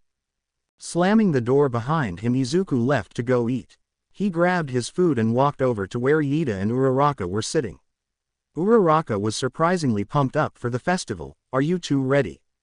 Asked Uraraka. her eyes burning with determination. Izuku was surprised. Whoa, what's got you so riled up, Uraraka? The sports festival, duh. It's the perfect chance to show heroes from around Japan what we can do, said Uraraka. That's right, the more you get your name out, the more chances you have in signing with a top hero. So is that why you are doing this, to sign with a top hero? Asked Iida. Uraraka scratched the back of her head. Yeah, and because of the money. The money? Questioned Iida. Yeah, the better the hero, the more you get paid, said Uraraka, nervous as to how her two classmates would react. Nothing wrong in earning some money, and that seems like the perfect chance, said Izuku. Uraraka's eyes widened. Right. But it's not for me, it's for my parents. You see, they run a construction business and well, things haven't been going well for a while now. Don't get me wrong, I still want to rescue people, but I also want to repay my parents for all they have done for me. For that, I'm going to place high in the sports festival and sign for a good agency. That is most admirable, said Iida. Izuku nodded. Then I sure hope you get top 10. That's when he felt someone looking at him, looking to his right. Izuku saw most of Class 1A looking at him. I'm getting real tired having them staring at me. It was now the end of school and everyone was getting their stuff so they could leave. However, before anyone could leave, Izuku walked towards the front of the class and slammed his hands against the podium, getting everyone's attention. Everyone looked at Izuku. Do you guys think I'm dumb? Silence. I know you know what happened during the USJ. I also know that you guys are judging me. So I'll say this once and you better listen. I do not care what you think of me. Hate me, I don't care. Just know that if I didn't do what I did, most of you would be hurt or dead. Think about that next time you stare. The class watched Izuku leave, but to his surprise he was stopped by a mob of people. But Izuku didn't care. He simply pushed his way past them. Uraraka quickly followed after him to make sure he was all right. Izuku was now outside walking out of the school when Uraraka called out to him, Midoriya, wait up. Izuku stopped. I don't want to talk to anyone right now, Uraraka. Uraraka finally caught up to him. That's fine, you don't have to say anything. Just listen, the others might look at you differently. But I will always be on your side no matter what. So please don't feel like you are alone or everyone hates you. Izuku smiled. Thanks, Uraraka. Come on, I'll buy you some more mochi on the way to the station. Yay. Wait, there is also one more thing I want you to listen to. It's actually more like a request, said Uraraka. Izuku tilted his head in confusion. Sure, I'll do it. That surprised Uraraka, but I haven't told you what it was yet. That doesn't matter. If you're asking, I'm willing to do anything. Now you ask yourself why. Well, it's because I trust you, Uraraka, plain and simple, explained Izuku. Uraraka smiled. Thanks, Izuku, when you put it that way. Nezu's office. Nezu stood at the window looking outside and saw Izuku and Uraraka walking away from the school. So what did you say to him? Asked Nezu. All Might sat on the chair across the desk in his skinny form. I told him what he wanted to hear. Nezu. He has a right to know. Nezu sighed. Does he? He is a scared kid with enough power to take on the top heroes and walk away unscratched. If he finds out what they did to him, it would destroy him. I know that, sir, but still, shouldn't you know what he went through?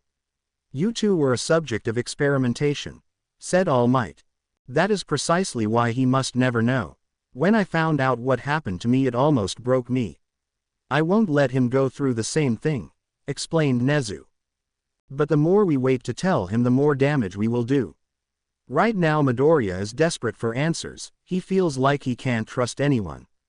If we keep this up, he will feel like he's backed into a corner, and anyone in that situation is dangerous, said All Might. Even so, we have the top heroes here at this school. You will deal with him if the time comes, said Nezu. For now I want you to give him this on the day of the sports festival. Walking over to his desk, Nezu pulled out a file. All Might grabbed the file and began to read over it. His eyes widened. But sir. I know what you are going to say, All Might, but it matters not, said Nezu. Sir, we are lying to him. We can't do that, said All Might. This will only make him trust us even less. Only if he finds out, remember he doesn't remember what they did to him. For now we give him that and hope he doesn't remember, said Nezu. All Might frowned. I just hope this doesn't come and bites us in the later. 2 weeks later, around 8 p.m., Izuku stood on a beach surrounded by trash. This place used to be a beautiful beach where people used to walk down to enjoy the sunset, but now it was a dump. However, Izuku didn't see it that way. He saw it as the perfect place to train. Izuku took a deep breath and popped his claws. As soon as he did, several pieces of large trash came flying at him. Turning around, Izuku slashed down his claws and sliced a fridge into pieces. Then came in several cans. Izuku jumped out of the way and landed atop a car frame. "Ha, you'll have to try better than that," said Izuku with a smirk. But that's when the frame of the car began to rise up, knocking Izuku off of it. Izuku hit the ground. "Guess I spoke too soon, you're getting a lot better." Uraraka then walked out from behind one of the trash piles. "Thanks, but it's all thanks to you. I knew having you train me would pay off." Izuku retracted his claws. Uraraka watched as the wound on Izuku's knuckles healed. "That healing power creeps me out. It just heals so fast." Izuku laughed. "Yeah, I guess it's pretty gross. Especially since I can feel it healing. I think that's enough training for today. Come on, I'll walk you to the station." Uraraka looked at herself. "Yeah, I could use a bath." As they walked, Izuku handed a water bottle to Uraraka. "So are you nervous about the sports festival tomorrow?" asked Izuku. Uraraka grabbed the water. "Really nervous. The UA Sports Festival is one of the biggest sporting events in all of Japan. Everyone will be watching. That much, but don't worry about it, I'm sure you'll do great," said Izuku. Uraraka looked away. "I wish I had your confidence, Midoriya. Just got to believe in yourself, Uraraka. I know you can do it," said Izuku. Uraraka smiled. "Right, I won't let you or my parents down." Just then the train arrived. "Oh, that's my train. I'll see you tomorrow, Midoriya." Izuku got up. "Make sure to get some rest." With that, Uraraka got onto her train and left. Izuku was now walking home when he thought back to his conversation with All Might. Well, if he's going to say anything, he better say it tomorrow. UA. Day of the sports festival. Izuku walked into UA and went straight to a conference room. Opening the door, he found All Might sitting down. "I hope you have good news for me," said Izuku, walking in and taking a seat. All Might sighed. "You drive a hard bargain, Midoriya, but here you go." All Might slid the file that Nezu gave him over to Izuku. Izuku grabbed the file. "Thanks, so tell me, what did Nezu say about this?" He was against it. But after some convincing he caved and handed over the file to me, and now you have it," said All Might. Izuku nodded. "I knew he would protest, but it's good you convinced him. Look, All Might, about what I said that day. I just want to apologize. I should have trusted you. I mean, you are the #1 hero and one of the heroes that found me. Honestly, I thought you weren't going to give me the file, but now I trust you more, so thank you." Izuku's words stung. All Might forced himself to smile. "No problem, now go out there and win this sports festival." Izuku got up. "You bet, thanks again, All Might. Oh, about your secret, I won't say a word, so rest easy." Once out of the door, All Might bit his lip. Was this the right choice? Midoriya has a right to know, but telling him the truth might be more hurtful. It was now time for the sports festival. Class 1A were asked to change into their gym uniforms and wait in a waiting room. "Man, I wish we could have used our costumes," said Mina. "I mean, it's only fair that we don't. The other classes besides 1B have costumes.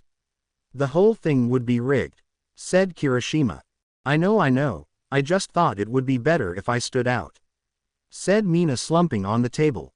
Izuku was sitting by himself thinking about the file. He hadn't opened it yet. He was going to wait until after the festival. As Izuku was thinking, Todoroki walked up behind him. "Midoriya, a word please." Turning around, Izuku found Todoroki looking down on him. "What is it?" asked Izuku. "The others may be afraid of you, but I'm not.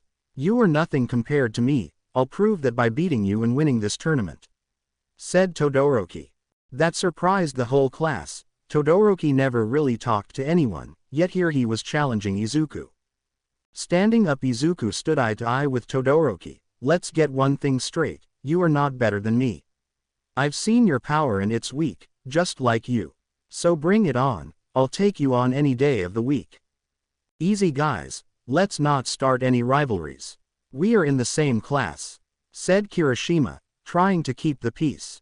Todoroki narrowed his eyes before turning away. That's when Izuku yelled out, "Hey Scarface." Todoroki turned around. You'd stand a better chance if you'd use it. You know, your other side. Todoroki's eyes widened. Never. With that, Todoroki walked out of the waiting room. Midoriya, are you all right? Asked Uraraka. I'm fine. Sorry, I didn't mean to worry you. Are you ready for this? Asked Izuku, relaxing his face. Uraraka nodded, as ready as I'll ever be. Still a bit nervous. Just remember what we trained for and you'll do just fine, said Izuku. Just then there was an announcement over the intercom. Will Class 1A make their way towards the stadium? Walking toward the stadium, Izuku could hear and feel the rumbling of the crowd. Stepping out of the tunnel, the class was greeted by the cheers and applause of thousands of people. The arena was massive, and in the center of it was a large cement arena surrounded by a track and field ring.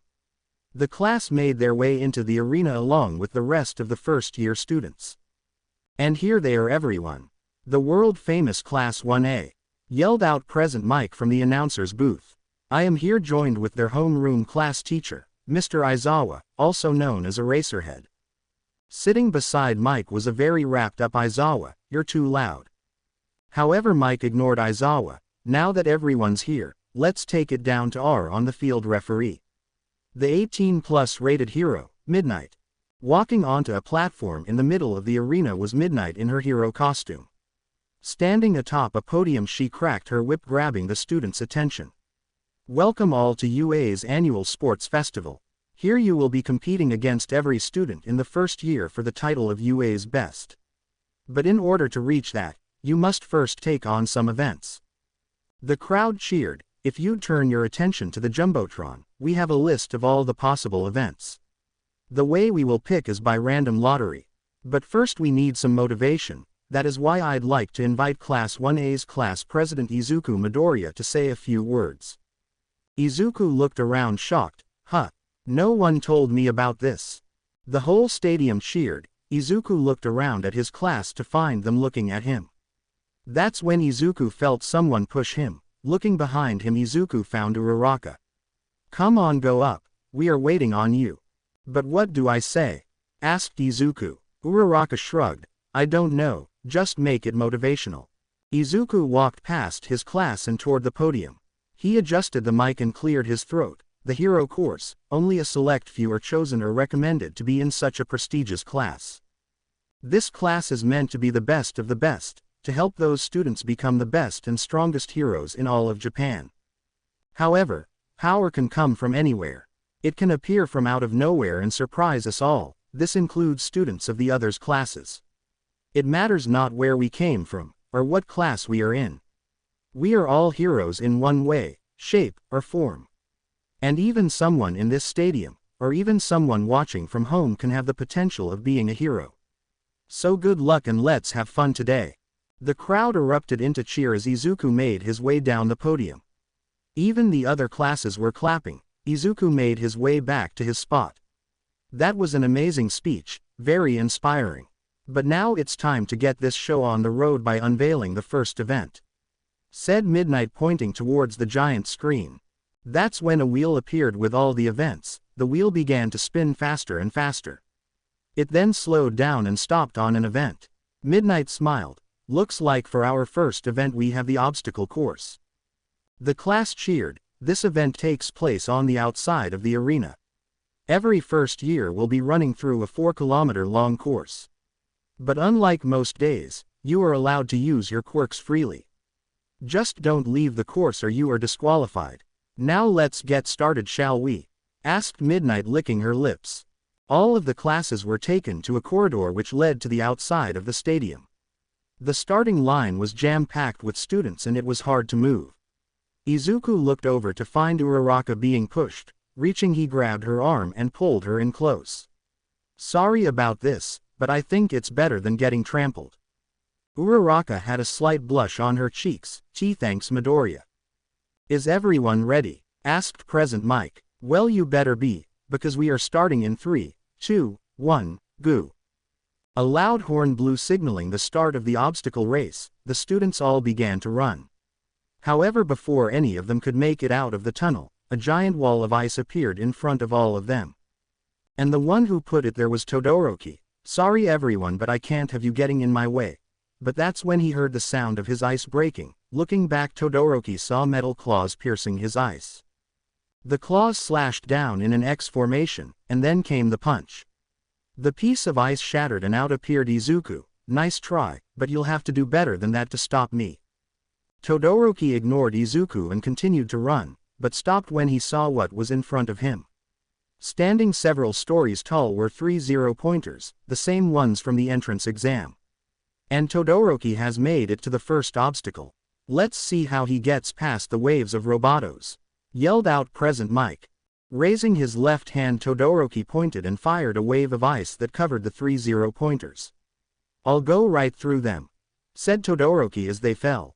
Back with the others, Izuku stopped in front of several smaller robots. These were the 2 and 3-pointers. Oh, this is going to be fun, said Izuku as he ran towards a 3-pointer. The robot used its mechanical tail to attack, but Izuku jumped out of the way and slashed down, taking off its tail. The robot began to spark from the damage, but that's when Izuku came in and stabbed his claws into the head of the robot. Taking it to the ground, Izuku pulled out his claws. Midoriya. Heads up. Looking back, Izuku saw 2 robots flying at him. Jumping into the air, Izuku timed it and brought his claws down at the robots, completely destroying it. Nice work, Uraraka. Come on, we need to catch up to Todoroki. The 2 then ran towards the second obstacle. They now stood on the edge of a cliff. The entire area had large stone pillars that were separated by thin rope. They could risk crossing, but at the same time they would risk falling off the edge. Huh, well, this could be a problem, said Izuku, standing at the edge of the fall. This should be simple enough, said Uraraka, much to Izuku's surprise. How do you figure? Asked Izuku. Uraraka smiled. Did you already forget what my quirk is, Midoriya? Izuku's eyes widened. You thinking what I'm thinking? Uraraka nodded. Oh yeah. While the 2 were making a plan, Bakugo and Todoroki were already halfway through the second obstacle. Get over here, yelled out Bakugo as he used his explosions to jump from pillar to pillar. Todoroki used his ice to freeze the rope and using it as a slide. The 2 front runners were just about over the second obstacle when all of a sudden Izuku and Uraraka came flying past the 2.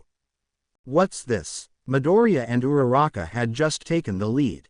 Yelled out Present Mike. The crowd all cheered when they saw Uraraka latched onto Izuku's back.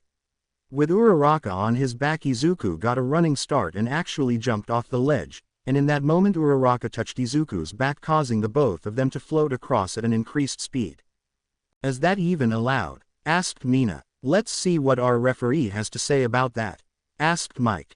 Midnight thought about it. It's allowed. We never said students couldn't team up. The crowd cheered as Izuku and Uraraka made it to the other side. Deactivating her quirk, Uraraka landed on the ground. Awesome work, Uraraka. Now let's go win this thing. Uraraka nodded. Let's go. Bakugo looked like he was about to pop a blood vessel. Why, you damn useless nerd. Get over here. Todoroki didn't say a word but used his ice to make a path to the other side. Izuku and Uraraka were now at the third and final obstacle. Uraraka was about to run in when Izuku stopped her. Wait, it's a trap. She stopped just in time. Her foot was hovering over a circular piece of earth. What is that? Looks like Midoriya made a good call. The next several meters are covered in mines. But don't worry, the blast won't kill you, announced Mike. Explosives, great. Uraraka, do you think you could use your quirk on us again? Asked Izuku. And no, not to be mean, Midoriya, but you're kind of heavy, said Uraraka. Must be the metal inside me. Oh well, guess we'll have to think of another way. That's when Izuku heard something behind him. Jumping towards Uraraka, Izuku made sure to shield her. What followed was an explosion that hit Izuku in the back, ripping his uniform into shreds, and burning his back, out of my way round face. Bakugo had just blasted past them. Then came Todoroki, freezing the ground underneath him and creating a path. And just like that, Midoriya and Uraraka just lost the lead. Yelled out Present Mike, "Can they catch them up with so little time?" "Don't count them out just yet, I think they have something planned," said Aizawa in a muffled voice. "Midoriya, are you alright?" asked Uraraka. Izuku grunted as the burns on his back healed. "Yeah, I'm fine, but we just lost our lead." "Then let's get it back, shall we?" said Izuku, looking down at the final obstacle. "Alright, I'm about to do something really stupid, but it should work. I know you're going to say something, so that's why I just want you to do one thing for me." Uraraka looked at him confused. "Okay. When I start running, stay behind me." That only made Uraraka even more confused, but she found out what he meant when Izuku started running into the minefield. Present Mike's eyes widened. What the hell? Midoriya is running through the minefield. An explosion rocked the area Izuku stepped on, but from the smoke Izuku appeared with his arms crossed in an X formation. Uraraka watched as Izuku continued to run through without worry about himself. "You idiot." She then ran behind the path Izuku was making. This made things a lot easier. The explosions caught the attention of Bakugo and Todoroki. Turning around, they saw Izuku running directly at them. "That's just insane," said Todoroki. Seeing a chance, Bakugo pointed his hand at Todoroki and fired an explosion. "You should really pay attention to a real threat."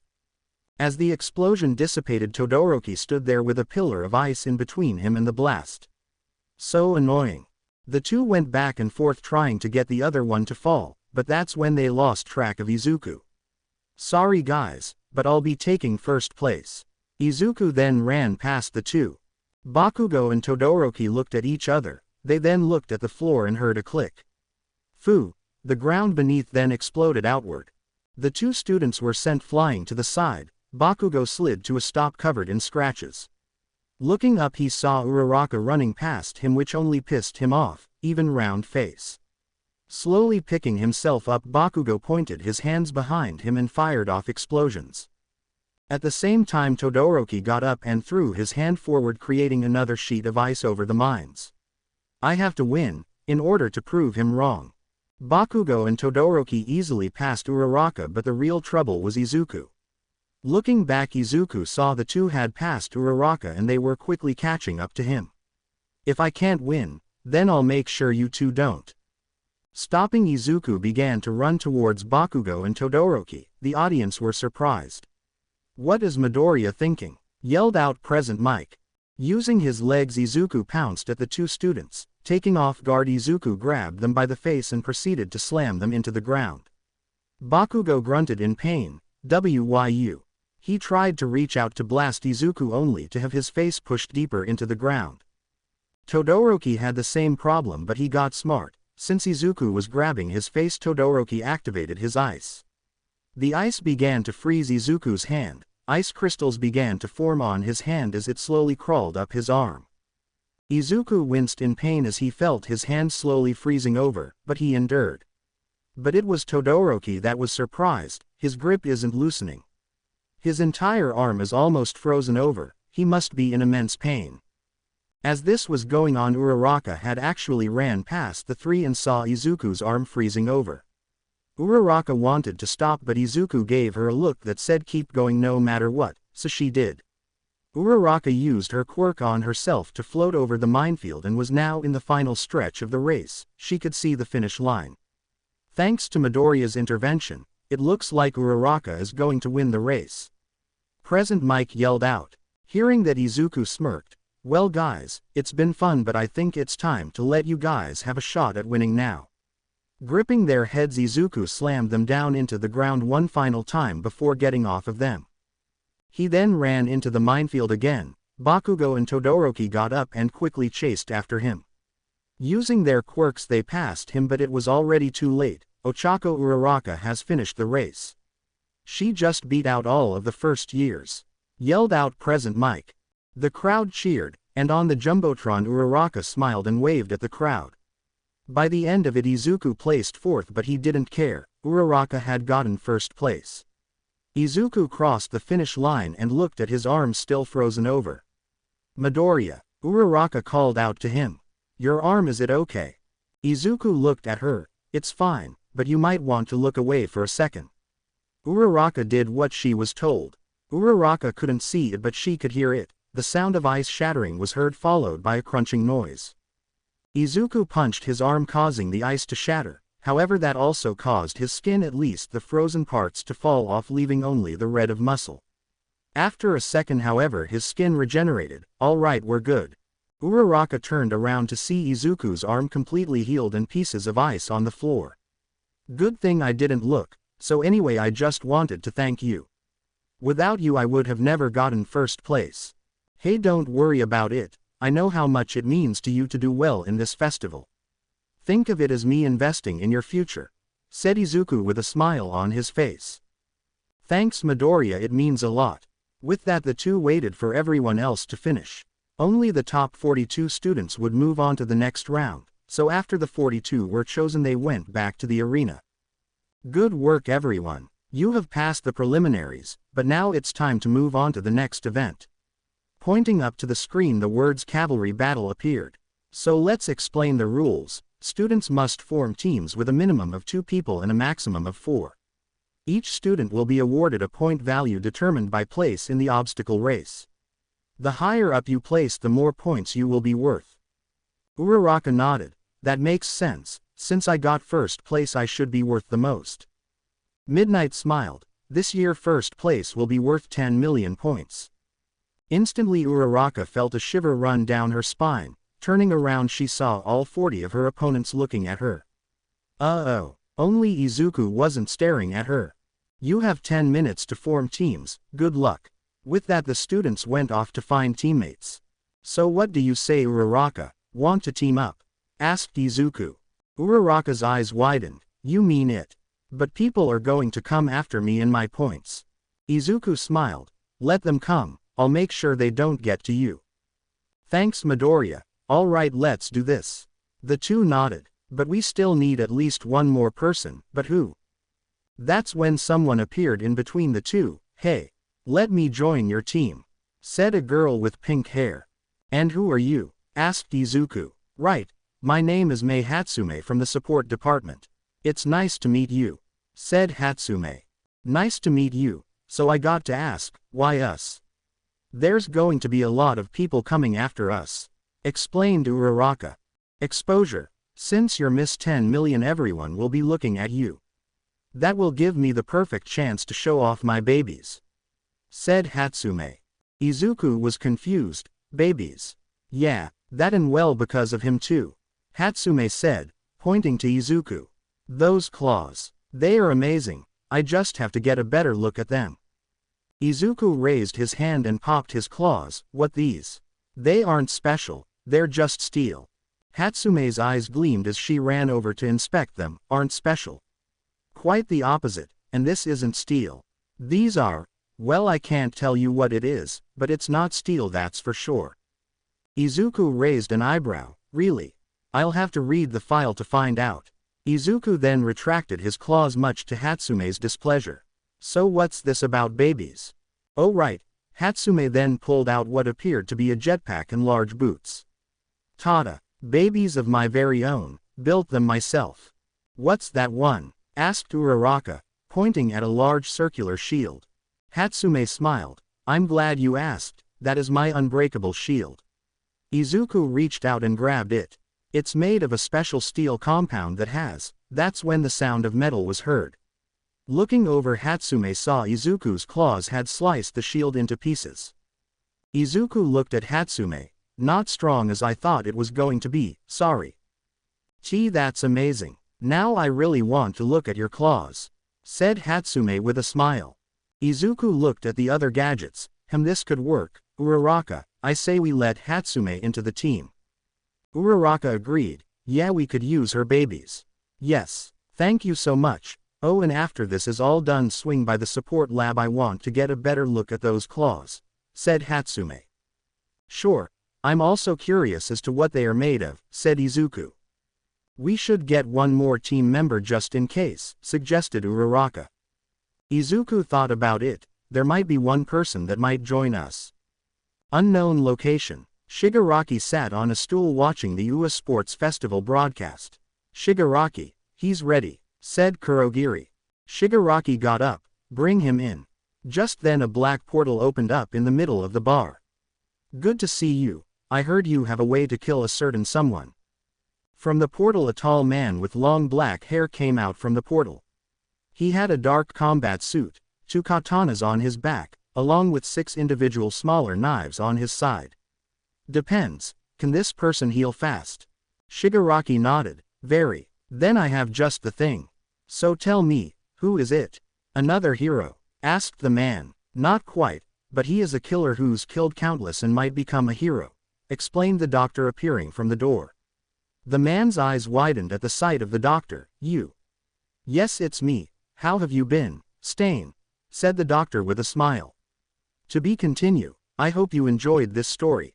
Also remember to subscribe and like this video. See you in the next video.